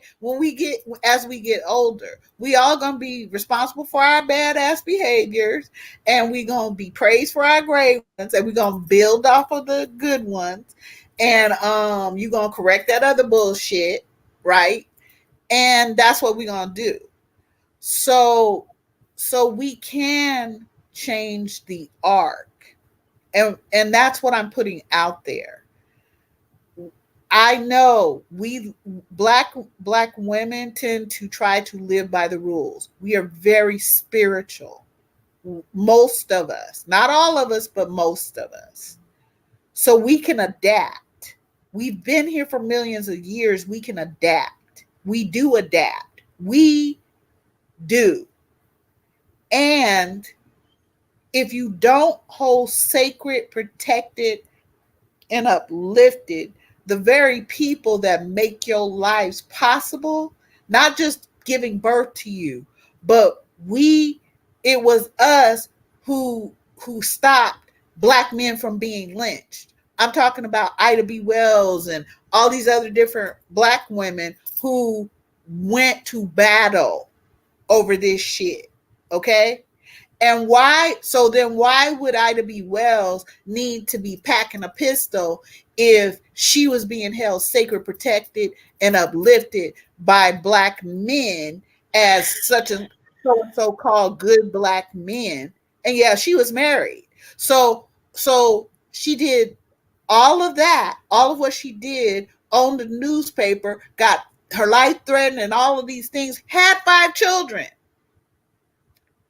And still made sure all of those pictures and shit that we can see now, that we can pull together and say, oh, is that your Mima smiling up there at the man that y'all are cooking? Is that your pop smiling at this black woman? Yeah. She did that, and other black women like her. But yet we don't really know that about ourselves. We don't see, that we are just elemental and powerful. And we are, like you said, Misty, giving our energy out here to grown ass folks that need to go mind a grown ass business and be grown. Okay, go get you some doctors. Go get you some MRIs. I don't know, a couple CAT scans. Get you an ultrasound, sir, and bring your therapist and your psychiatrist with you when you go, or your special dog, or your furry cat. I don't care what the hell. Okay, get a dog and die alone. Yeah, you need to figure that shit out. Okay? Listen, y'all need to go figure that shit out. You're grown. No one's doing that for you. Honestly, don't nobody give a damn what happened in my childhood. Don't nobody give a damn that 60% of our black girls are not being protected and never have been. That number was way higher before we even started counting. Okay? So at some point, we are going to have to come to an agreement as black women that we are going to hold. First, we're going to start to be friends with ourselves. And we're going to start to figure out who we are and what we want within ourselves. Because nobody else should be coming around. Like my husband used to say to me, baby, all I want to do is make you happy. Let me stop you right there, sir. Okay? I have the power of my feelings. Now that sounds cute, what he said, right? Oh, all I want to do is make you happy. But what that really means is I come from a patriarchy, and if I say that I'm trying to make you happy, then I don't have to really take responsibility for my behaviors and shit. And you're not actually in control of your feelings. I dictate your happiness or unhappiness. No, motherfucker. I don't know who you think you talking to. You don't make me happy or unhappy. My happiness is my responsibility. My joy, my peace, all of that is my responsibility. And I'm accountable. I'm accountable about my feelings. And I take responsibility for what I choose, whether I choose to act in line with them or in opposition to them. Okay. But what we're never going to do is say some shit to me like, oh, I didn't mean to hurt your feelings or some other shit. But you don't hurt my feelings. You don't have nothing to do. You have no power over my feelings. Okay. I feel what I do. I think what I do. And then I choose what I'm gonna do. Okay. So when are we going to like you said, just let them go be grown? Please go take your girl. If you don't like black women, good for you, gone. Okay, that's great. I have a dream, and it's nothing like Martin Luther King's. Okay, I wake up and I'm just like, oh, wouldn't that be nice if y'all just together, hand in hand, white women and black men, why don't you just go to Antarctica or what's that? Scandinavia, someplace. Okay? Well, you sent them to Antarctica. And y'all can be together. You know what I mean?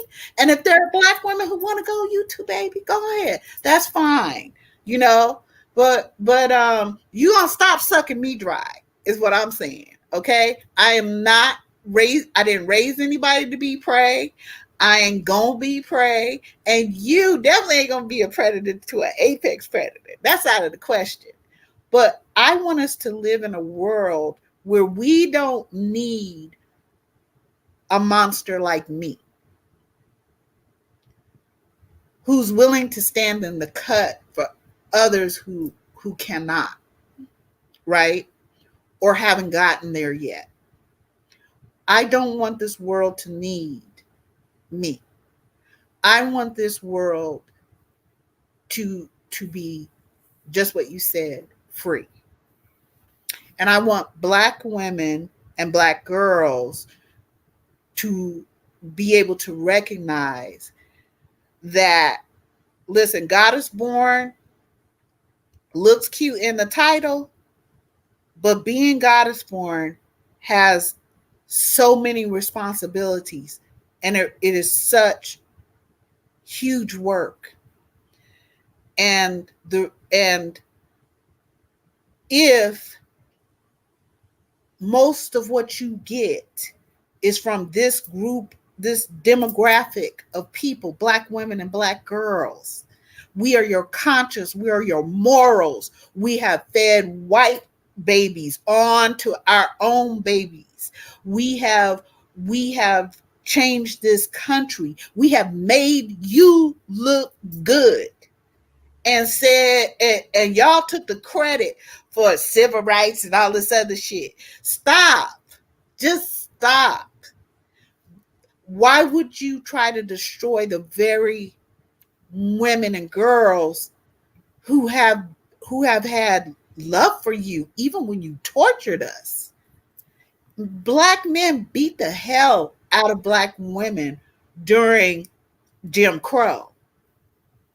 The only reason they didn't do it during the enslavement is because we were, quote unquote, somebody else's enslaved. But honey, as soon as they got the chance, they whooped our asses. Black women were kicked in the stomach, in the head. I know some of them personally. I know black women who are in their 70s and 80s who saw their fathers shoot their mothers in front of their faces. Okay? So don't come talking to me about some great guy in the sky or whatever. Okay? Get your, what you always say, I'm going to say it Miss D's way, get your life together. Yeah. Because that's your life. And I'm tired. Get your life together. I'm tired. Get your life together or don't. but don't bring it over here. Don't roll up on me because all I know is it's a threat. All I see is danger. Okay, all there is in between me and this person is danger. And my daughter will tell you allegedly, and mom, you're the danger though. I was about to say, anybody who threatened you would have found out that's probably the wrong action. You done threatened the threat. What? You done threatened the apex predator? That's probably not what you want to know.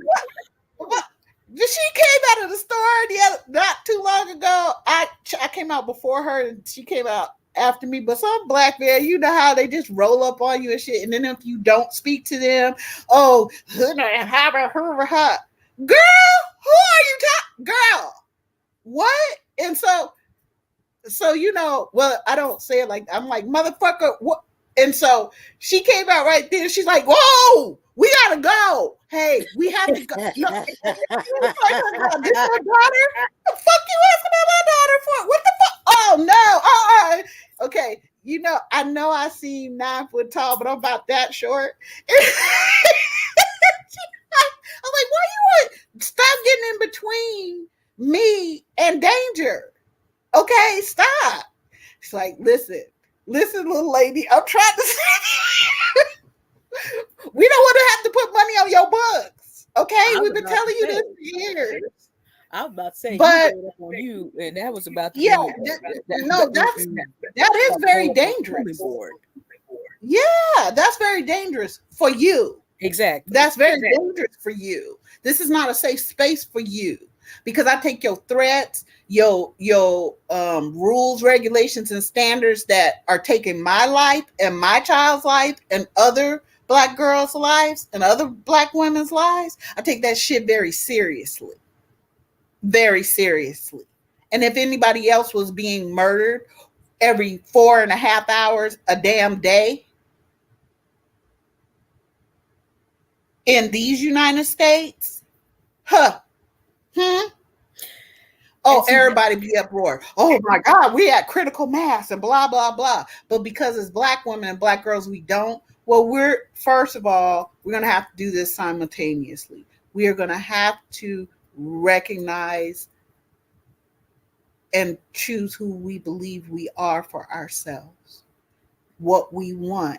And then we're going to have to demonstrate that is all we're going to accept. And if you say one damn thing,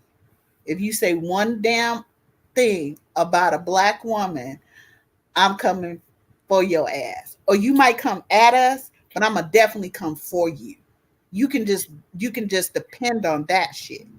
So when we start talking about our friendships, we are all at different levels at different times. Our bodies go through different things. Like I said, I'm 55. So, and I'm diabetic.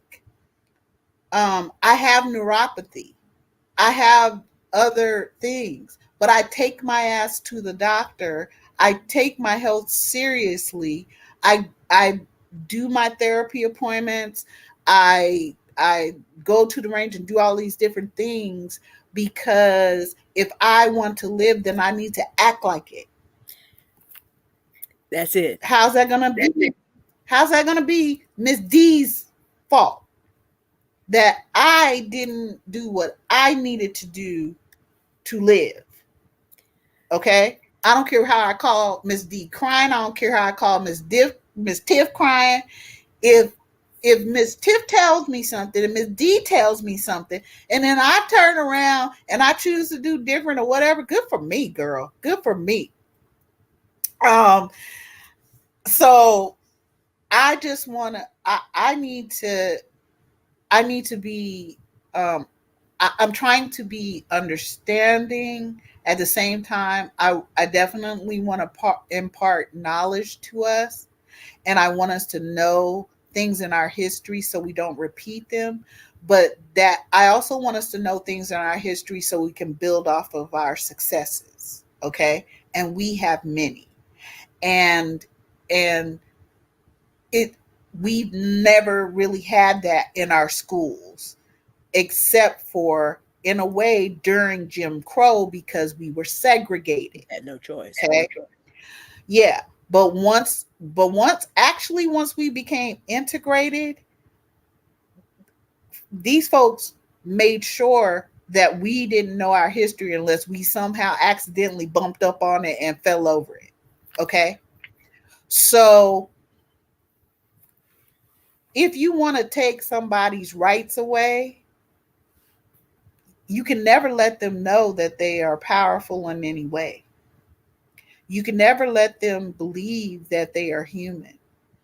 You can never let them think that you are not the representative, the potentate of the God himself. All these people are asking, and not asking, telling us to submit.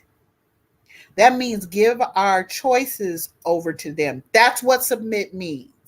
Well, you could take submit in a different way and blah, blah, blah. Girl, I don't care how you take it. I'm telling you, you are saying that you are giving the authority of your ability to choose to someone else. That's it. That's all. And that's your business. Go ahead, girl. But I'm the authority in my life. And actually, I'm the authority in my family's life. And so that is a lot of responsibility. That I have to be accountable for a lot of things. So what I'm not going to be doing is taking out the garbage, bringing in groceries, going shopping, and any of that shit. Okay, I'm gonna be spending my time in my genius zone. And my husband, who I helped, to make sure he retired earlier than most people, 58. That's good. Huh? That's real good. Your ass girl, you say what now? My husband's like, okay, so, I folded your clothes over there and I did this and that. Yeah, good. Great. I don't know what you want, but I love you. Okay, then. Bye-bye. Because there were times when he could not do that for himself, like he was physically injured or whatever, or we were in the beginning stages of our relationship. So I had a lot of training to do. I'd already trained my children, but I had to train him. So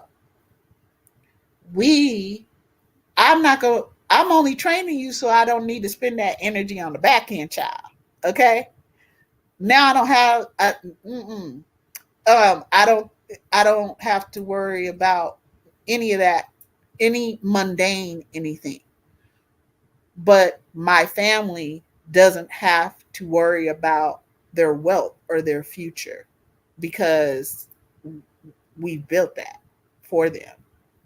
My husband uses his whiteness as a white male in this here country, in these United States, the way I tell him to. And that is to uplift Black women and Black girls. Now, I don't give a fuck about whatever else happened. But I'm telling you right now, if I give y'all marching orders, that's the way it's going to be. And when that baby girl call, because I'm telling you now, I'm definitely choosing my daughter over all y'all sons and whoever's. Okay, no, I'm choosing my daughter or your son, girl. Goodbye. uh, I'm definitely choosing her, and I'm asking that we start choosing ourselves, and we start choosing our daughters, our granddaughters, our nieces, our goddess daughters, and we start helping younger Black men, boys, okay? Black boys, we start training them differently. We don't try to train them by the rules of a patriarchy, okay? Because patriarchies don't actually help most of the people, okay? That's just how it is. It's capitalism, whatever. So we start thinking about these things, because one of the things I do hear Black women say is, look, I'm tired. I don't feel like doing all that. I got enough. And I understand that. But maybe, like Miss D said, if we let go black men go be grown and get their lives together like the grown-ups they are, and stop coming over here and talking shit and threatening black women and black girls and thinking you ain't getting your ass kicked. Well, maybe we could focus on giving ourselves that love and that compassion and being able to gift it to others, yes, but receive it as well in a balanced way. You know what I'm saying? I'm not gonna always feel like coming to your rescue, honey. Some days I just don't fucking feel like it. And I'm not going to fish for you. I'm not going to do your job for you. I've never done that even as a director. I did my job and I gave the people that I was leader to as a servant transformational leader the skills, the uplift, the supplies, the all the things they needed to do their jobs and to do it well. That's a part of leadership.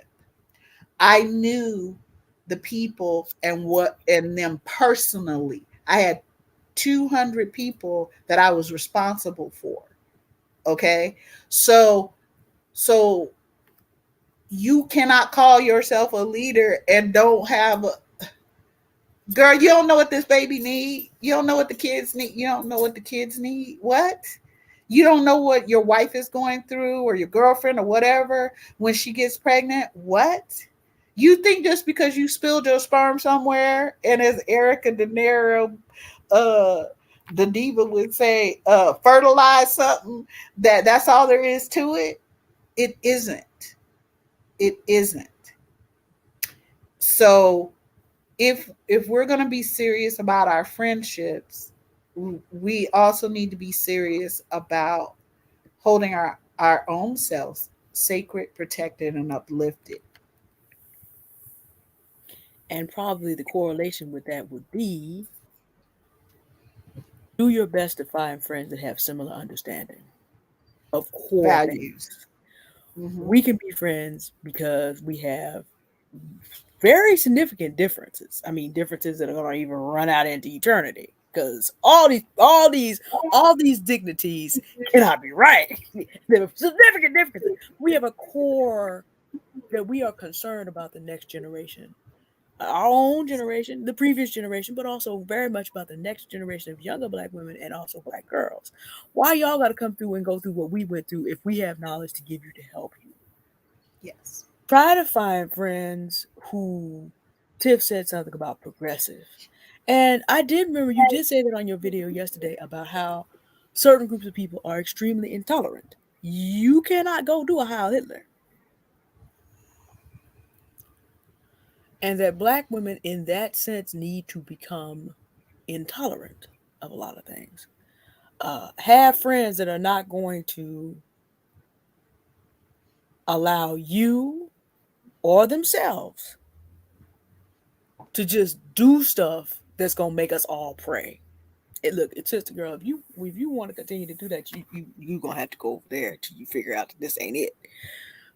Find people who are interested. I always think, there's a good that the civil rights era song, and of course, I know as a church person, it's still played at my church. We have a lot of older members. I woke up this morning with my mind stayed on Jesus. Well, a lot of the sisters came down the civil rights area and turned that into. I woke up this morning with my mind stayed on freedom. Sweet Honey and the Rock is a group I'm thinking about, who has recorded a lot of those songs.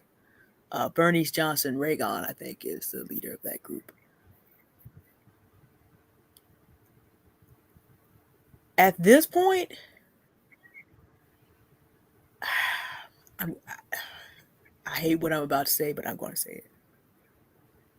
I don't need no slave-minded friends. Oh, okay. Yeah, we have been here a while. I can tell we got that. We can respect that. We don't need no slave-minded friends. I, if people want to come out of that, that's one thing. We'll do everything we can to help someone. But in our friendships, we can't be giving energy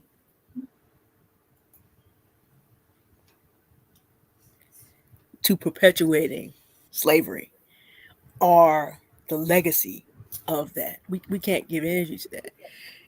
If the church you in is a plantation, then even as a Christian, I have to be righteous and tell you that's a plantation. Get out. Um, if the job you in is clearly being exploitative, then I need to help you find resources to get yourself out. We kind of have to look at our friendships in terms of, are they helping us get free? I remember once you said we're in a coffle. We're still, black women are still expected to be in a coffle. We have to give each other the keys and the rat and the crowbars and all this. We gotta have friends to help us get more free, not less free. That ain't it. That ain't it. And maybe if we understand what freedom is for ourselves, maybe that'll help us choose good friends.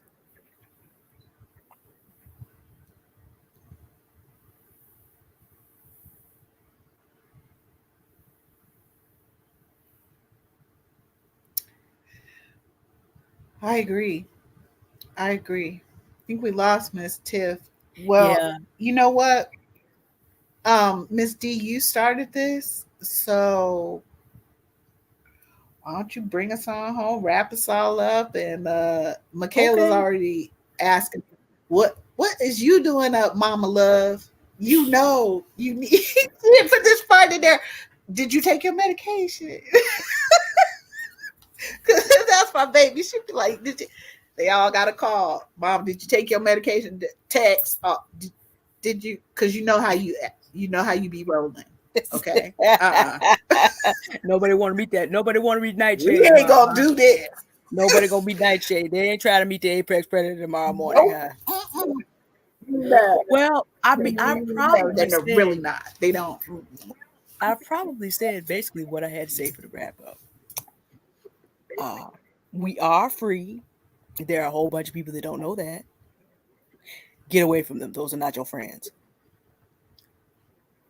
Friendship is something that's a mutual choice to do life with a whole bunch of other people in a mutually beneficial way. So if what you have is a situationship that's not matching up with that, let it go. Get free. Choose some people that will allow you to live in community with a community moving toward freedom. And that's going to look different for different people. Again, Love and I, completely different sides of the spiritual spectrum. That's going to look slightly different for different black women. But the thing is, you're free to choose. In 1864, I would be approved as a good Christian woman till they figured out what I actually knew how to read. That would have been a problem for me too. But love would have had problems because we weren't free then. We couldn't make decisions about what we could believe and what we could talk about and what we could advocate openly. And there's still enough people in this country who still think that if you're not a certain type of Christian, you need to go somewhere and sit down. But despite what we have heard, we are free. And in freedom, we are allowed to choose those people that assist us in enjoying and expanding our freedom for ourselves and whoever we so choose. I probably should just say in closing, there are 50 million black people. Some of them are still mad because their mothers aren't tucking them in. We're not obligated to free people that ain't figured out how to go get a sleep number bed and put a nice hood on it and handle their business. They ain't ready for freedom yet. They need to be tucked in. Hush-a-bye, baby, on the treetop. That's what they need. By the way, our Speaker of the House was reading Dr. Seuss online just 3 years ago because his constituency needed to hear green eggs and ham. We can't free all these people. They ain't ready for all that yet. They want to go back and get on. Basically, they want to get back and be dependent and be in charge and still be codependent. No, our freedom does not involve enabling. We can't do nothing for that. Can't do nothing about that. Release yourself from the responsibility of taking care of grown folk like their children. Mm-hmm. That's something that black women, I think we need to say. But when we have decided that we are going to be free, then we can choose the friends freely that will allow us to be actually called to be. as opposed to what everybody else. They ain't running nothing except their mouth. Now I do a lot of that myself, but I don't own you,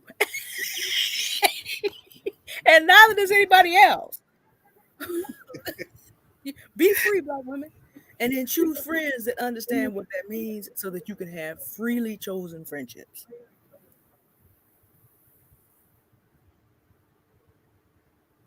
Thank you for hosting us today, Auntie Love. Thank you. Thank you both. Like, this is always such a wonderful thing. Because we're so different, yet we have a core, like you said, set of values and understanding of yeah, who we are, what we want, and where we're going.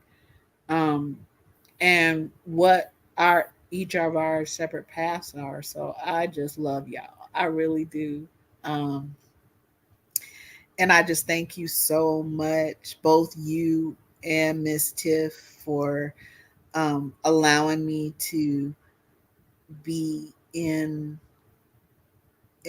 this part of a journey with you, you know, and you're with me, and we just all be doing the whole most like The whole getting on each other's nerves, coming up with new information, then loving on each other, laughing our asses off, you know, like we do it all. And so you know, these are what I call healthy relationships, you know. And I love both of y'all. I really do. Really do. So I thank you so we much. love you too, And Auntie Love. Thank you. say hi to Mama Matthews, I please. will. They were over there in San Francisco. Finally tried to get hot, and the fog came back and said no. So they are sort of between their hot foods and cold foods today, because San Francisco don't know. You know how it be. What do want to You do? used to live out here. You know how it be. So I'm just like, but they're doing good. Now we're Yes. back on the meetings. They're doing good. Thank you. Thank You're you. welcome. Yes. Give your dad a hug. Give your mom a hug, and the Okay, I family. will do that. I appreciate that. And Miss Tiff, we love you. Well, brother All Tony, right. get well Thank you, soon. everyone. Yes. Yes. We got that cousin need to we need to make sure he get his healing. Yeah, that because we All about done with right. Mr. COVID. He causing way too much trouble. Still, we about done with all that. Yeah. And I need He to got personal mention, problems. it was a sister who helped us come up with a vaccine, Miss Kismecki Corbett. The fact that COVID isn't Yes. doing what it was doing in 2020, we just need to Is put because of that out her. there. We just need to make sure Hmm. that we were up on that. Hmm. She even took the vaccine herself. Girl, that girl was. Yeah. But we are all that. We are all that, and we deserve the space to be who we are. You know. Right. And the friendships So that help us with that. yes, Okay, we I'm not gonna deserve have everybody mad at me. Let me shut my mouth before she comes into my voice box. that. Oh, I love y'all so much. Oh my God. All right. So, all Everybody right. have Good night, everybody. good night, everybody. Thank you for listening. Thank you.